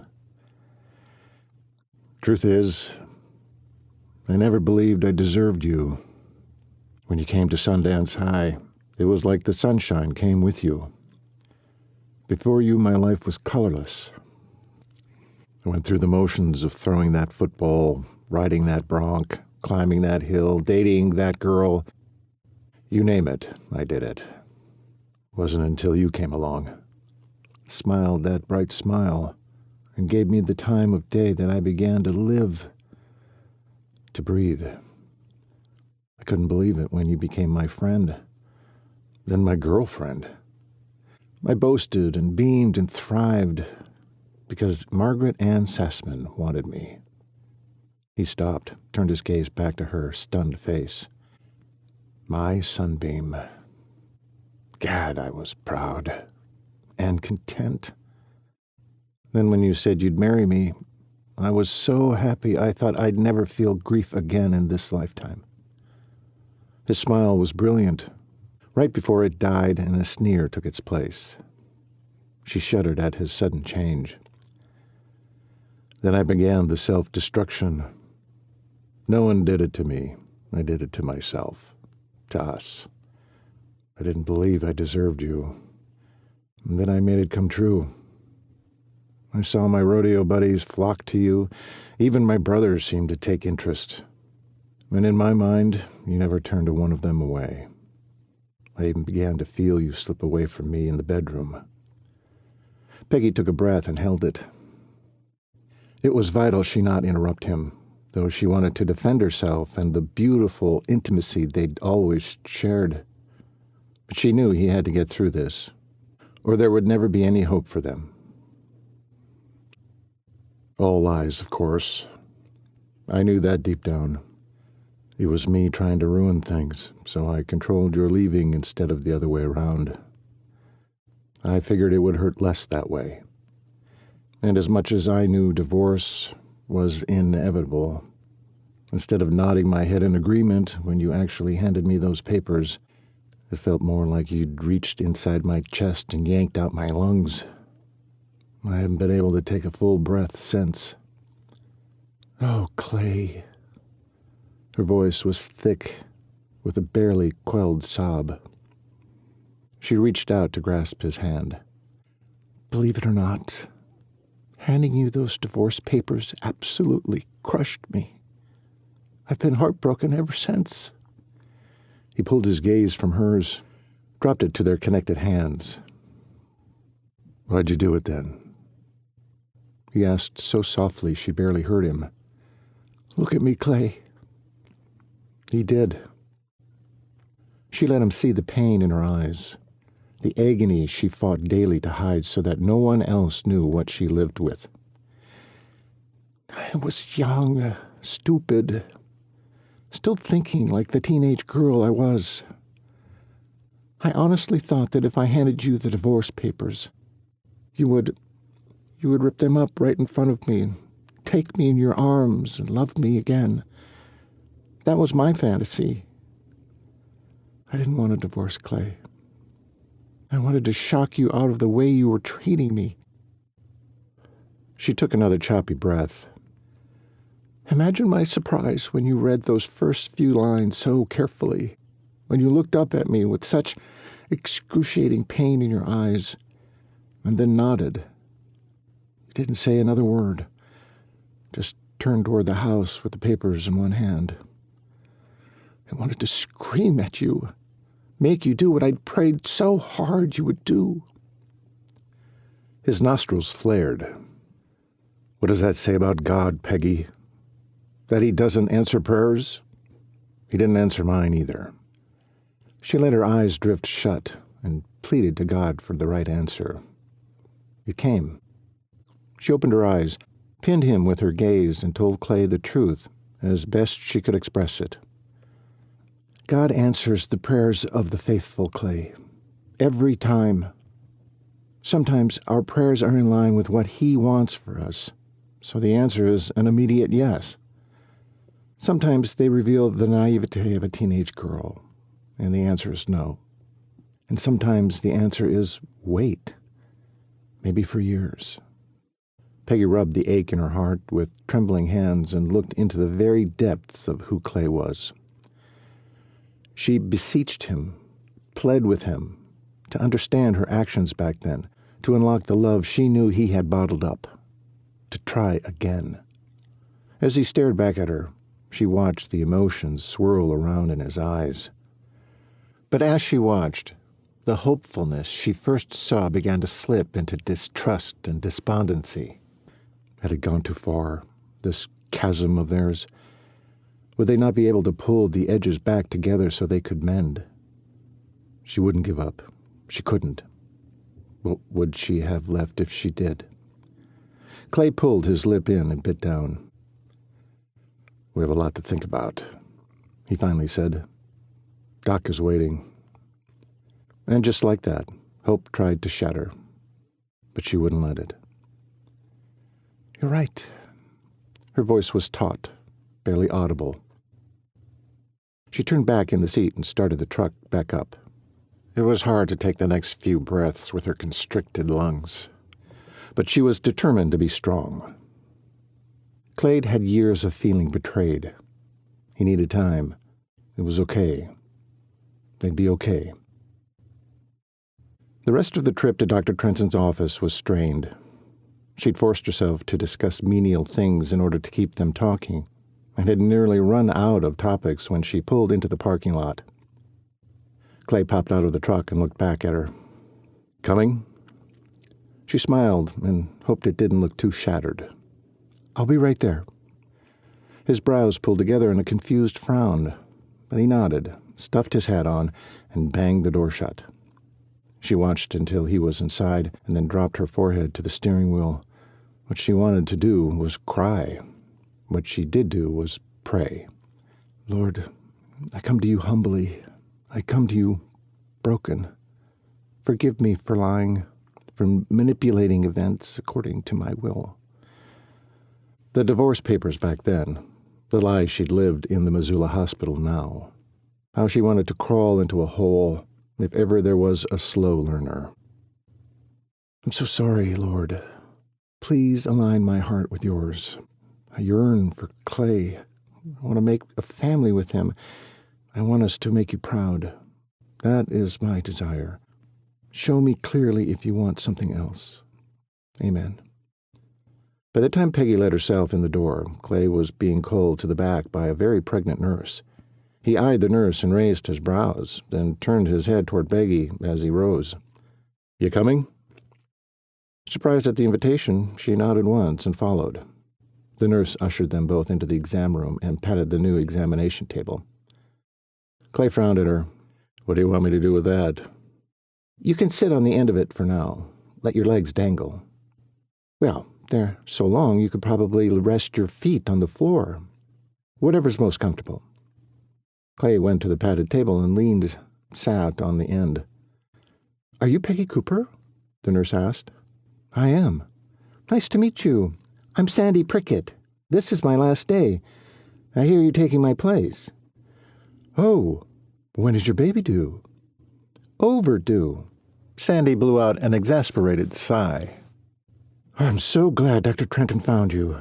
It's darn near impossible for me to stay on my feet these days." A pang of jealousy tapped Peggy's heart at the thought of a newborn.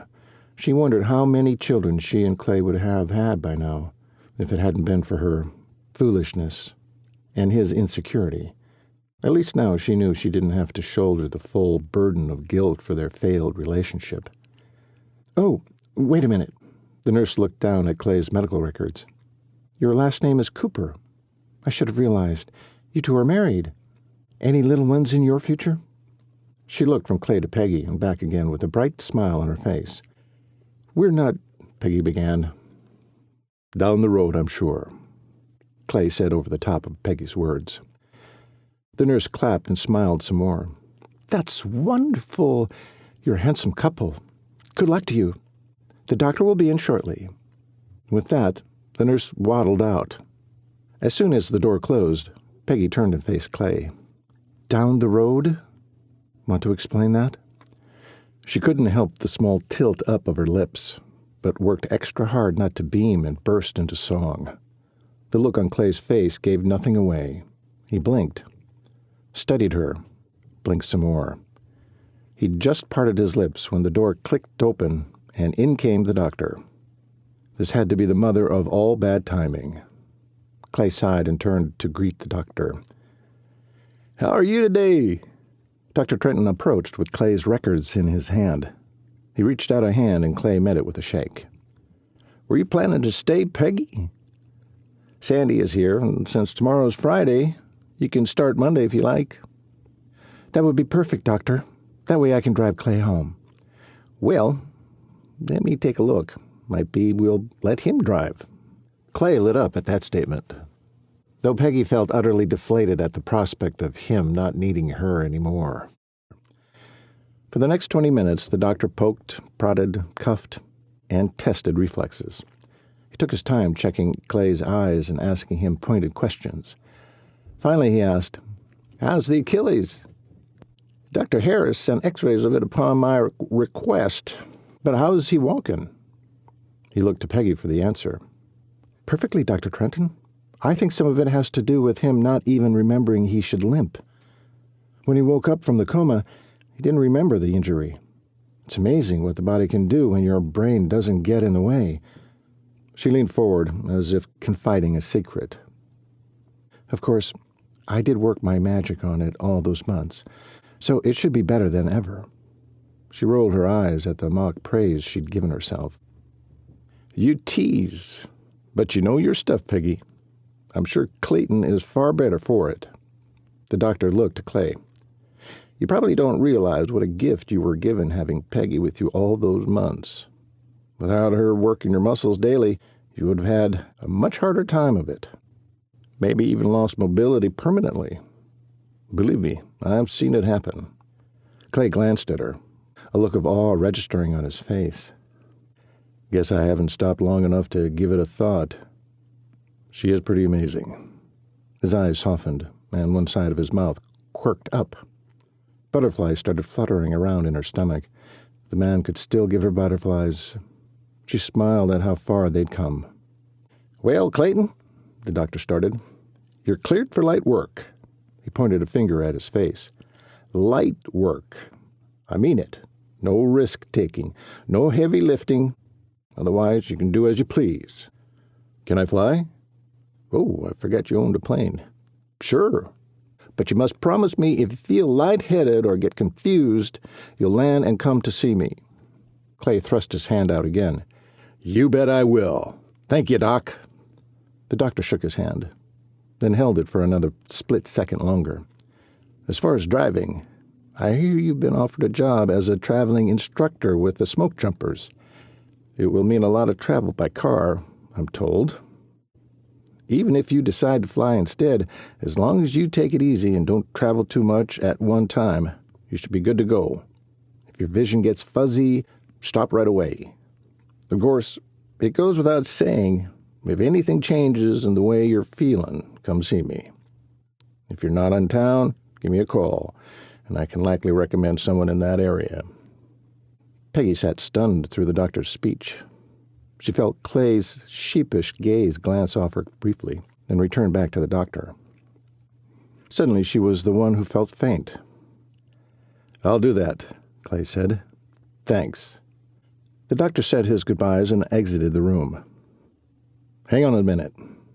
I'll be right back," Clay said to Peggy, then followed the doctor. When he returned, he grabbed up his hat and pushed it on his head. "What was that all about?" Clay grinned. "Nothing. Just had a question. Come on." He made a beeline for the door. Peggy stumbled after him through the two doors he opened for her. He tugged open the passenger door of the pickup and gestured her inside. She balked. "But No, you heard the doctor, Sumbo. He says I can drive now, and you can be sure that's just what I'm going to do. She clambered into the seat on nerveless legs. He slammed the door and tootled around the pickup to the driver's side. He slid in with a big smile on his perfect mug, readjusted the seat, then reached out his hand for the keys. She plopped them in his palm, feeling a smile form on her face. When Clay was happy, she was happy. Peggy watched Clay's driving carefully, but he didn't miss a gear. Miles passed. He still had that contagious smile riding his face. "Happy now?" she asked. "Happy." She tried to keep from asking, but her mouth didn't heed her brain. "Want to tell me what the whole traveling the country training smoke jumper was all about?" He groaned. "You knew this was coming." "I knew they might have you train, not travel to train." Apparently. He didn't look any happier about it than she felt. "How long have you known?" "Since I went to West Yellowstone." "Is that why you went there?" "I thought it was to avoid physical therapy on your Achilles." "You think I would have driven there in the dead of winter to avoid you?" "Not me." "Wait. You went there to avoid me?" She tried to keep the hurt from her voice, but hadn't quite accomplished it. Without looking at her, he reached a hand over and patted her on the thigh. "Not you, just the torture you caused." "Oh, ha. So you remember that now?" "Like I told you before, I remember everything, except the assault." "You don't remember Bruce clobbering you?" "Pretty sure I didn't see it coming." "That makes sense." She was avoiding the main issue, afraid of what he'd say. What if he took the job and never saw her again? What if that's what he truly wanted? Would that be all right with her if it made him happy? "I can hear your wheels cranking over there, Sunbow. What's up?" She flinched at his perfect guess. He chuckled. "Spit it out." "No." "What do you mean, no?" "No, you're not thinking of anything, which we both know isn't true, or no, you don't want to tell me." "Oh, Clay." She felt tears gathering at the backs of her eyes. He was going to leave her, and there was nothing she could do about it. What would it take to get him to let some of the love swirling and teeming at their banks flow toward her again? He tapped the steering wheel with his finger. "You need to know if I want you in my life." She slapped both hands to her face, then rubbed. "My gosh, you never were a subtle man." "Beating around the bush is a waste of precious time." Clay found the same widening in the road Peggy had used on the way into town and pulled over. He killed the engine and cranked down his window. "Open your window so we can get some breeze." She did as he asked, then held her breath. "Look at me, Peggy." Again she obeyed, trying to hide her worry behind her professional face. "I'm glad to have gotten the all clear from Doc. I'm going home to pack." Her heart flipped, then dipped. "Then I'm flying to West Yellowstone tomorrow to see about this new job. It's time I get back to work."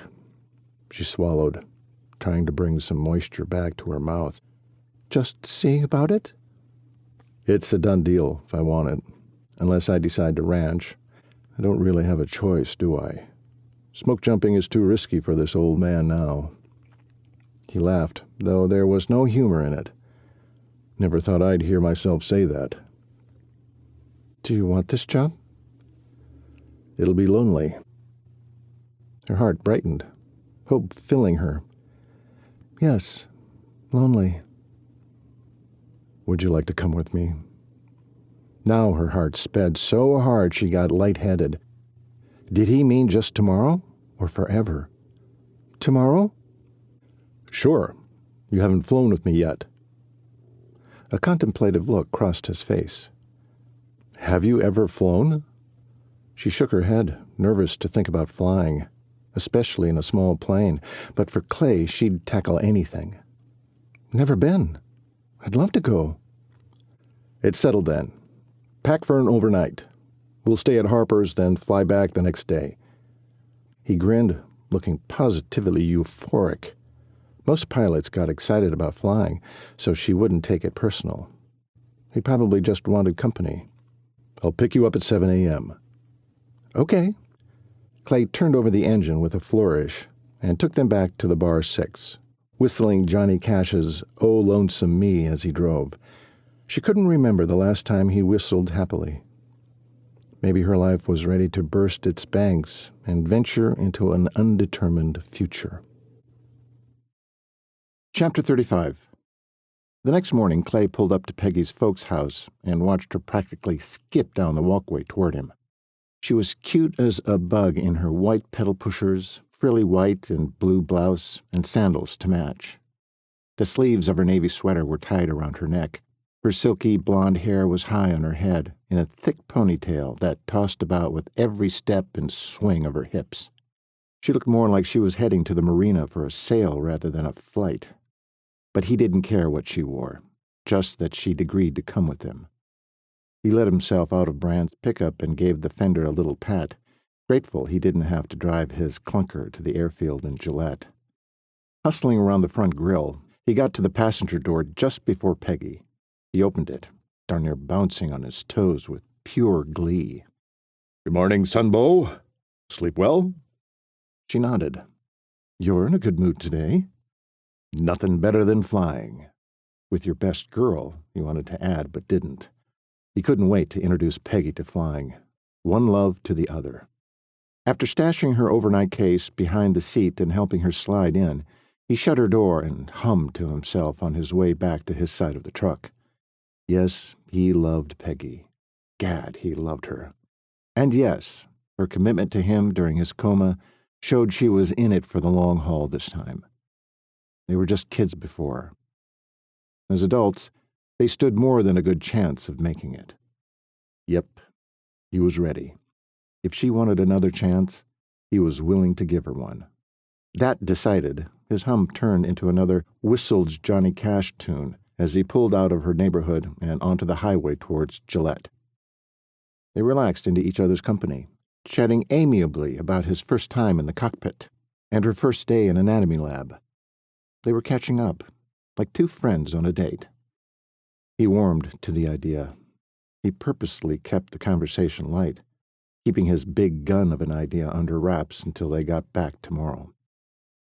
An hour later, he aimed the pickup toward the hangar where his Piper Comanche was stored. His pulse sped. "Here we are." He rubbed his hands together and grinned toward her. She looked nervous. He almost giggled. She'd get over it once they were in the air. They piled out of the truck, luggage in his hands, and headed to the hangar's side door. With a shoulder, Clay flipped on the lights. The fluorescence flickered and buzzed and stretched into bright bars of white light overhead. He breathed in the smell of rubber, grease, and stale air, and shivered with anticipation. Forgetting all about Peggy, he strolled up to his baby, dropped the bags next to her sleek bronze and white body, then caressed the wing as he made a sweep around her tail and back to the propeller. 6 passengers could fit in her fuselage pretty as you please, with room to spare. When the warmth of Peggy's body drew near, he turned his head to grin like a crazed jester. "Well, what do you think?" "It's beautiful, Clay. She's beautiful." "Are planes always females?" He chuckled. "Planes, cars, trucks, motorcycles, boats, you get the idea."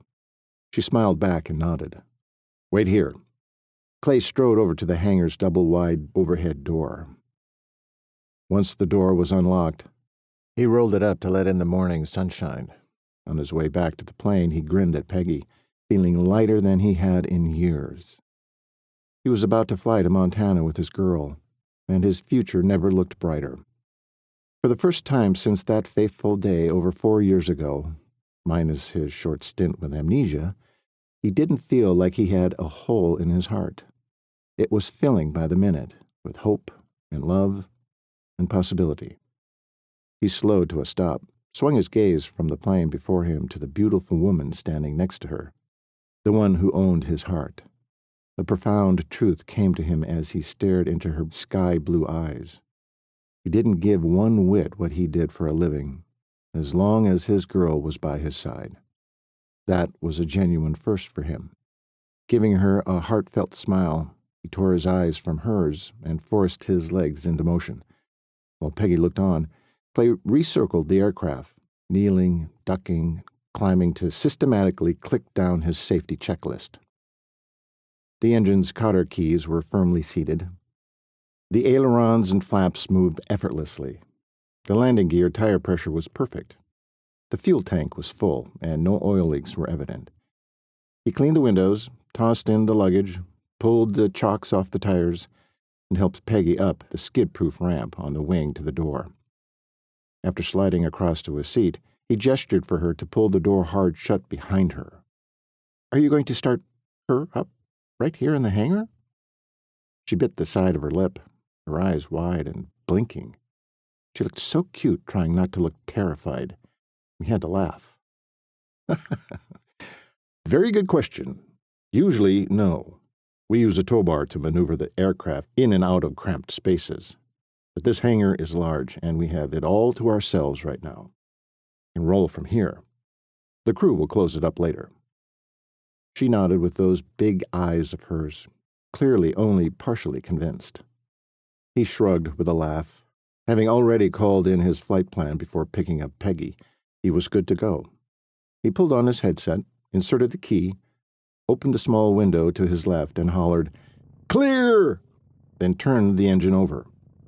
It roared to life before he could close the small window. The sound of the prop spun joy right through him. He looked over at Peggy with a grin. "Ready?" She looked ready to hyperventilate, but graced him with a nod anyway. He laughed and let off the brakes, using the pedals to taxi his baby out of the hangar and onto the runway. He spoke to the tower, or more like radio operator in this small airport. "Niner 028, Papa, ready for takeoff." 28, Papa. You're cleared for takeoff on runway 1634. The radio rasped over the airwaves. The radio operator continued with weather information while Clay taxied to the far end of the runway, pressed hard on the left toe brake pedal, throttling up to bring them around. He set the flaps, then dipped his head and smiled into Peggy's face. "You ready?" She bit down on her bottom lip with a smile leaking over the top, nodded. "Okay, here we go." Clay's feet were well planted on the brake and rudder combination, his toes pressing against the brake while he pushed the throttle all the way in. The propeller sped, and the plane rocked under the pressure of being held back until it was time. Then, with a wide grin and a flush of exhilaration, he let off the brakes and the plane gained speed down the runway. He controlled the rudder with his feet. The speedometer reached 70, 80 miles an hour. He eased back on the yoke. The Comanche glided off the runway, smooth as silk. Peggy gave a little squeak, then covered her mouth, her eyes wide. Clay grinned at her as he continued to climb up and over the 1,000 feet they needed to fly over the city. He tugged the lever to raise the landing gear and lowered the flaps. It was easy flying from that point on. He glanced at his passenger every so often to make sure she was doing fine as he circled to climb higher. Peggy yawned once to pop her ears, but otherwise she grinned like a little girl on Christmas morning. He banked toward Montana. Peggy clung to the armrest with her left hand and leaned hard toward the window to take in the beautiful sight of farm and ranch land in neat little squares of green, brown, and gold. Rows of crops and bales of hay coated the countryside. Houses dotted the landscape, and rivers weaved throughout. Pulling his headset off his right ear, he caught Peggy's eye. "You okay?" he said, raising his voice over the engine roar. She nodded and smiled. Sunbeam, indeed. He reached over, squeezed her forearm, and beamed back at her. He couldn't remember being happier, even when they'd been married. The constant tension of travel, crazed broncs, tight purses, and rowdy buddies kept him and Peggy from truly enjoying each other. Today, they would do nothing but enjoy each other. They were silent the rest of the way to West Yellowstone, as they both enjoyed the view from 7,000 feet up. The flight only took them an hour. Peggy was amazed. We're already here?" she yelled toward him as Clay circled the small airport next to the national park. "Doesn't take long," he said, and flashed her a lopsided grin. She nodded. They landed flawlessly, and Clay whooped as he taxied to a space near the Yellowstone Aviation Building. He parked and shut the plane down, then pried Peggy's hand off the armrest and laughed. "Sure you're okay?" "Think so." Her own laugh was glorious, full of relief and joy. "Let's get you out." He nudged her shoulder until she rose and stepped out onto the wing. He followed, locking the door and sliding to the ground behind her.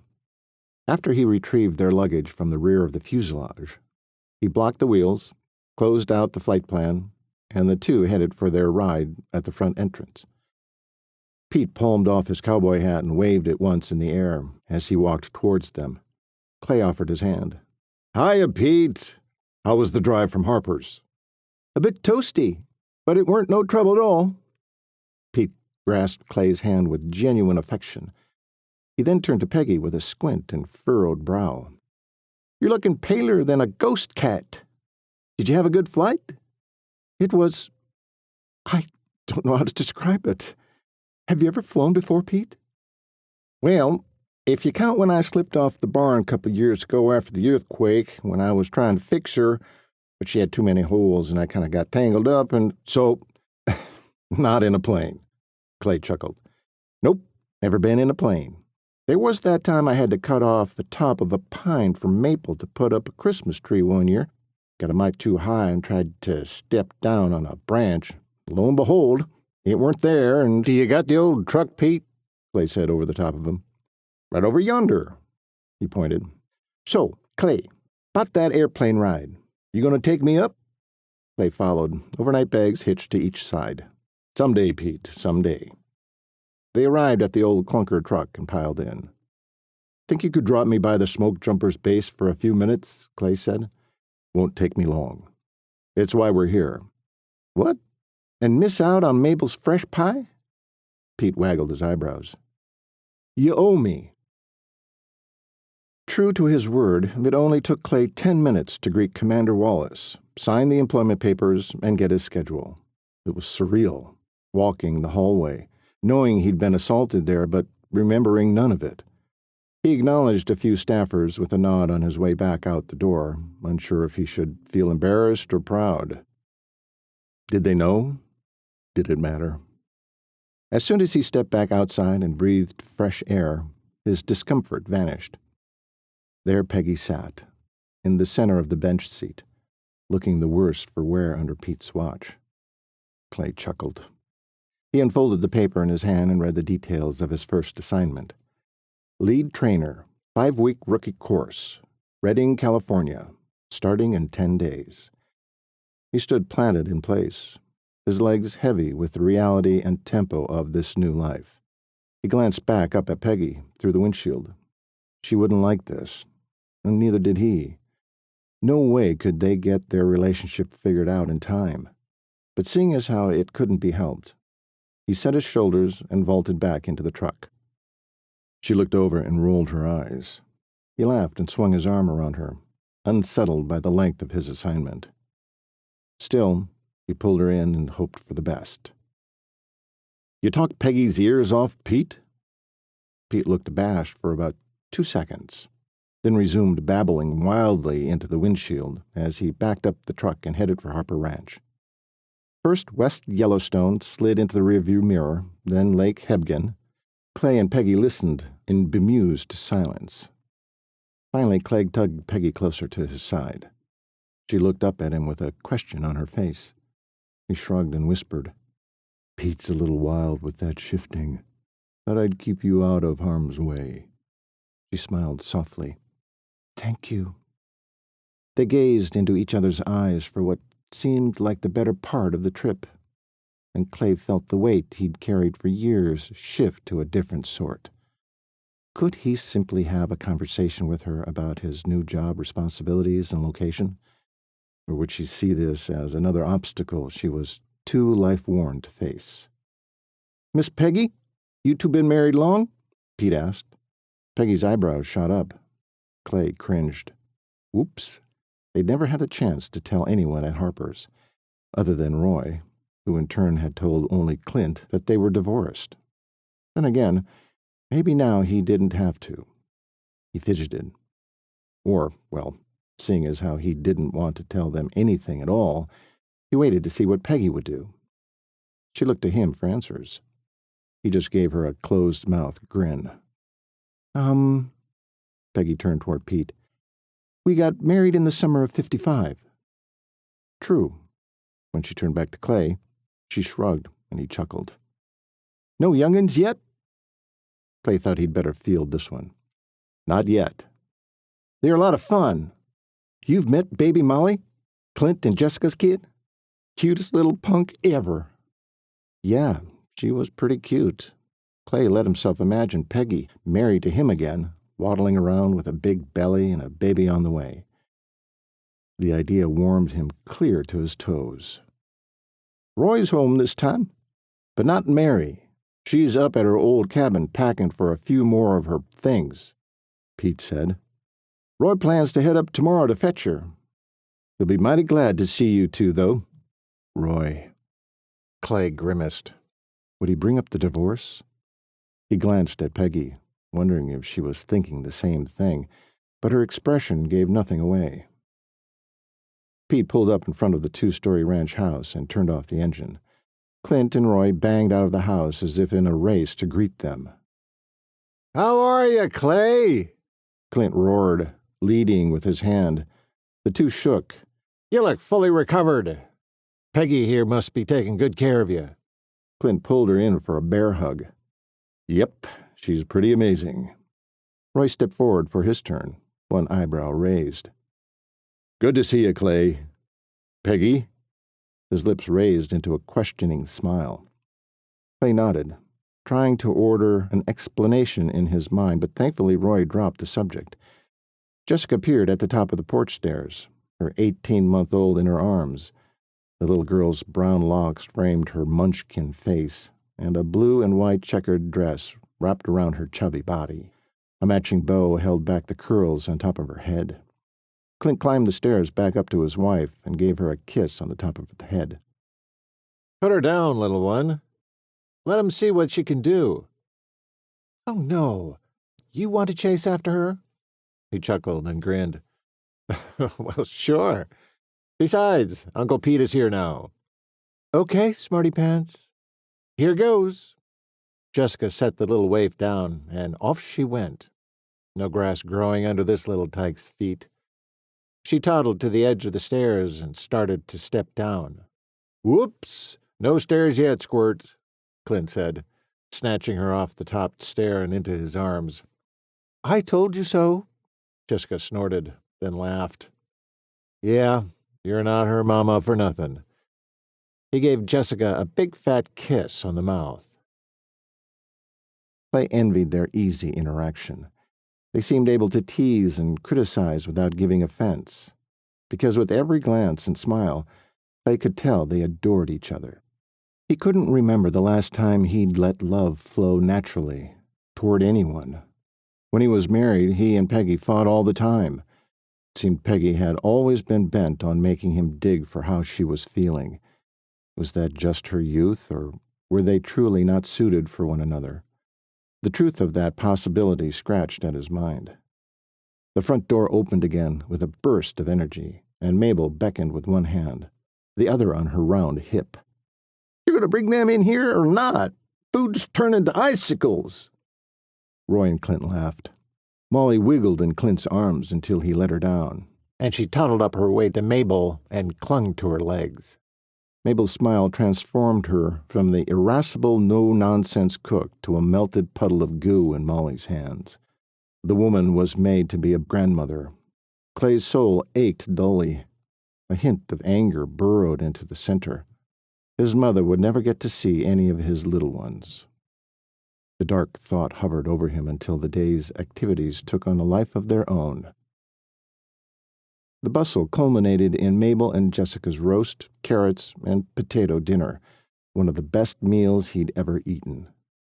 His full stomach managed to calm him some, but the boisterous cowpokes, Molly's squealing, and the conversation to his right, left, and across the table made him jittery.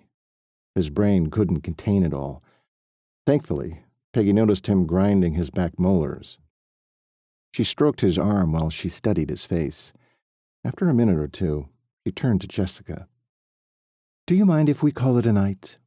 Clay's brain still gets a little taxed after a long day, and he has to fly us out of here tomorrow." "Oh, no, of course not. We have the master bedroom and bath upstairs ready for you. Roy likes to sleep downstairs when Mary's not here. And Clint and I, well, you already know about our place down by the stream." Peggy smiled with genuine relief, though Clay saw through to her apprehension. One bed for the two of them. "Thank you for putting us up tonight." "Our pleasure," Jessica said, cleaning up Molly and tugging her out of her high chair. "It's time for us to go too, honey." She gave Clint a wink. He was on his feet and clearing dishes before another word was uttered. "Come on, Sunbow. Time for bed." Clay likewise winked at his faux bride. "Hold on a minute. Sunbow?" Clint halted his progression with the stack of plates in his hands, a question in his smile. Clay and Peggy glanced at each other and grinned. He nodded for her to take the lead. "When Clay first woke up, he had a hard time formulating words, even simple ones. He tried to call me by his nickname for me, Sunbeam. It came out Sunbow. He's called me that ever since." She turned back to him and grinned. Her smile suffused him in warmth. "Ah, I see." Clint's clear-eyed expression proved that the man did see. He was no fool. He saw the love that had begun to flow between Clay and Peggy again. "I can tuck Clay into bed and be right down to help with the dishes, I insist," Peggy said. Jessica and Mabel both looked horrified. "Oh, no, you won't, little miss," Mabel said. But nothing. You go be with that good-looking man yours. Now go, shoo." Mabel chased them out of the kitchen with her dish towel. Nothing to do but make the best of it. Clay's frisky inner self was cheering, while the rational one, the one concerned with Peggy's feelings and sensibilities, wanted to reassure her he'd be sleeping on the floor. It was Roy's house, after all, and they would be in his bedroom. They both turned toward the stairs, Clay following Peggy up, and the rest of the world disappeared from view. Just the act of following his wife upstairs at the end of an evening gave Clay's heart a renewed rhythm of hope.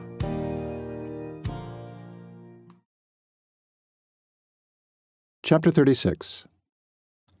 When the door closed behind Clay, Peggy twirled around to face him. The mischief in his eyes made her giddy. She had enjoyed every minute of this day with the tender, selfless, attentive Clay, the adult version of the one she'd married. She wasn't sure what he had in mind for tonight, but she was pretty sure he'd show the self-restraint of the man he was now. Part of her regretted that, but the sensible Peggy knew it was for the best. "Okay, Sunbow. We'll enjoy each other tonight and go back to the way things were tomorrow." Her mouth flew open, and she gasped. Strike that. Had she been that far off base? "You should see your face." He threw his head back and let out a roar of laughter. Oh, but it was good to hear that sound, not to mention what it was like to watch him laugh. The man was magnificent. She'd forgotten the good times, buried as they were under the heartbreaks of the past. Clay tugged her into his arms, tucked her head under his chin. His arms held her snugly. It felt different than it ever had, but oh, so good, so right. "I just want to hold you tonight. Would that be okay with you?" He spoke into her hair. Peggy pulled back within the circle of his arms and looked up. "Do you think that's wise?" He chuckled. "Well, probably not. But since when have we ever been wise when it comes to us?" "So true, so true." She tightened her arms around him, stole the moment to snuggle her face back into his chest, closed her eyes, and breathed him in. True contentment filtered through her body, saturated her mind, touched her heart, filled her soul. "Oh, Clay." "Yes," she said. "I want you to hold me all night." She took herself off to the bathroom and returned in her modest nightie. She chuckled to herself at how Clay tried his hardest not to stare before he slipped by her to use the facilities. When he returned, she was already under the sheets, waiting. Though she knew he usually slept in the buff, a quick peek told her he'd left his underwear on. He slipped in next to her. When he drew in close, he bent down to give her a quick kiss on the lips, then rotated her to her other side. Pulling her back up against him, he held her close. His breath caressed her ear before she felt the kiss on the tender skin under it. "Go to sleep, Twinkie. We have an early flight." Her heart fluttered, every inch of her body feeling electrified until she finally inhaled a contented breath and relaxed. "Good night, hot dog." He chuckled. Clay pulled in a long sniff of her hair and sighed. "Good night, Sunbow. Sleep well." Morning light brightened the room, coaxing Clay out of the kind of deep sleep he'd only experienced besides his wife. Wife. Was that something he wanted to do again? Risk again? At times he was absolutely sure, and others. "Morning." Peggy turned to face him. She ran her hand down his jaw, his beard rasping against her palm. A pang of longing hit him. This was how they used to awaken, before he'd chosen the dang Bronx or his friends over her. What a fool he'd been. "How did you sleep?" she asked softly. "Better than I have since the 6-month coma." "Oh, ha. Very funny." She tried to look stern, but couldn't quite keep her mouth from tilting up at the corners. "Kinda was." Her cheeriness mellowed as she stared into his eyes, hers as blue as the clear Montana sky at the break of dawn. She opened her mouth as if to say something, but closed it and turned over to scoot out of bed. Time to get dressed and head out. You could think of a dozen ways to start this day, none of them being this. She scurried to her overnight case, grabbed it up, and headed for the bathroom. "I won't be long. I know you're in a hurry." "I'm not in that much of a..." But the door shut before he could finish his debate. He sat up and swung his legs out, sitting on the edge of the bed. It was for the best. The last thing he wanted was to give her the wrong impression when he hadn't fully decided if his heart could handle another round of love and risk. The old wounds had nearly filled, and that was Peggy's doing. But that was all he was ready to admit to. Peggy exited the bathroom, looking adorable in her cut-off jeans and sunshine blouse. He tried not to notice, and followed her lead in starting the day. They trundled down the stairs toward the aroma of bacon. Clay's stomach rumbled audibly as he stepped around the corner to see Mabel at the stove. "Where's Clint and the gang? The cowhands?" Clay asked her. "The cowboys will be here after they do the feeding. I suspect Clint and Jessica aren't all up yet together, imagine. Takes a mite longer with that little rascal of theirs." Clay chuckled. Yeah, he'd figured kids took time. Not that he was averse. Clay pulled one of the bench seats out and gestured for Peggy to sit. Once she did, he tugged them back in and started in on the breakfast Mabel set before them. Peggy placed a hand slightly on his thigh. "I'd like to say grace first." He nodded, surprised he wanted that too. "Why don't you do that, as the man of the table?" she said, then grinned. He couldn't deny her anything when she gave him the sunbeam smile. "Not sure what to do, but I'll give it a try." She hitched a shoulder. "Just say any thankful thing." He nodded, then bowed his head. "Lord, thank you for this food. Thank you for Mabel fixing it. See us home safely. Amen." Peggy smiled and shook her head. What? She didn't look up at him, just forked a bite of egg and said, "Like a pro," and began eating. He grinned, genuinely happy he'd pleased her. After breakfast, the two said their goodbyes and went in search of Pete. He already had the old truck aimed in the right direction and grinning when he saw them approach. "Enjoy your visit?" Pete said. Very much, Peggy said at the same time, turning to him with a laugh. The drive was much like it was the day before, with Pete jabbering and Clay and Peggy chuckling over how obliviously entertaining he was. When they reached the airport, the commander of the smokejumping base strolled out to meet Clay at the plane. "Go ahead and get in, Peg. I'll be there in a minute." He handed her the key, then turned back to Commander Wallace. "Everything in place for Reading?" "It looks like they'd like you to begin sooner than we thought." Clay frowned, suspicious of the sheepish look his new boss was giving him. "And that would be—" "In 3 days, but not Reading. You'll still move around, but you start in Missoula to train hotshots. They're putting a rush on your group.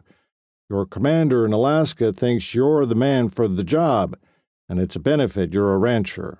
If you're still there in the off-season, that crew puts up hay." Clay nearly dropped his teeth. In 3 days, he was supposed to have all of his things packed up and ready for his first 5-week stint and get himself to Missoula on top of it? But training hotshots had been a dream of his. They were the special fire units who worked the most complex terrain in the nation. His time as a hotshot had been too dang short before becoming a smoke jumper. He loved those guys, their work ethic, their skill set, their physical conditioning. He'd kept under wraps the answer Dr. Trenton gave him to his final question at the end of Thursday's appointment. Yes, his Achilles was in good enough shape to smoke jump again. He'd been mulling what that meant in the long run, but the more thought he gave it, the more he realized Peggy was his focus now. He'd meant it when he decided he'd do anything as long as she was by his side. And if he went back to smoke jumping, he would only force her to live in constant fear of his death. That wasn't what he wanted for her, or him, anymore. But to train hotshots, now that was something he could sink his teeth into, because hotshot trainers often join their crews at base camp. He could still be close to the action, but not too close. "It's been an unusual dry summer everywhere," Commander Wallace squinted at the horizon. "The fires are out of control. We need more smoke jumpers and hotshots. Lots more." Clay rolled his jaw to the side to keep from smiling too broadly. Wallace narrowed his eyes at Clay. "And no, you're not going to join the hotshots at base camp like trainers often do. You're too valuable on the front end of the training pipeline." Clay rocked back on his heels, surprised, but strangely unperturbed. This was surreal. He truly didn't care what he did next, as long as Peggy was in the picture. "I understand, sir." The commander gave him a pleased smack on the shoulder, then turned and strode off. After circling and checking his Comanche, Clay opened the door to find Peggy already buckled in. He chuckled at her diligence and nervousness. Facing her with his hands on her seat back, he stretched his leg to his side, gave her a quick kiss on the mouth, then crawled over her into his seat. "Off we go, into the wild blue yonder," he sang. "Climbing high into the sun," she sang back. He grinned, unable to take his eyes off her smile. If he knew they'd make it this time, he'd ask her to marry him right here and now, and never look back. That was the question. Would they make it? He needed a test, a big one. Maybe that would satisfy his apprehension. Peggy seemed better, more at ease as they flew back to Wyoming. Puffy cumulus clouds dotted the cerulean blue sky. The temperature was high, but once they approached 10,000 feet, the air flowing into the cabin was cool and soothing. Here he was, flying his own plane with his girl at his side. Clay couldn't think of a more perfect moment. Maybe he could borrow a vehicle to use at each job site freeing them to fly instead of drive to the different training centers. Them. He smiled. She tilted her head toward him. "What's the smile for?" she shouted over the engine and wind noise. He took her hand in his and squeezed, looked her in the eye, and let the simmering exultation he felt in his chest show on his face. She smiled back, a look of understanding in her eyes. This time, when they landed at the Gillette-Campbell County Airport, Clay didn't have to peel Peggy's hands off the armrests. It helped that the sizzling 97-degree heat outside was magnified in the cabin. They exited as quickly as possible. One of the hangar crewmen approached with a two-fingered salute to the temple. Clay returned the greeting. "Hey, Bill. Can you gas her up for me? Check her out? I have to fly out of here on Monday." Peggy's head jerked his direction. He winced, hoping to communicate that an explanation would follow shortly, then patted her shoulder and slid his hand down to guide her by the small of her back toward Brand's pickup parked next to the hangar. "Will do," Bill said to his back. Clay waved a hand over his head in answer. He looked at Peggy. "Let's get you home." She glanced at him again, confusion knitting her brows over her wide eyes. So beautiful, yet so unsure. "It's going to be all right," he said, and opened the door. Clay pressed their bags behind her and closed her door. She stared at him, waiting. He wasn't sure what to say at this point. He wanted her with him. Exactly how that would happen, he had yet to figure out. They drove in silence back to the house. When he turned onto her street, she finally spoke. "I really enjoyed the last 2 days, Clay. Or was it just 24 hours? She laughed. "To think we went all the way to Montana, stayed the night, and came all the way back to Wyoming is amazing. And the views. I love flying." A tension inside him he hadn't known was there loosened. "Glad you liked it. It's important to me."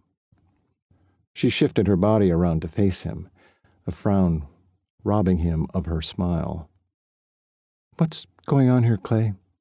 What are we doing?" Her house came into view. As he stopped the truck in front of the house, he remembered how often they'd done this very thing when they were in high school. "What do you mean?" "Now, don't play coy with me, Clayton William Cooper. Are we dancing around something? Or was this a goodbye trip?" Her voice broke as she heard her own words.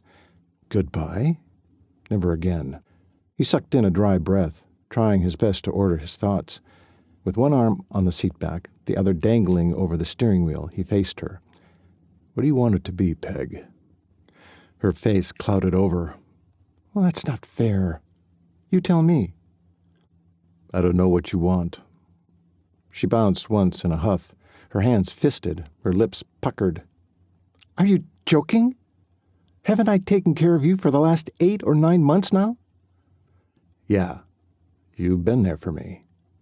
"No, you don't get it. It was like a few seconds to you, but the coma was 6 long, grueling months for me, Clay." Her eyes glassed over. She gulped a couple of times. "You've never had to sit day after day holding the hand of someone you care about and praying that they come back to you." He watched her vacillate between seething and tearing up, trying to put himself in her shoes. And then it did. "True enough. I didn't have the chance to do that for Martin. Instead, he landed square in a fire while my buddies held me back, and we watched him burn." Her eyebrows flew up to nearly her hairline.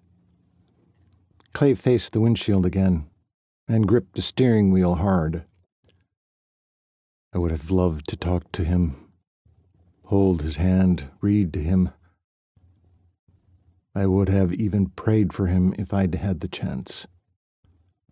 "Oh, Clay."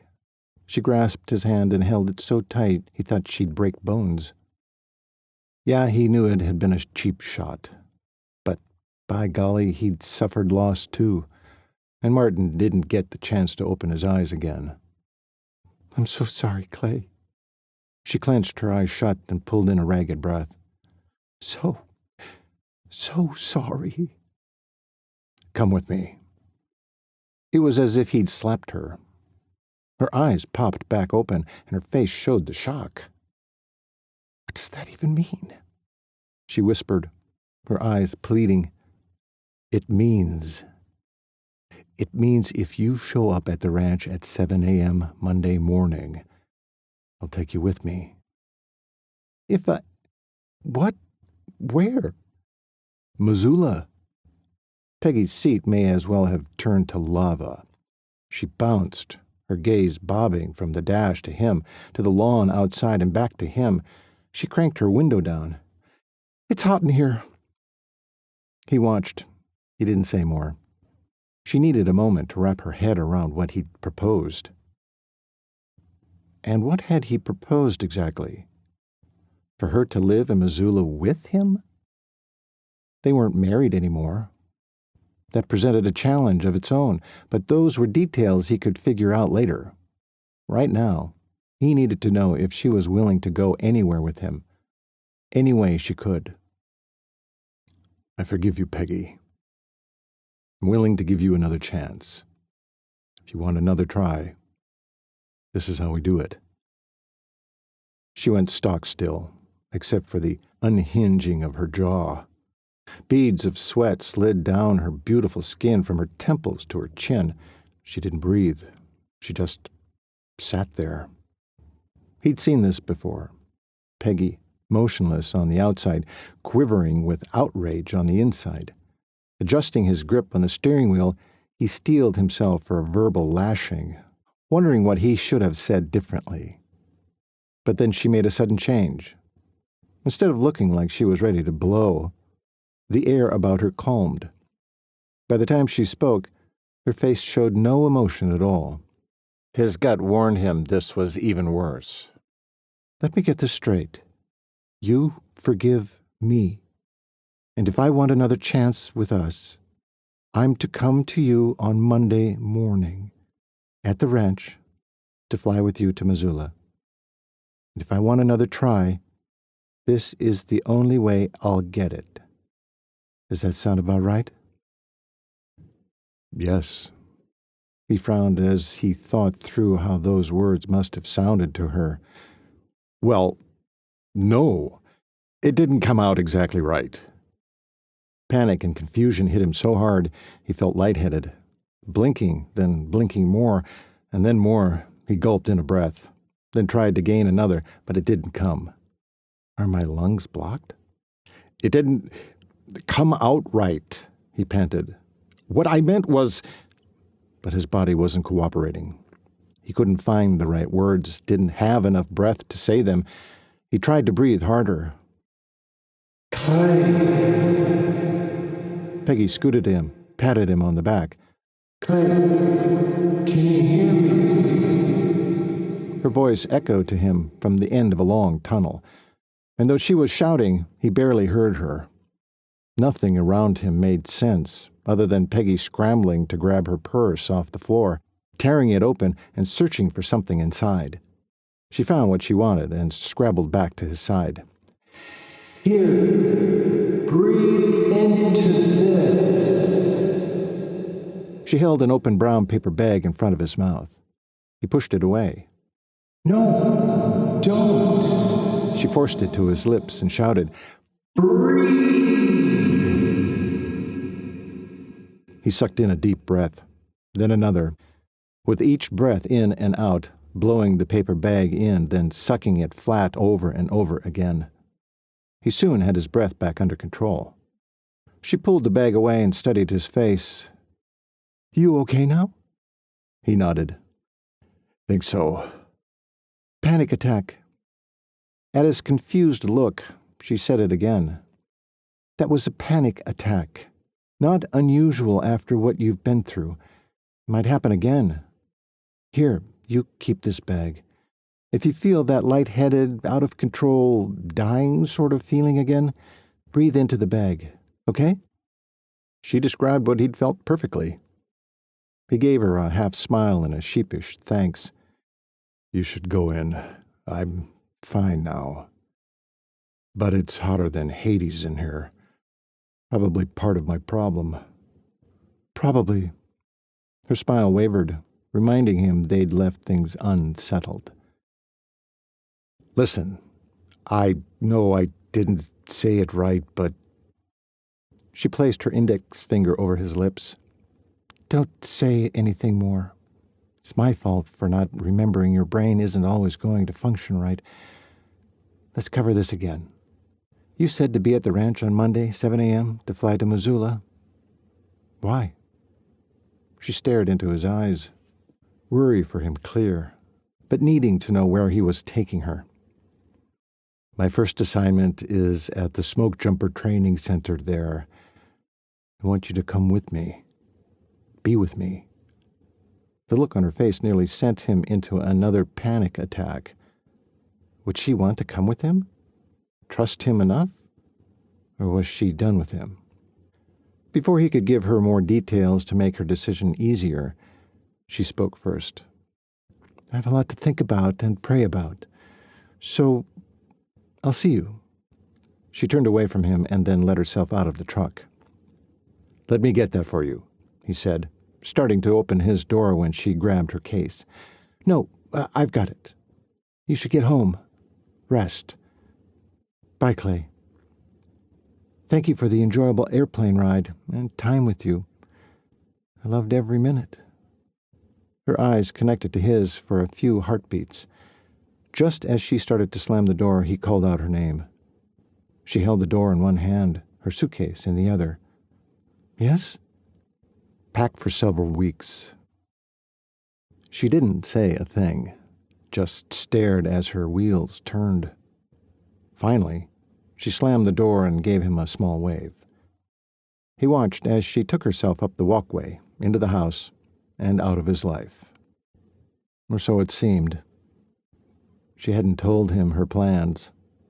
But then, he hadn't been clear about his either. Was she gone for good? Or would she show up on his doorstep on Monday morning?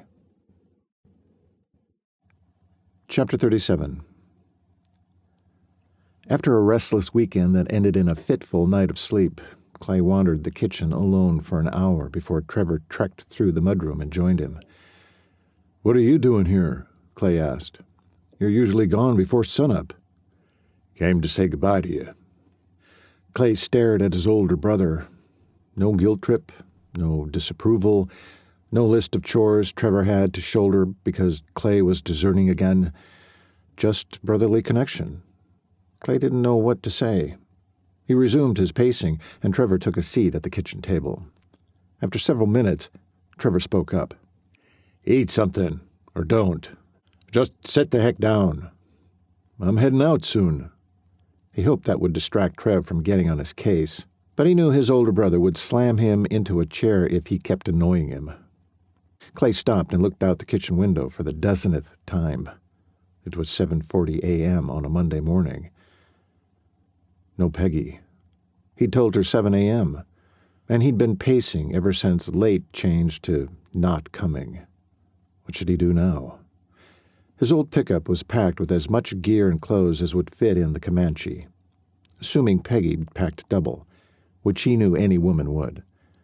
Man, but he wished to see the absurd pile of suitcases she was sure to bring. Right now. "She's not coming." Clay cocked his head so he could see Trevor over his shoulder.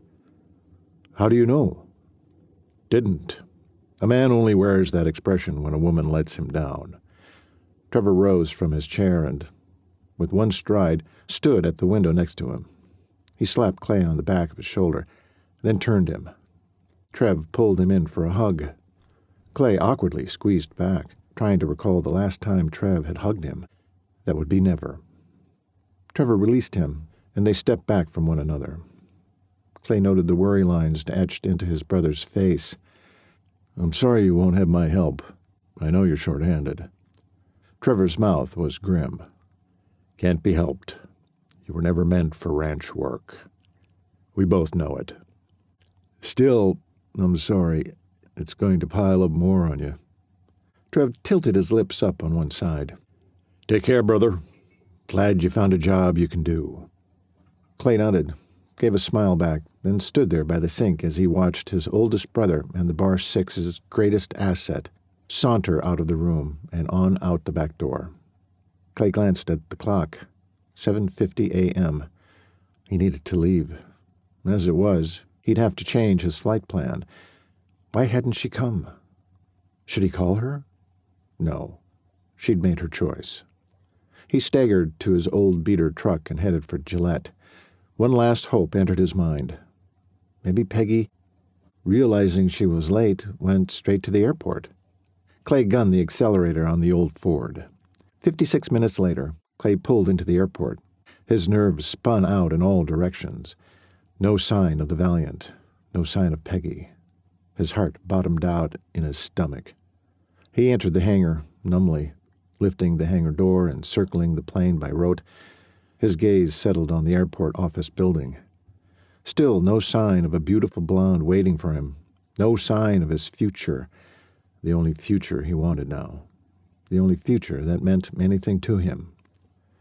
Deciding he had to at least try, he half strode, half jogged toward the solo building, entering through the back door. "Hey there, Clay. You're late," Bill said. "I've got your flight plan here. What do you want to change it to?" Clay perused the station. Black and white linoleum floor with nobody on it but him. Folding chairs set up around the perimeter of the room with nobody in them. The radio on the table by the door with no one on it. Bill behind the counter. His office behind him. No Peggy. He turned back to Bill. "Seen anyone this a.m.?" "Nope, just me. No one's flying today." "Not so far. I might go up in the Cherokee if no one comes in by noon." Clay nodded, sick to his stomach. Maybe he should call her. The telephone on the desk behind Bill began ringing as if deciding for him. Bill took his time swilling in his chair and leaning back to reach for the receiver, sloth-like. Clay clenched his fist to keep from shouting at the man to answer it already. He wanted him to get this call out of the way so he could call Peggy. Finally, Bill answered it. "Hello? Campbell County Airport." "What? Now?" "Yeah, he's right here." "Surprised you caught him." Okay. Hold your horses." Bill looked confused, but he stuffed the telephone receiver into his chest. "This call's for you. Your brother."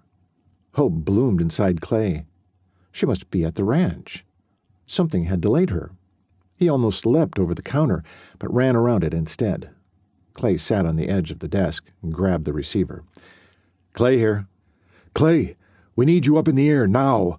Colt's voice was frantic. "Slow down. Start from the beginning. There's a fire on the ranch. It started in the hayfields out back.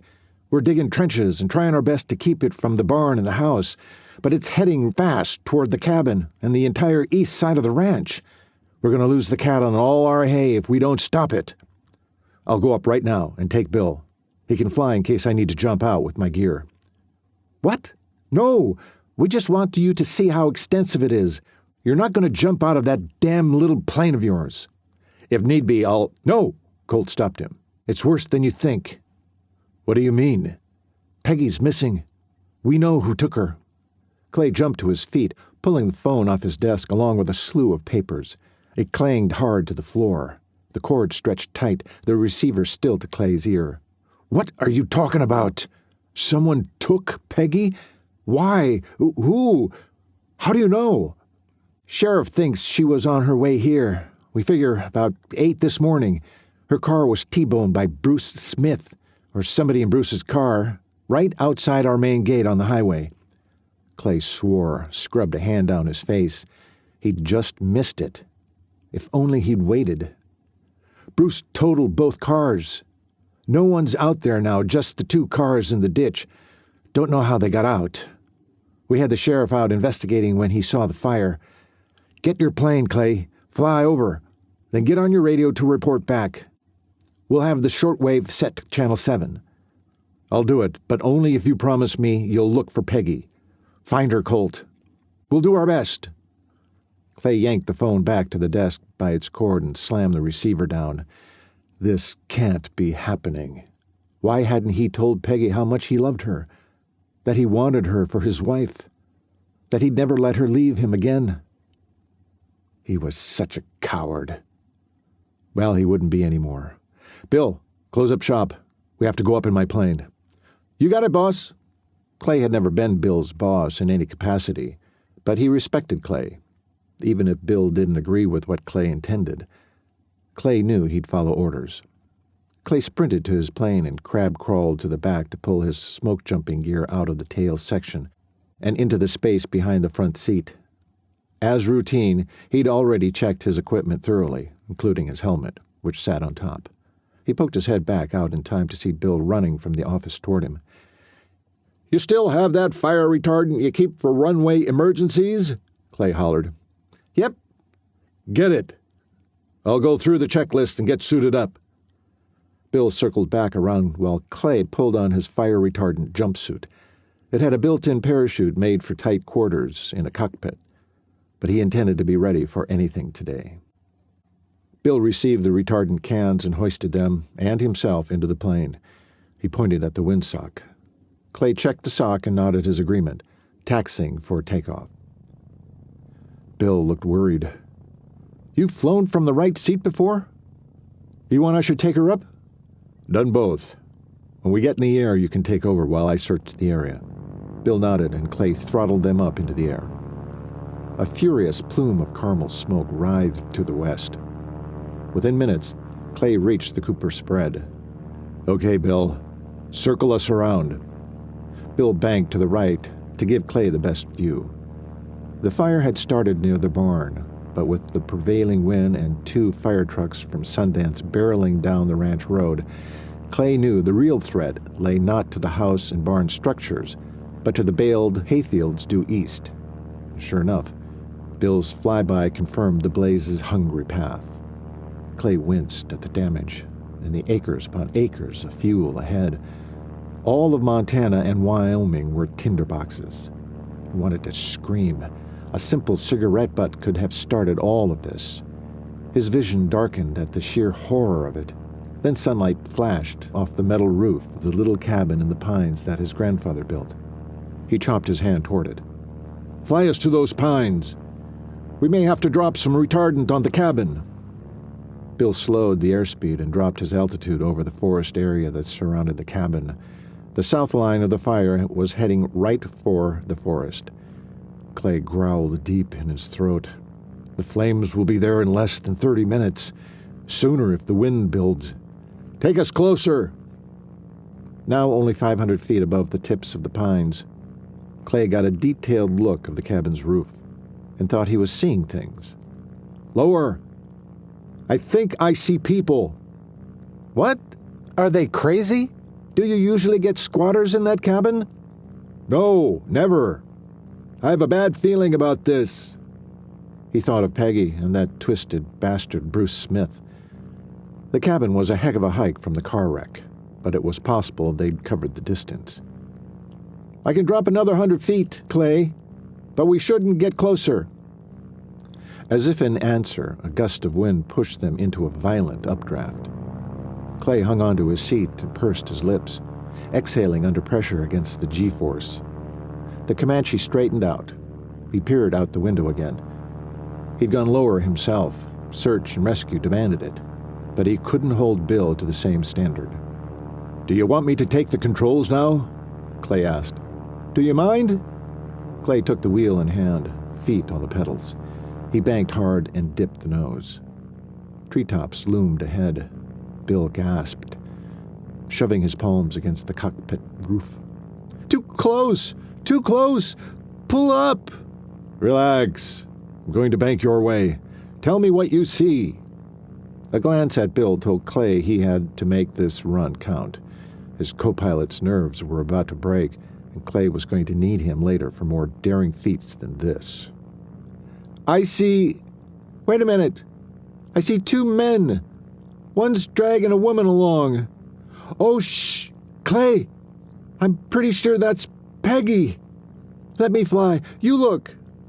Clay's hands began to shake, rage building as rapidly as the wildfire. Bill took over and banked right, giving Clay the next view. Just as they passed overhead, all 3 people on the porch looked up, affording Clay a perfect view of their faces. "Pull up, Bill," Clay growled. "I've got to jump." But first take me to the forest edge. If I can drop the retardant there, it should shunt the fire away from the forest line and miss the cabin altogether. I can deal with the fire better in the field." "Roger!" Clay nodded. "Try not to breathe until after I shove the can out the door. Got it?" Bill nodded wordlessly and banked for the forest edge, while Clay donned his helmet, pulled down the screen, and positioned himself at the door. "We're nearly there! In 3, 2, 1, now!" Clay popped the retardant lid, then opened the Comanche's door, battling the wind. He wrestled the container of rust-colored chemicals onto the wing, eyed the landscape below, and shoved the can off with his foot. A fan of red spread across the azure sky. Bill circled as they watched the show under him. The barrel smashed into the ground in an eruption of color. One more pass confirmed effective placement of the retardant. Clay slammed the door of the Comanche shut, lifted the helmet screen from his face, and turned to Bill. "Take us to 1,500 feet. "Clay, you're not serious about jumping, are you?" "Up, Bill! As fast as possible!" Bill bit down on his upper lip, but pushed the throttle in and circled them up. When the altimeter read 1,500 feet, Clay turned once more to Bill. "Once I've jumped, get on the radio, Channel 7. Have Colt tell the sheriff that Peggy and 2 perps are at the cabin, that the fire is headed due east, and that I'm on the ground. Have them send one of the trucks out. Got it?" "Got it." Bill's glance was wide-eyed but deadly serious. "Be careful, Clay." Clay dipped his head and hinged the shield back over his face. He wrenched the door back open. The wind roared against him. He lowered himself to the traction strip on the wing, bracing against door and fuselage, straining to stay upright and balanced. White smoke mushroomed from a red-hot fringe of fire far below. Clay took a steadying breath, said a little prayer, and dove headfirst into the open air.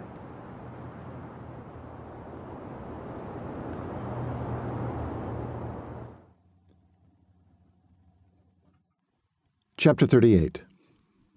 Clay plummeted toward earth, arms and legs extended to catch the force of wind against him, the material of his jumpsuit flapping like hummingbird wings. Immediately he pulled his ripcord and thanked the Lord the chute opened as it should. It whipped and thrashed before it caught air and opened with a whoomp, seizing him at his back and shoulders with a hard jerk. If the situation hadn't been so dire, Clay would have smiled at the rush of sheer joy he felt. He loved this. All smoke jumpers did. The thrill of the unknown, the squall against your body, the uncertainty of how you'd land, and the battle against the toughest opponent nature welded, fire. It was a hard man's occupation, and he missed it. But after spending time with a woman who leaned on God instead of her own abilities to get through life, he knew he should do the same. Lord, help me land well. Help me find and save Peggy. Feeling a sudden surge of strength, he pulled his legs together, knees slightly bent, and glimpsed the wildfire one last time. Then he hit the ground. Pain jolted through his skull. His heel hit hard, the sting in his bones quickly spreading to a burn. In spite of it all, he flawlessly tucked one shoulder into the parachute landing fall and roll that was so natural for him. Leaping to his feet, he unhooked the chute, rolled it into a ball, and ran toward the lodgepole pines. They were less than 100 feet away. He couldn't have landed a better jump if he'd practiced for weeks. Chucking the chute behind a large pine, Clay sprinted for the cabin, intent on outracing the flames to his left. He ducked into the forest where the retardant had hit, patting himself on the back for a perfect shot. The red chemicals had spread farther than he'd estimated, successfully diverting the fire to the southeast. He'd have to find a way to redistribute the stream water to the fields next, but Peggy came first. Maybe he wasn't capable of loving her correctly, but he sure as shootin' could protect her effectively. As he neared the cabin, he dropped speed. Although the little structure was no longer in the path of the fire, it wouldn't take the blaze long to circle around the forest and close in from an easterly direction. He needed to work fast. Slowing, he eased toward the back wall, trying to keep his firefighting gear from clanking and banging too much. For now, he tossed his helmet down and crouched as he slowly crept under the window at the back, then made his way to the south side. Peering around the corner, he was surprised to see the lean-to smashed, the offending large branch laying nearby. It looked to have happened some time ago. The scene slammed home the fact that he'd been gone a long time. He didn't live here anymore. He really didn't belong here anymore. And for the first time, that was okay. Instead of running away from his home because love had died, he wanted to run toward the life he was meant to live. The clarity of the moment pulsed through him and sharpened his focus on the obstacle ahead. He dealt with criminals to save victims before. He'd do it again. Only this time, the life he saved would save his too. He picked his way through the rubble of the collapsed lean-to and stopped just shy of the corner where the porch connected to the house. He pivoted carefully for a peek. No sign of Peggy or Bruce Smith. A man he didn't recognize, wearing a New York Yankee ball cap, stood on the far side of the porch. Had he been hired to help Bruce take Peggy, then start the fire? Seemed foolish to start a fire only to hide where they could be burned out. Of course, the westerly wind today could have fouled up even the most well-devised plan. The ball-cap man watched the slow encroach of gray smoke circling around the cabin with increasingly fidgety movements. He turned toward the cabin door. Clay ducked back. "Smith!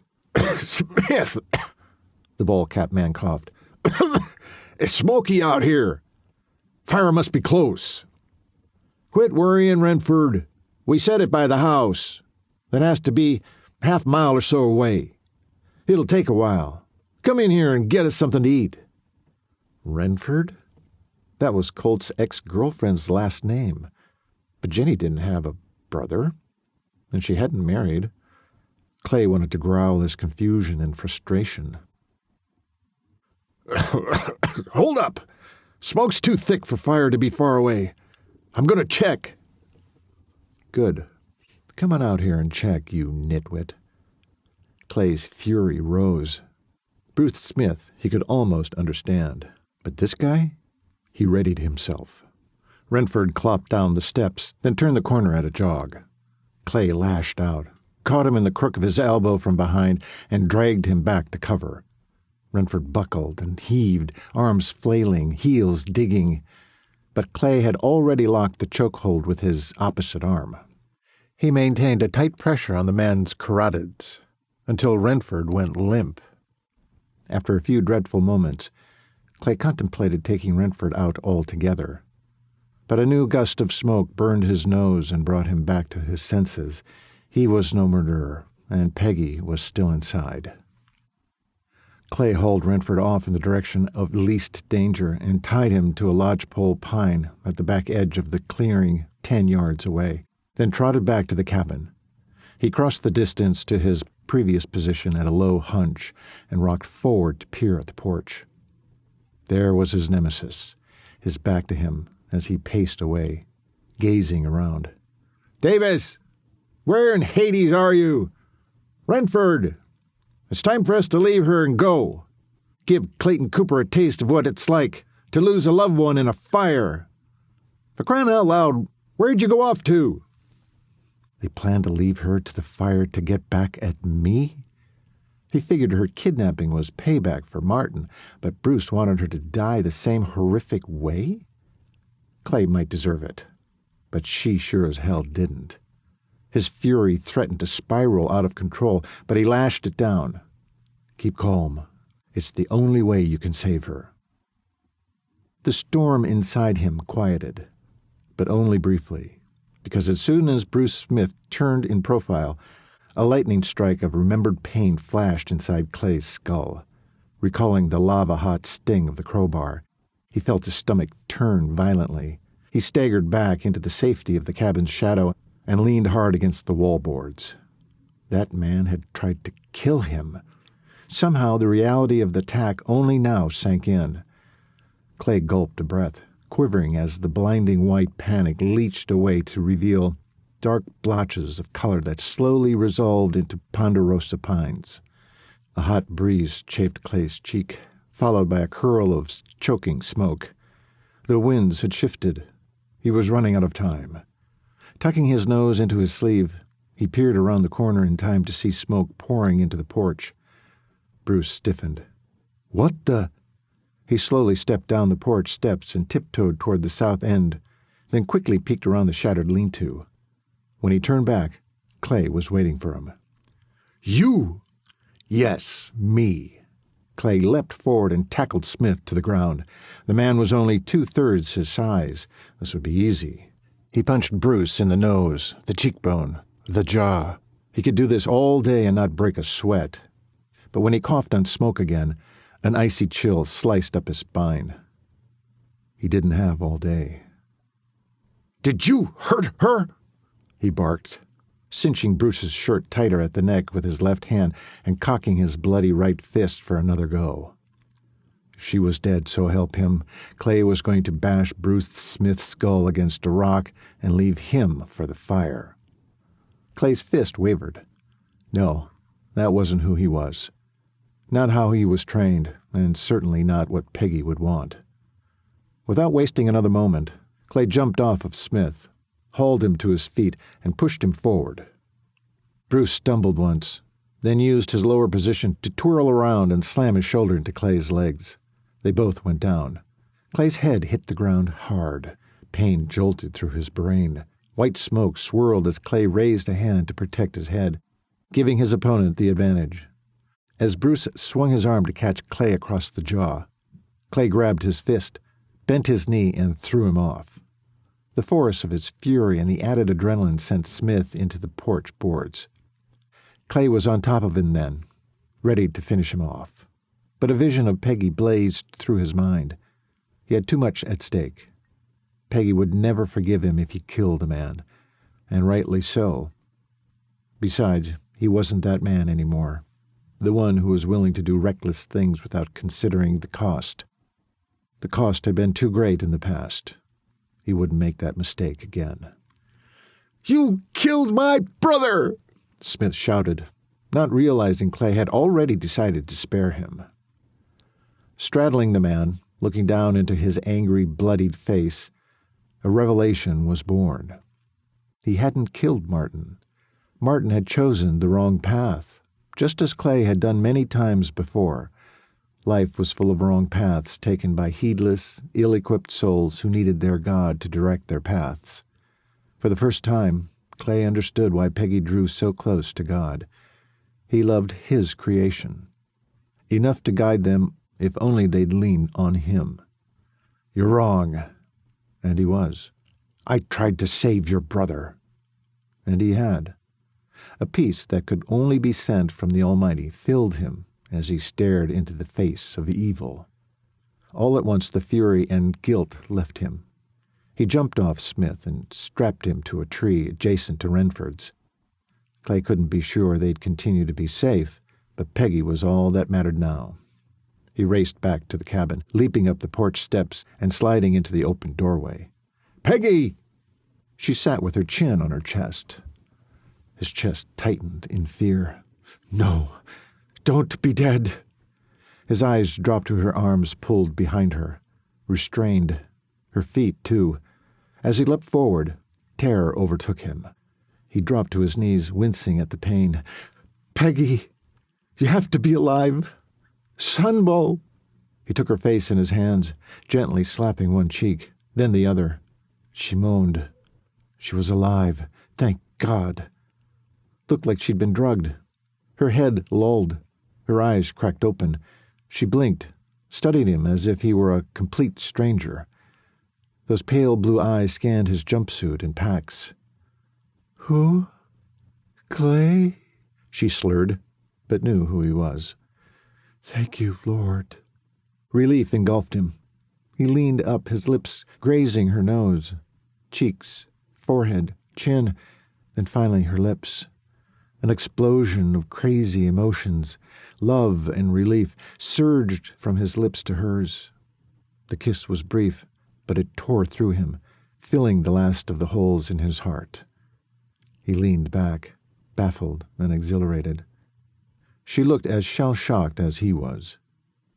Are you all right? He asked. Did they hurt you? Damn, Peggy, I thought I'd lost you. Don't know what I'd do if I... He clenched his jaw, eyes burning, chest tightening. No, he couldn't break down. Not now. He dove for the safety of his training, checking her limbs, her face, untying the knots around her legs and hands. But still the pressure inside him climbed. Desperate, he pulled her close and buried his face in her golden hair, breathing her in until he got control of the emotions on his face.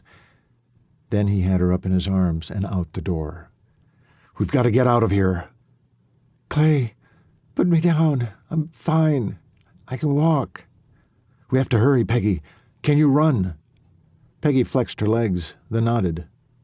He set her down on her feet. They hustled across the porch. The fire's closing in. I still need to save the hay and cattle. The smoke had formed a wall around the cabin and them. She grabbed his hand. Let me help. Clay opened and shut his mouth, wishing with all his might he could take her somewhere safe. But she was right. We have to get to the stream before we're blocked from it. Come on. He closed his fingers around hers and ran to the back of the cabin to retrieve his helmet, then steered them south. Clay weaved in and out of the trees, Peggy right on his heels, holding tight to his hand. The forest underbrush whipped at his pant legs, tinder dry. One tickle of flames here, and they'd lose the cabin and that entire section of trees. But if he could save the hay and cattle, he will have won. Otherwise, Cooper Ranch was doomed to go under, and the legacy his father had sacrificed so much time and blood and treasure for would soon belong to the bank. They broke free from the trees and hit wide open prairie, dotted with hay bales for as far as the eye could see. Beyond that, cattle roamed clear to Devil's Tower. Behind him, the smoke snaked low to the ground, so thick Clay couldn't see the main house or barn, only the flaming front skimming across the dry stubble and igniting each hay bale into an inferno. Come on! He took off for the stream, running at full speed across the hayfield toward higher elevation as fast as the extra pounds of pack supplies allowed. Peggy pounded after him, right at his heels. Then a memory tumbled in. Peggy Sassman, female track star in the 100-yard dash at Sundance High School, years of 54, 55. Hallelujah! She could probably outrun him. His heart swelled, as did the wall of fire. But he didn't veer off. Couldn't. They had to reach the stream and divert it to the field. Peggy stumbled once, but her grip on him kept her upright. His legs felt like concrete pylons. They were both gasping, running out of steam. Keep going. Have to beat it, was all he could eke out through the fire in his lungs. A siren reached his ears, then the rumbling of a large vehicle. A look over his shoulder showed the fire truck heading across a hayfield behind them. Oh, and 2 cars. The sheriff and fire chief. All 3 vehicles plowed over the rough terrain toward the cabin. Smith and Renford would soon get their judgment. They weren't his problems anymore. The stream was close. Clay only needed to board up the check dam and open the irrigation floodgates upstream of it to shunt water into the fields. It was a system based on gravity that would only take hours to flood the burning hayfields. Peggy's hand slipped out of his. He grasped at the empty air, feeling his own strength suddenly cut in half. Come on, babe. The stitch in his ribs twisted in. Only a bit farther. You can do it. In the next breath, she was sprinting even with him. If he'd had any extra energy, he would have laughed with sheer joy. Instead, he blinked back the black edges of his vision in search of the check dam. There. He cut across the last 50 yards to the stream's edge and staggered to a stop, chest heaving, heel burning, and every muscle in his body straining against the weight of his gear. Out of the corner of his eye, he saw Peggy hunched over, her hands on her knees, her breath sawing in and out of her. Clay tried to estimate how far the check dam was from here. About 1/8 of a mile, he figured. He looked to Peggy. "You don't have to follow me downstreams. Stay here, close to the water." "I'll go," she said, still sucking air. Clay nearly denied her, but if she were with him, he could protect her. So he pulled Peggy up onto the stream bank with him and sprinted toward the check dam with Peggy hot on his heels. Coming abreast of the first floodgate, he yanked the folding shovel out of his thigh pocket, locked it open, and banged the metal gate all the way up. Onto the next gate he ran, and the next, and the next. His eyes burned from the fire now off to his right, blazing through one bale after another. If only they hadn't been so short-handed, these bales would have long since been cleared off the field. And once the gates were open as far down as the check dam, Clay climbed it and twisted on the valve, diverting a full head of water from the stream through the head gate and onto the smaller gates. Water gushed into the field like a hound after a fox. It rolled over and devoured flames relentlessly. Heading across the field toward the ranch house and barn, Clay heaved a sigh of relief, now to stop the eastbound blaze behind them. "Come on," he gestured to Peggy. She caught the urgency in his eyes and nodded. They ran back the way they came. Clay scanned the eastern fire front, marking the wind direction. He knew every bump and dip in these fields. Hauling the baler twice a summer for a decade in his childhood had burned the topography in his mind. A fire was a living, breathing thing, and he could think like it, know exactly where it wanted to go. With a glance at Peggy to catch her attention, he pointed toward a gentle slope in the field below. "We're going to build a fire break there. Ready?" Peggy wiped sweat off her chin and nodded again, wide-eyed but determined. His heart swelled. Before the goofy grin on his face gave him away, he swung around and headed down. Peggy's footsteps crunched over the several inches-high stubble of cut grass immediately behind him. A gust of hot wind from the south nearly blasted Clay off his feet. Well, that wasn't the direction of the prevailing wind. He analyzed the live edge at a glance, groaning inside. The fire had grown hot enough to make its own weather. A swirling mass of caramel and white smoke plumed, flames roared, furnace heat scorched. The devil had turned its head to stare them down. Clay spun to find Peggy, only to have her sprint past him, already on a new trajectory to avoid the wind. "That's my girl." He caught up and beckoned her to a different area. His heart pulsed in his temples. The sensation was nothing new, but the cramp in his heart was. Why did he bring Peggy out here? If anything happened to her... But it was too late for regret. All that remained was work, furious, exhausting work. He adjusted his trajectory one more time to outflank the new fire path and skidded on his knees, pack thrown down and zippers open before he came to a stop. "Here!" Clay tossed her his fireproof jacket, a pair of gloves, and his shovel. She stuffed herself into the jacket, then hitched the gloves onto each hand while he donned his own gloves and picked up his flat-nosed pick. He looked at her, hard, gauging her ability. "Tell me what to do." Her jaw was set. Gad, he loved her. So deeply it hurt. He gulped and wrestled his thoughts back to survival. "Start shoveling here. Deep enough to get the dry layer off. We don't have time for more." She shoved the jacket sleeves up so her hands showed and yanked the shovel upright. "How wide?" Clay swiveled to take in the full length of the intended break. "Ideally it'd be 3 feet, but since there's only 2 of us, make a 1-foot scrape and head toward me as fast as you can. Got it?" "Got it." Peggy's voice rang clear. Even swimming in his jacket like a kid playing dress-up in her daddy's clothes, she carried herself with strength. He stared his fill of her one last time as he pulled off his helmet, tightened the band inside, and plopped it on her head, visor down. Clay jogged halfway across, dropped equipment, then jogged the rest of the way. He began to scrape against hay stubble and dry ground as fast as his arms could function.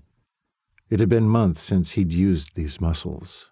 A burn started in his biceps, then his forearms and upper back and neck. Soon each impact of pick hitting earth made his head throb. He looked up to check on Peggy. She'd come a surprisingly long way, her row clean and uniform. Impressive. Back to his own work, he plowed away until they met near the middle, each breathing so hard they couldn't speak for a full minute. The diesel thrum vibrated through the ground into Clay's boots.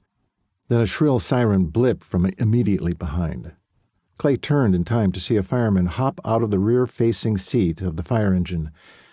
Engine crews had their shortcomings with wildland fires, but right now, Clay was fully prepared to kiss the entire crew and the Mack truck's grill.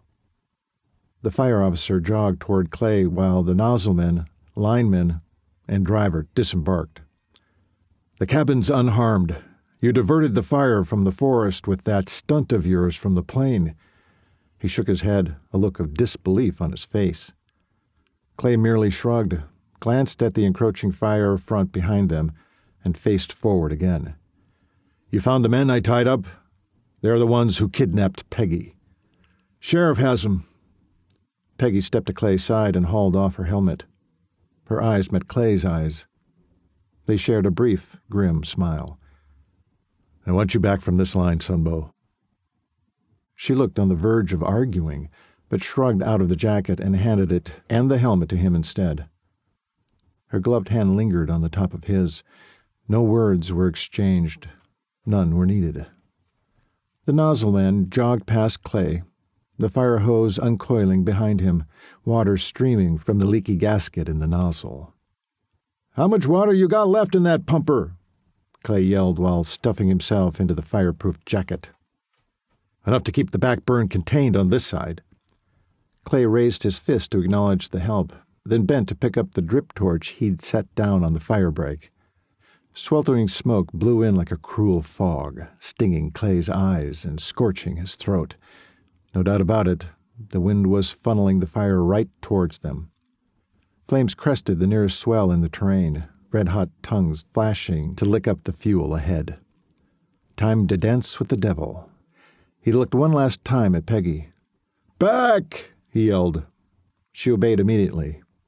Good girl. He returned his attention to the drip torch in his hand.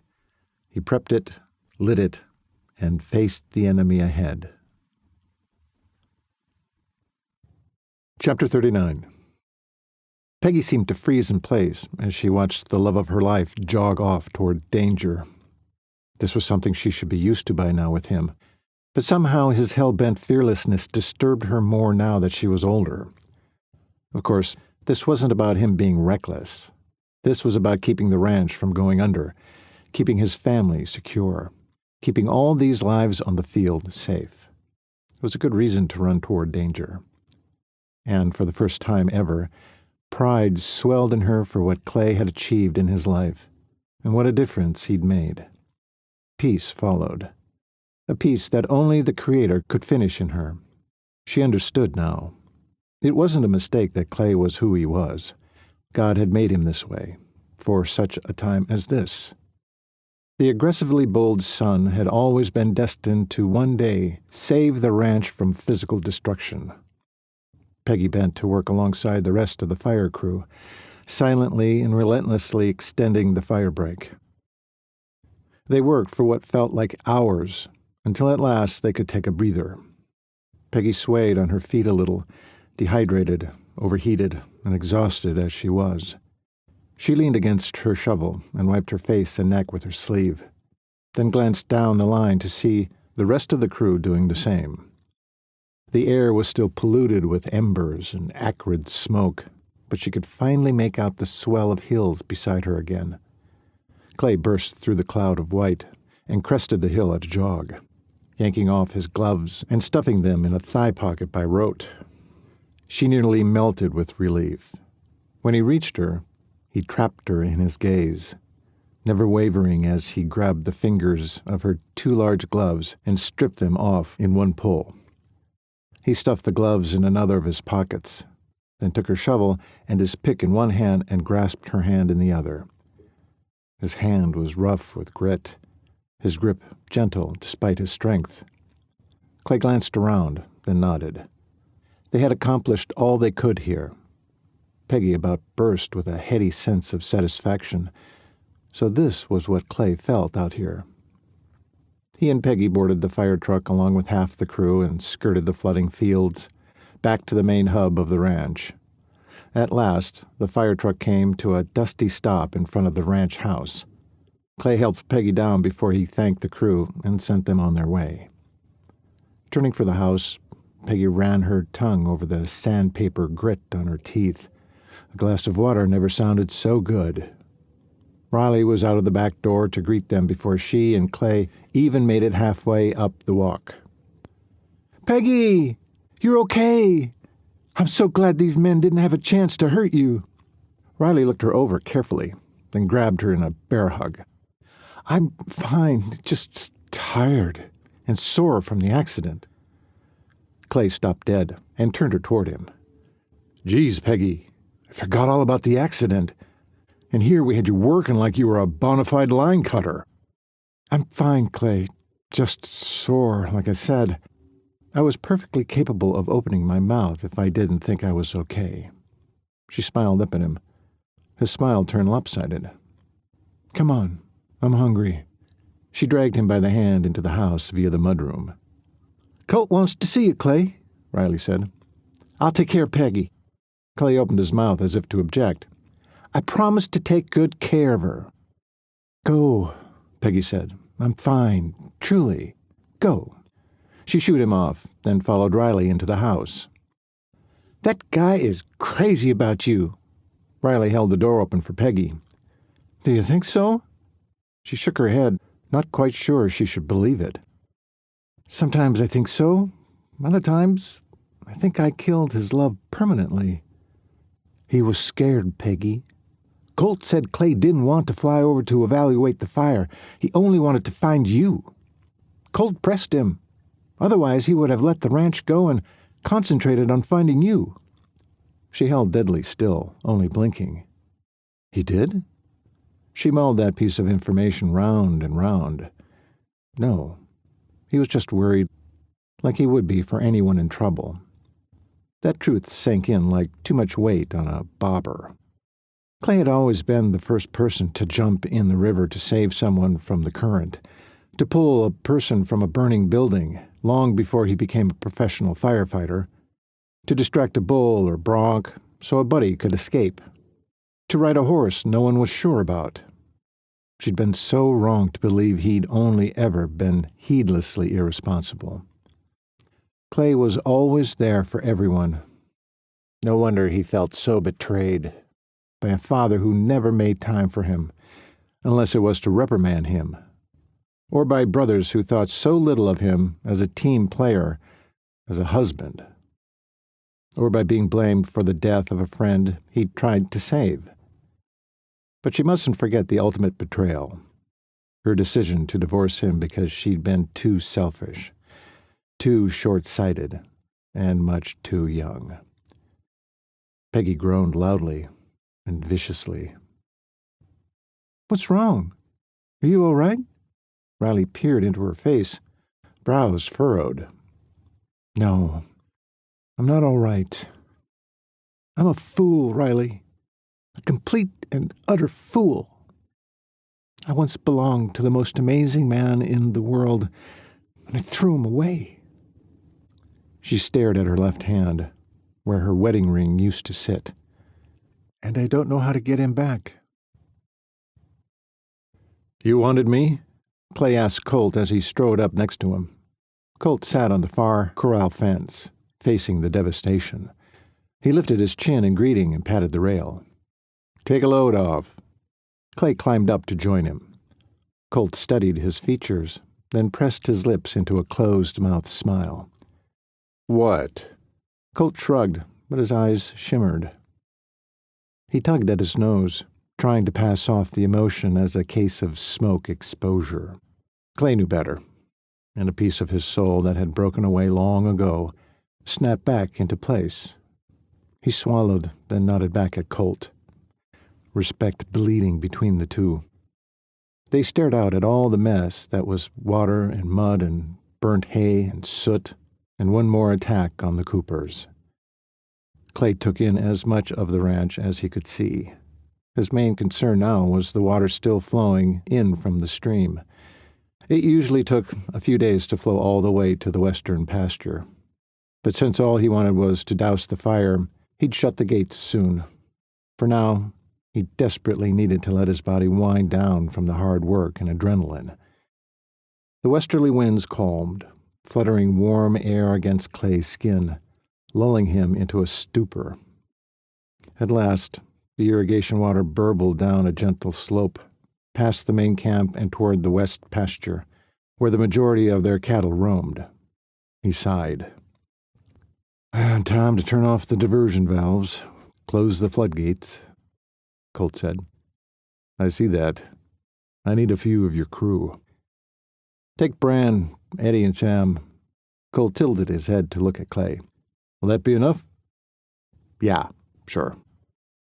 Colt patted Clay on the shoulder. Good job today. We couldn't have saved the ranch without you. You know that, don't you? Clay's gaze left the field for his brother. Colt looked tired, wet, muddy, but relieved. They'd all worked hard to save the ranch. Didn't do it alone. Colt slammed a shoulder into Clay, nearly knocking him off the fence. Hey, watch it. I told you not to jump out of that dang plane. You could have killed yourself. Clay laughed then. Colt frowned like he was missing something. I did this for a living for 4.5 years, big brother, into far worse situations. Bigger fires, more hazardous terrains, riskier jumps. This was a stroll down the lane. Colt laughed. Don't you mean walk in the park? Nah.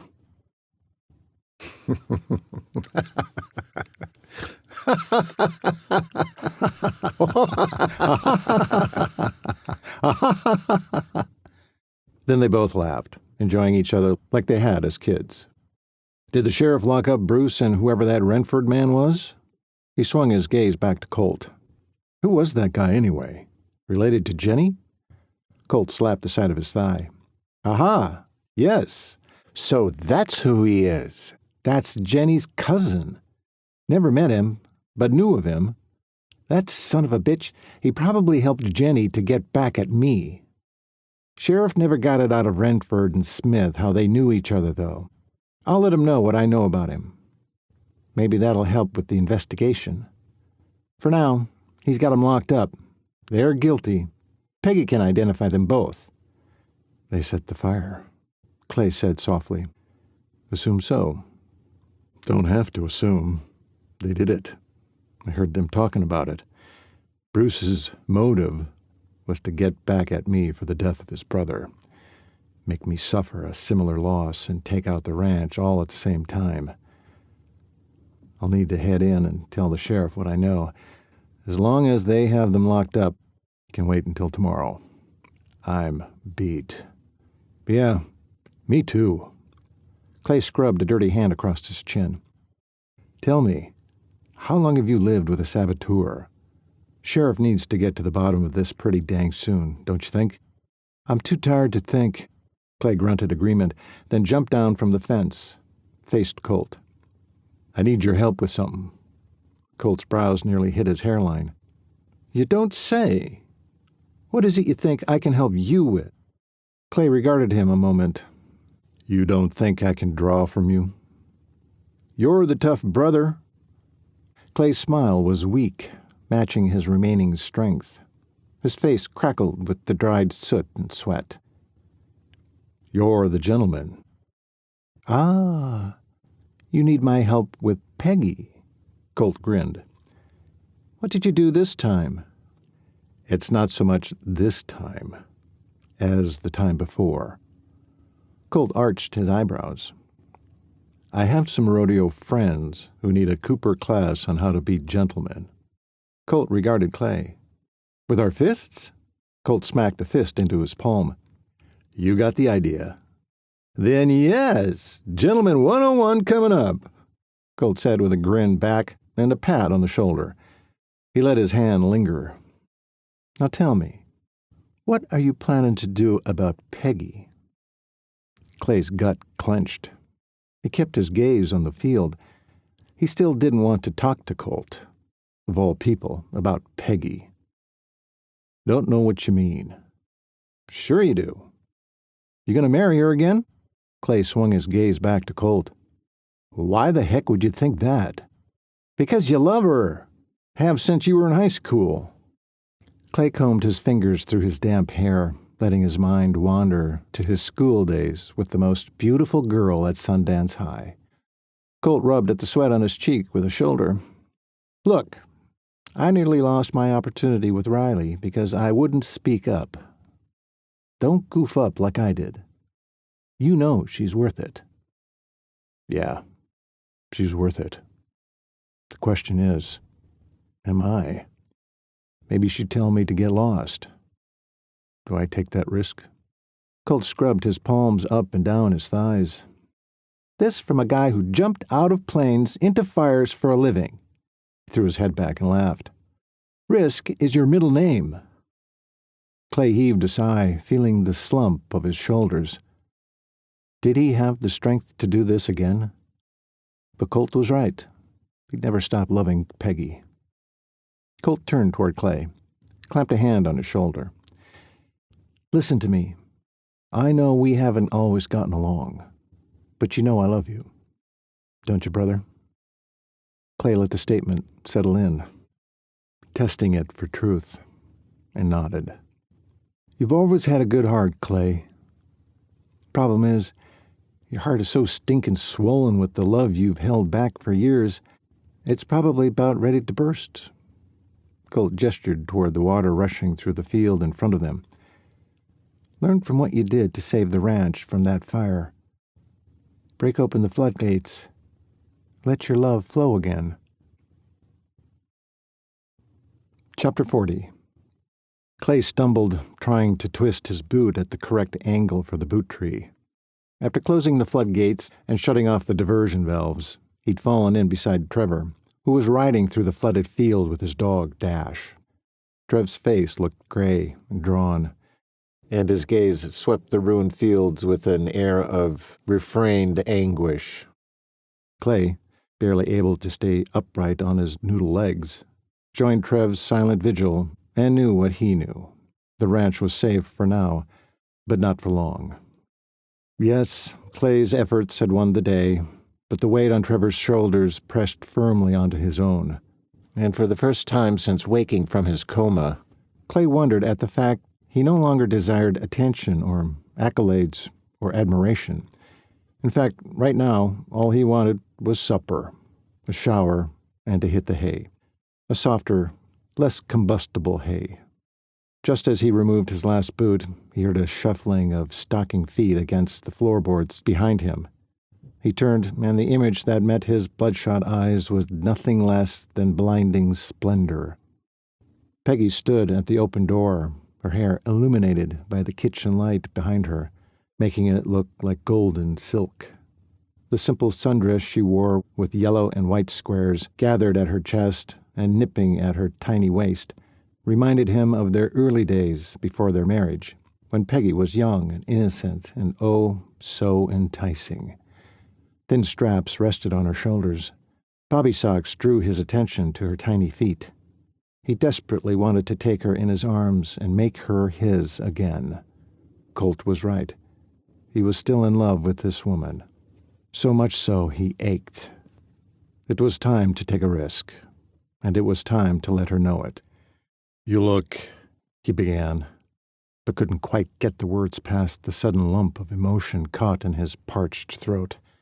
He waited as he swallowed, trying to clear a space for his voice. The day's smoke certainly didn't help. You're incredible.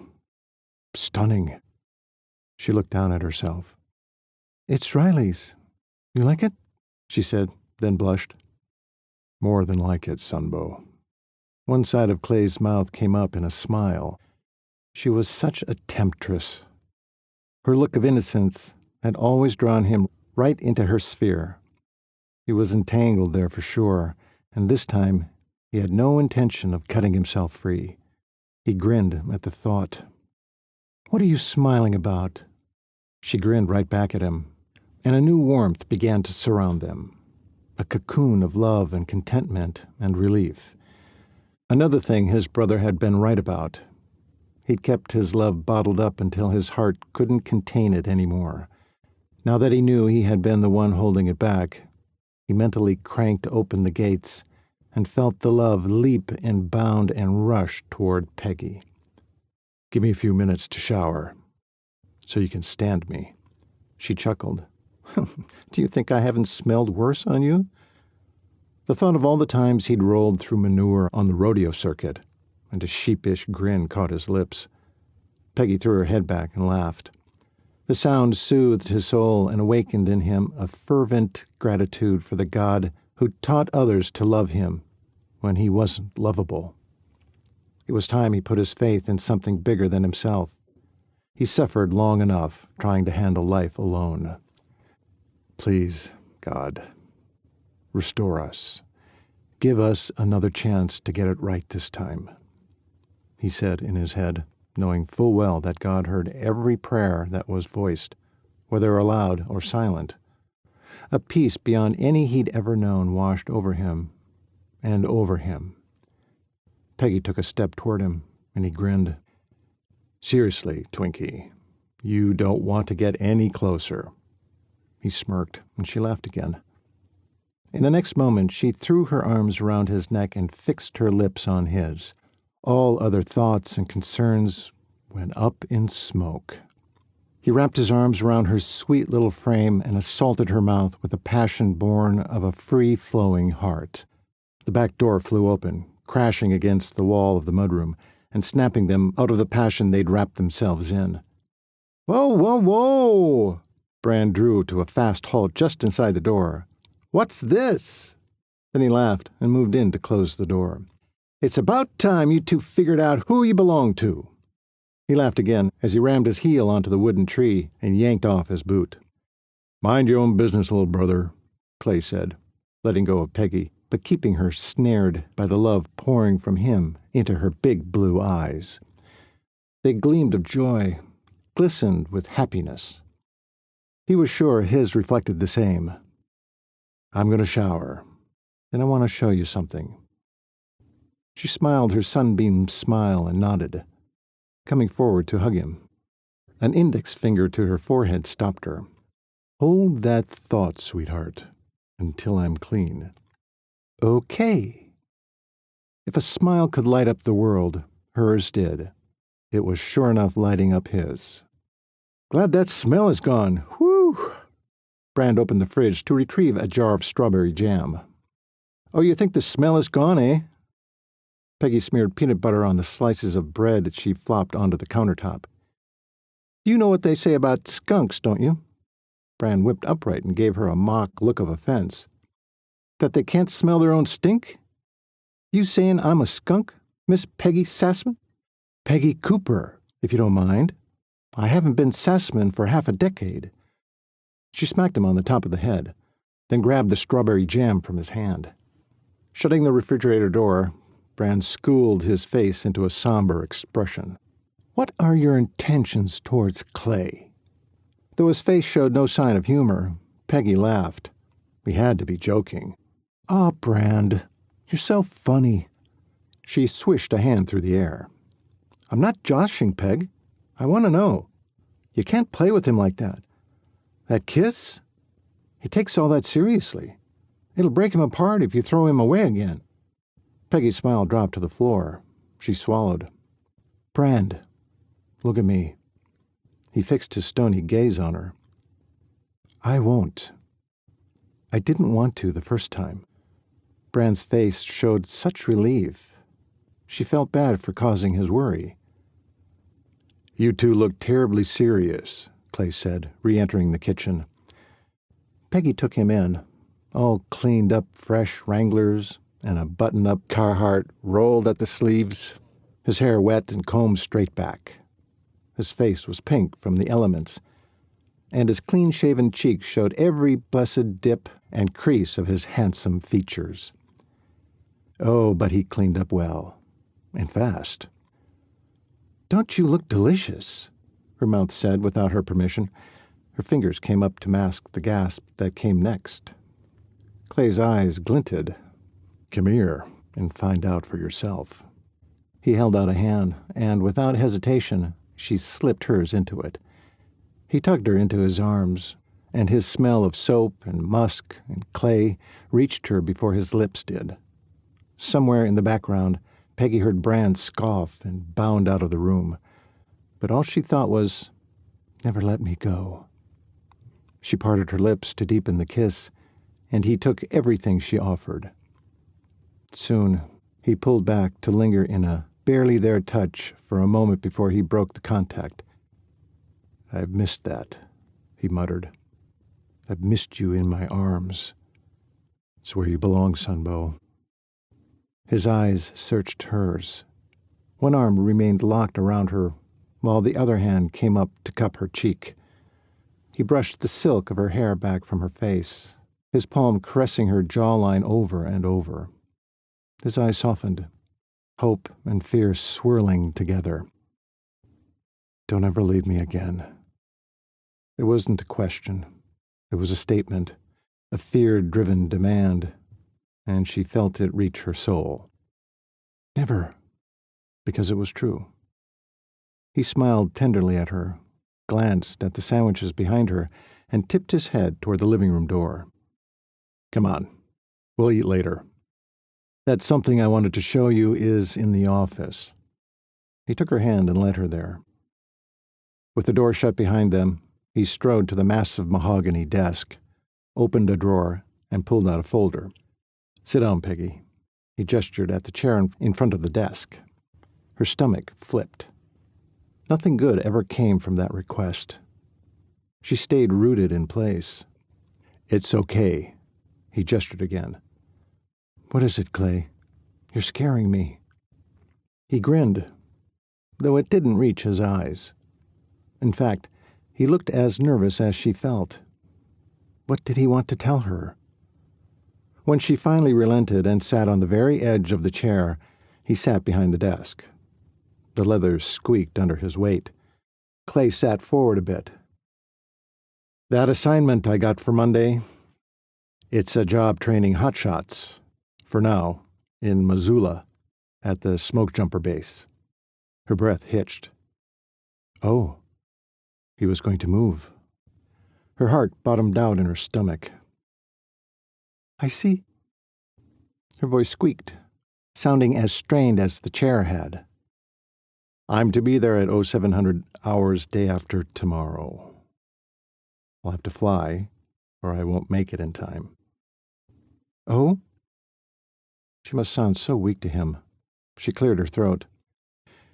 "Peggy, He stood, as if he couldn't be still and say what he needed to say. Now she was downright petrified. He came around the desk to squat before her, so he was looking up into her face. "You can be a physical therapist anywhere. While we're in Missoula, you can work at St. Patrick's Hospital." He chuckled. "Or maybe find another hospital, Dr. Hare's free." His expression sobered. "When I'm transferred from Missoula, you can find a new hospital to work in there, wherever there is. Peggy, I want you to come with me." He said this before. What did "come with me" mean? She couldn't speak, her mind scrambling around to make sense out of what he'd just said. "You mean fly with you there? Well, how will I get home?" She was so confused. He chuckled, then grinned. "Either I'm not saying this right, or you're not paying attention. No, I don't want you to go home." "So I will fly with you there and stay? How long?" He shook his head and groaned. He shot up to full height and tugged on her hand to bring her to her feet with him. What was he doing? He turned them and sat in her chair, then brought her to his lap to hold her. "You looked like you might scamper away. now that I have you trapped." He grinned, but then wrapped his arms around her and pulled her close, tugging her head under his chin. She hadn't felt this cherished since he woke at the hospital and thought they were still married. She basked in his closeness, found herself snuggling in. "Do I have your full attention now?" She nodded, her face rubbing up and down against his shirt. His scent filled her nostrils. She could feel her heart swell with love and life. "Please, Lord, let him be asking what I think he's asking." Instead of continuing their conversation, he seemed to settle into the chair and mold her to him. They sat there and just breathed and listened to each other's accelerated heartbeats. After a few minutes, Clay cleared his throat and sat them up straighter. Peggy whisked her head back to look at him. Nerves seemed to flare up in him again, which started hers too. What was he trying to say? "What if," he began, thought some more, then started again. He ran one hand down the side of his thigh before he slipped it around her waist again. "How would you feel about a person who promised to do something but didn't do it?" Confused, Peggy kicked her head back further so she could see his eyes. Her brows scrunched. I wouldn't like it. When someone promises something, they should keep their word." Clay sighed, seemed to think it over some more. What if it was an oversight? They meant to get it done, but due to life circumstances... Life circumstances? Like what? She wanted to demand to get to the point, but somehow she knew playing along was the only way she'd get to hear the conclusion. "Difficulties, hurdles," his voice dropped to a whisper. "Sadness."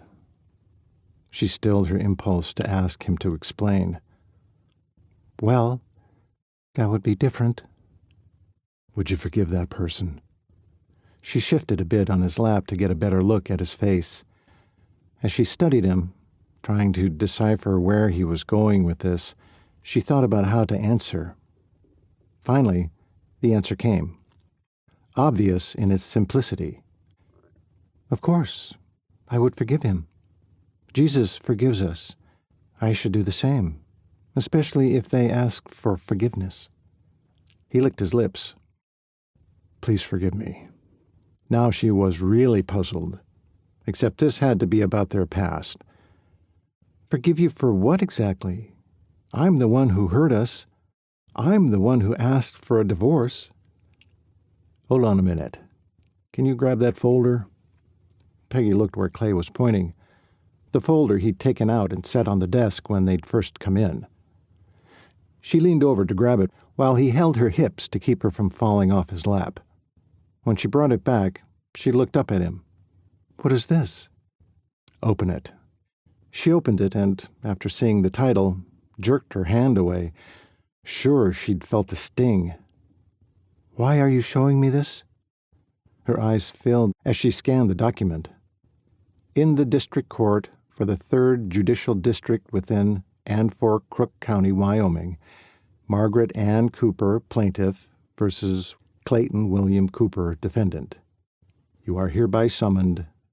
She must have read the contemptible thing 200 times while away at school. It had kept her from running back to him.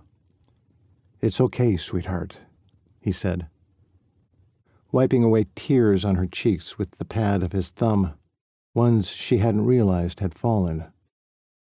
"I'm not trying to torture you. Look at the bottom." "What? Why?" she asked. What was he trying to do? Just look. She forced her gaze down and stared at her signature, the flowery scrawl she used in high school. "I see that. My signature." She slumped on his lap, feeling the last of her energy drain out of her. Was this her punishment? If so, she couldn't blame him for rubbing it in her face.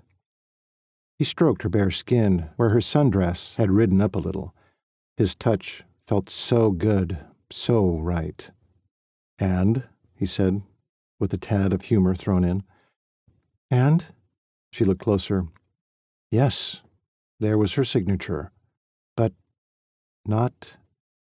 Wait a minute. What am I looking at? She picked up the document to look closer. This is the original. Where's your signature? He chuckled at her wide-eyed expression. Where indeed? She gasped and stared into his eyes. They were filled with joy and mirth. Clayton Cooper! You never signed this. Never sent it in.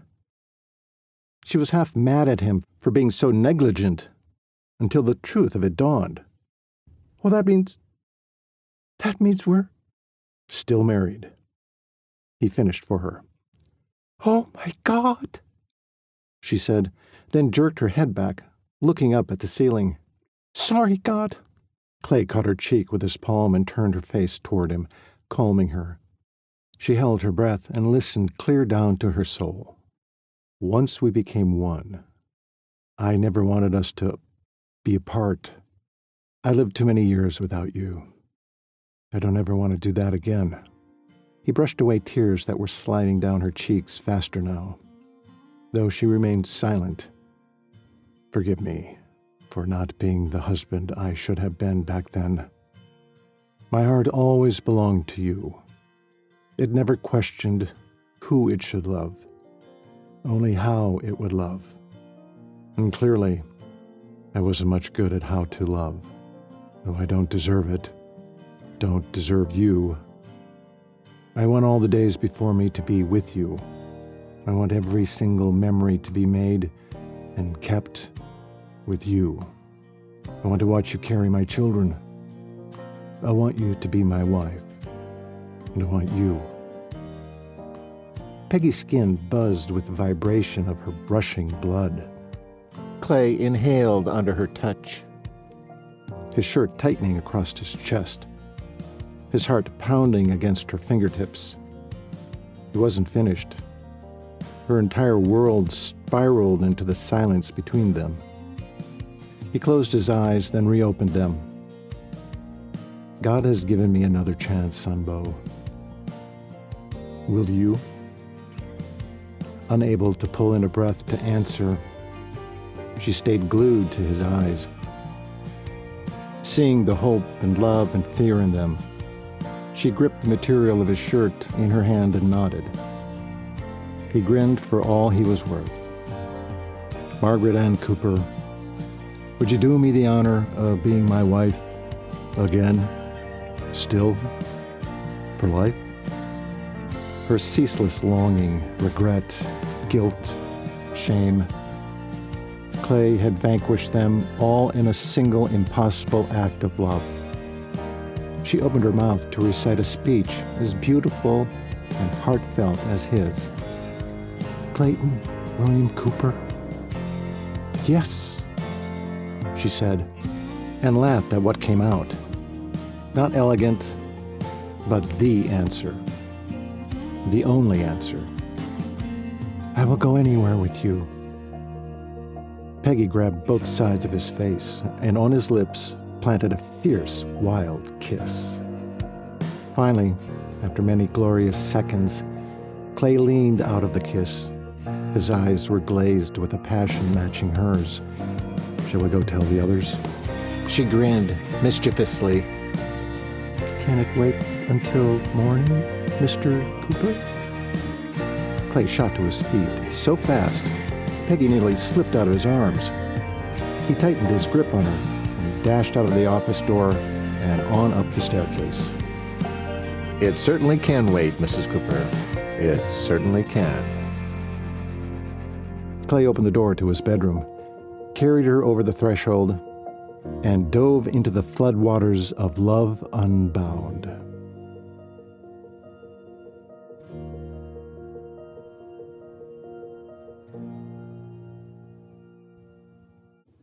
The end. We hope you enjoyed Clay and Peggy's story.